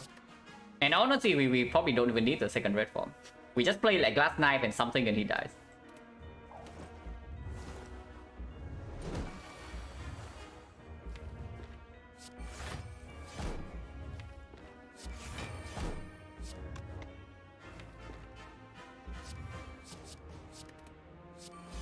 And we might not even die to the next hit if it's the big hit and not the multi. If it's multi, we are dead if we don't have intangible, yeah. He dies before that. But if it's a big hit, we can even block.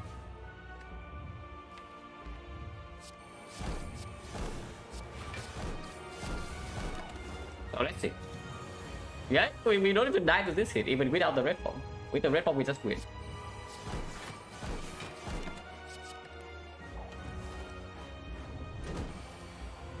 Okay, very solid run. Like, actually, just a very solid run. Whenever you see that the screen like the Act 1 boss railing, you just want to like kind of cry, you know. But this paid off. The energy played like insanely nicely. The picking the ring.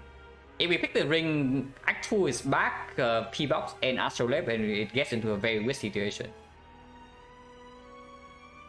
Of course, we would have a duplication potion into Act 4 with a red form, with 2 red forms, so that is potentially still okay. But the boss down there is going to be a lot more dangerous, like for sure.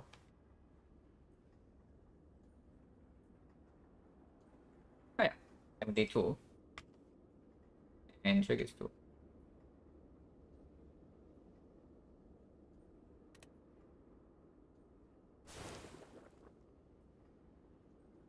I think this run's not super short because probably there's no defect run today. Like I meant to stream a lot earlier today, but I ended up like watching Papa play the mid game for like most of the afternoon. So I started the stream like I think like 3 hours later than I wanted to. But yeah, it's fine. It was fun. 2,605. Now that is a really low score. That's actually a really low score. I don't think it's my lowest winning Silent score. It's probably sub 2,600, but that is very low.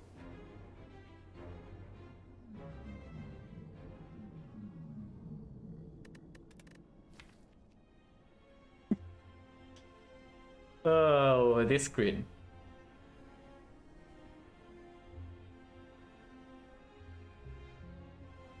And then the even started from like the Orichalcum buy here, yeah. Orichalcum and the P-Stab like play immediately here. And of course the Orichalcum also allow us to take the second elite fight. And again allow us to cleanly save the liquid memories here. With the liquid memories here, we never had a chance to die. So and the Orichalcum. And the liquid memories from Act 1 actually got bought all the way until like the hard fight, where it played. So that was sick. I score Rev 9. I know that Rev had a run with like 4,000 plus. That one, I'm pretty sure was bugged with like my bloom score counting as a boss fight. But yeah, the highest I have seen on stream is slightly above 4,000. But for the low score, we just don't take edits. Like you see right here, 1 elite act 2, 2 elite act 3, and we take damage in every single fight. With no like special modifier, like no curses, no collector bonus, a lot of rare cards, and not 25 relics, not even, probably not even 1,000 gold in total. As dying to the hard count victory or defeat, anytime we don't kill the hard, we lose. At least for the score I'm counting. Because if we don't count like death and act 4 as losses, then the actual win rate is a lot higher. And I would also play differently. Lowest and highest score I have ever gotten? I don't really know. Highest score is probably accurate here. Highest score is probably accurate here. I think it's on Ironclad. Yeah, like 3,000, almost 3,900. Watcher is fairly close. But yeah, this one was like from very early on when I just started playing the game on A20. It was of course a net range corruption run with like double corruption and never even took damage in any fight. Winning 50-50, it gave a lot of wiggle room. I think we are like super fine. Looking at how the fight went afterwards, when we landed up the blur nicely on every single off turn. But it definitely made my job like a lot easier. 1,400? That is only on this profile. Spoilers alert, that is only on this profile because I do play on I did play the whole swap sample on another profile. And I also play off stream, I also play on another profile. So in total my silent hour is probably closer to, I would say probably 2,000. But yeah, 12 silent runs left, and then probably done for normal silent runs like for a while. Unless something pretty drastic happens, like whether I see a major holes I can improve on, or I get 30. Because let's say we lose like 4 runs in a row, then maybe I would be salty. And class sample eventually probably yes. Like after silence done, I'm definitely not only doing defect, yeah, so I'm wondering what I would do next. Because eventually I want to come back to Ironclad. Ironclad was the first character I played to A20 and on A20. But I haven't actually made an effort to like really beat master character yet, so I'm curious. Switch to XCOM. I actually have never played XCOM before, but I have watched like quite a lot of the game, like both XCOM 1 and XCOM 2. And yeah, the game seems really nice. But I actually have never played it myself. Watcher sample maybe eventually happens, but I don't even know whether I can bring myself to play normal Watcher for like seriously for more than maybe 2 runs. Nowadays the only Watcher I can play is the Busted Crown. Especially to wish for new expansion, yeah. 2 is a stretch. I mean, I do play 1 run off stream occasionally, so surely the second run is not that difficult to play.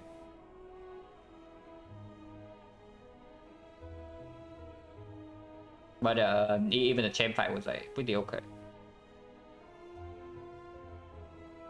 And yeah, like picking up 1,000 cuts over the Envenom in here ended up like paying off pretty big. Later on in the run, the Envenom would be stronger, but we just got like hard carry and act 2 with the freaking 1,000 cuts. Especially after it's mortal. And for the entire first half of Act 3, like Steko Skull was not found until here. It's very late. Yeah, like imagine this fight without the 1,000 cuts mortal. Pretty bad things would happen. Yeah, like 1,000 cuts pick, an Ionic pick after Act 1. Normally, if you pick it before Act 1, it's not unusual. That you pick it before the icon boss, especially if it's slime boss, then it's not that unusual. But actually picking it here over skipping is not a thing you can do very often. And it's also not a good thing very often. But here our deck is just like kind of crap after leaping Act 1. And I do not want to count on like getting an accuracy in Act 2. Especially not when the deck is not exactly strong enough to take a lot of fights. And yeah, we did not end up finding accuracy until quite late. It was in... I think there was one card one that's also a shop.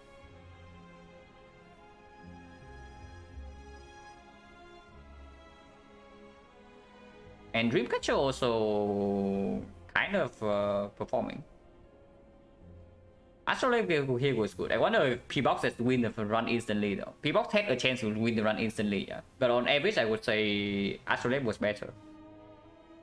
Which is why I also picked it. We synergy with this.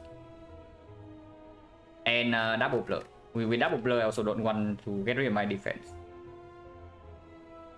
Pretty interesting deck. I don't really play these kind of decks very often because it's just super slow. And early Act 2 you do struggle like quite a lot. And later on, even later on in the run, if the draw order is really bad, you also like get kind of like. But we have Frozen Eye, so that is mitigated a lot. Yeah, overall just good. And winning the 50-50 like for once. Take like day back on CS5 when I'm really losing streak in A20. Yeah, if you're on a big losing streak, I would recommend that you take a short break. Like do not get upset at the game when you're playing it. Like that is pretty miserable. If you get upset, yeah, and it will be inevitable. Like it's at some point you will get upset. Do not be upset for too long. Like if you actually find yourself like constantly getting upset at the game for like you play 1 hour, you get upset for like half an hour, then maybe take a break and maybe do something else.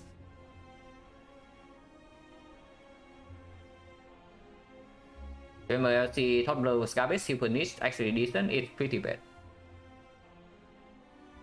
The conditions for the blur to be good are fairly rare, and they also do not align with the things that can make you have a smooth Act 2.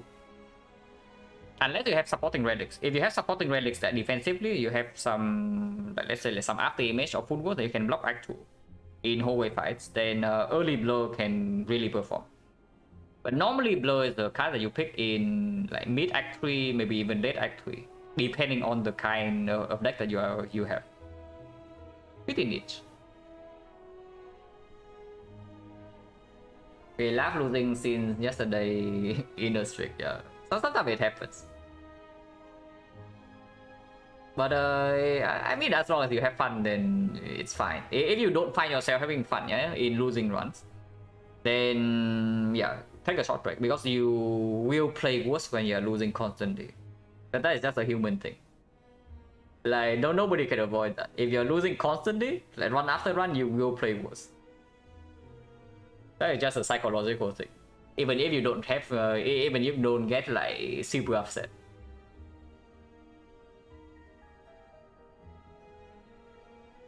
But yeah, if you don't get upset at losses, then that's a really good thing because the game is really fun and it's supposed to be fun. So don't make it into a chore. I say that and then there's this. But okay, I'm over this thing. I'm over this. Hopefully. And also no defect today, so like more time to mental reset.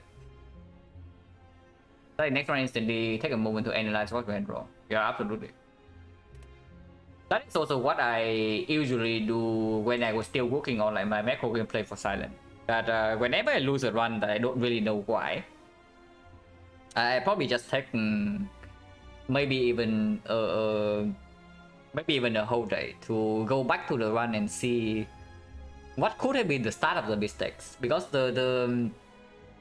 Like pointing out one mistake in the run, yeah, is very easy. But pointing out like where it all started is a difficult part, and it's actually the thing that is more productive. Is that pointing out like where did the mistake start? Because the mistakes inspire just build up on each other, you know, like you make a misplay on floor 0 and suddenly it builds up for the entire run. And that is a difficult thing to see. And I would really recommend to do that if you actually want to get like really good at the game. Yeah, rewatch the game, how long do I take to analyze it? It depends on like how long the run actually is and how obvious the mistake is. But the longest I have spent is like I rewatched the entire boss that takes like 4 hours. And then the actual analysis probably lasts for... But most like probably 1 hour and a half. I don't think I have ever spent like 2 hours after rewatching to actually just think about the run. Because there are a lot of things to think about, yeah. But when I actually don't have to like, say it out loud, it takes a lot faster. But it's difficult. Like no matter how long you spend, you can just arrive at the wrong conclusion. So it's tricky. Which is why I also don't really want to spend too much time. I rewatch it once, and I go through the questionable decisions like one by one, and hopefully I draw a conclusion somewhere. And then I go into the next one, maybe I test my belief. And then read and repeat. Nhiều choice to a poor analysis. Yeah, absolutely. You can spend, but that is not exactly like insanely productive. You do that like, outside a specific run, and then in the run's context, you re-evaluate. It's probably the better line. I mean, if I have infinite time, I would also do it differently. But yeah, it's not infinite time.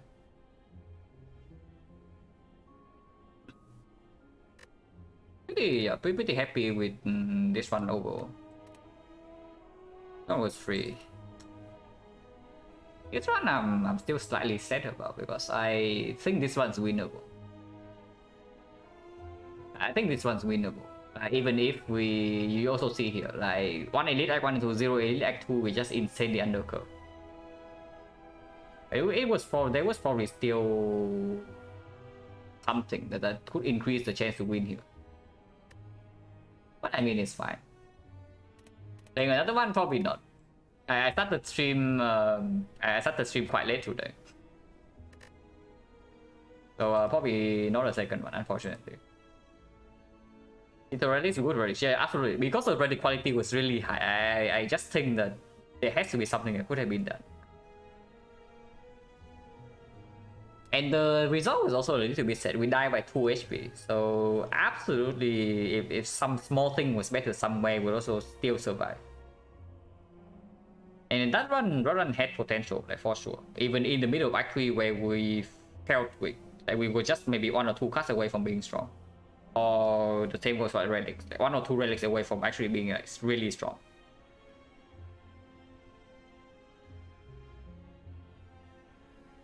It's a little old, but when they made the right decision, okay. Well, let me see.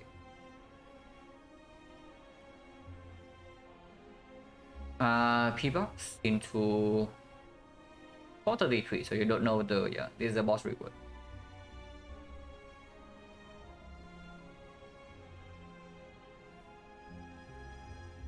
So this is just between, I'm assuming it's between Core Search and Echo Form, yeah, because of Bias Core Plus.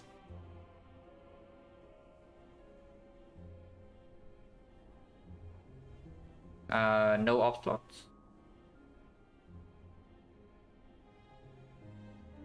No calipers.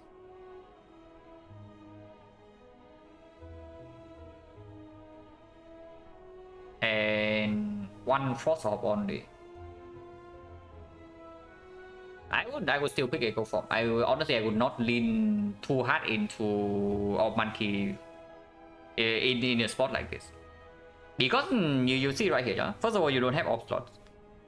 And secondly, you have exactly 1 Frost card, which is the Cool-Headed Plus.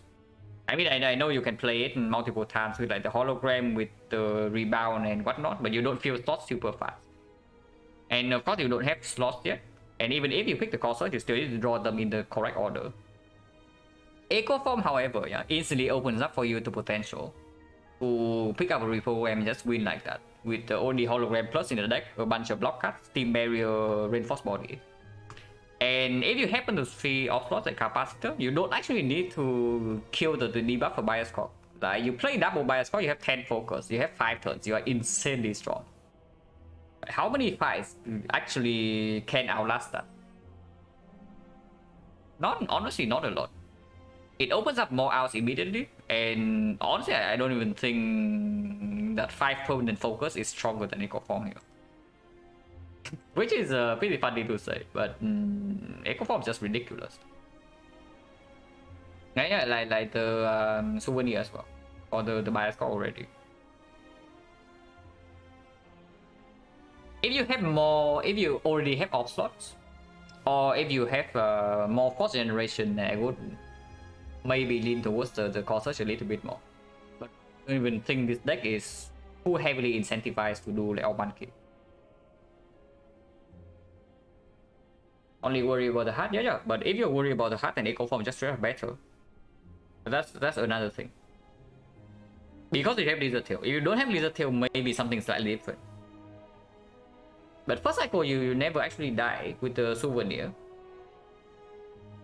And how important is 5 permanent focus with the low force gen and those slots compared to just bursting the bias core? Because you can count, yeah. You Echo Form your bias core with no artifact. Turn 1 you have 10 focus. Turn 2 you have 8. Turn 3 you have 6. And turn 4 is when you actually get weaker compared to one bias core play. In that duration, how much damage do you think you have there to the heart with Echo Form in play? Because I think you kill the heart fairly fast after Echo is deployed. And of course, once again, you do not need to draw the cards in the correct order. And yeah, like, and then of course, another thing is that I'm saying, you don't, if you see a reprogram in this point, I don't even know whether you actually are open key or not with a deck like this. So it opens up more out and probably just plays better. Like, it's just stronger overall. Now, if you don't have Turbo or Aggregate, then maybe there's an argument that Echo Form is difficult to play. But you have both of those, like Turbo plus, Aggregate plus, with no base cards. And then also like Hologram and whatnot. So even if you're stuck on 3 energy, you can still play Echo Form. With a Self Repair as well, like, probably just a no-brainer. I don't think it's close between the Echo Form and the Core Search.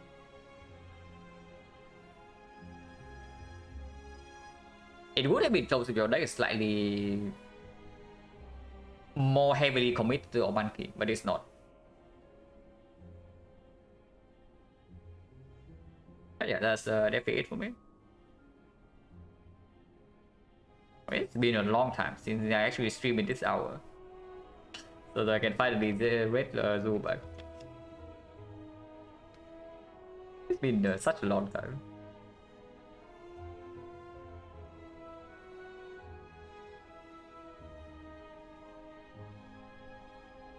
But yeah, thanks for watching, guys, as always, and see you later.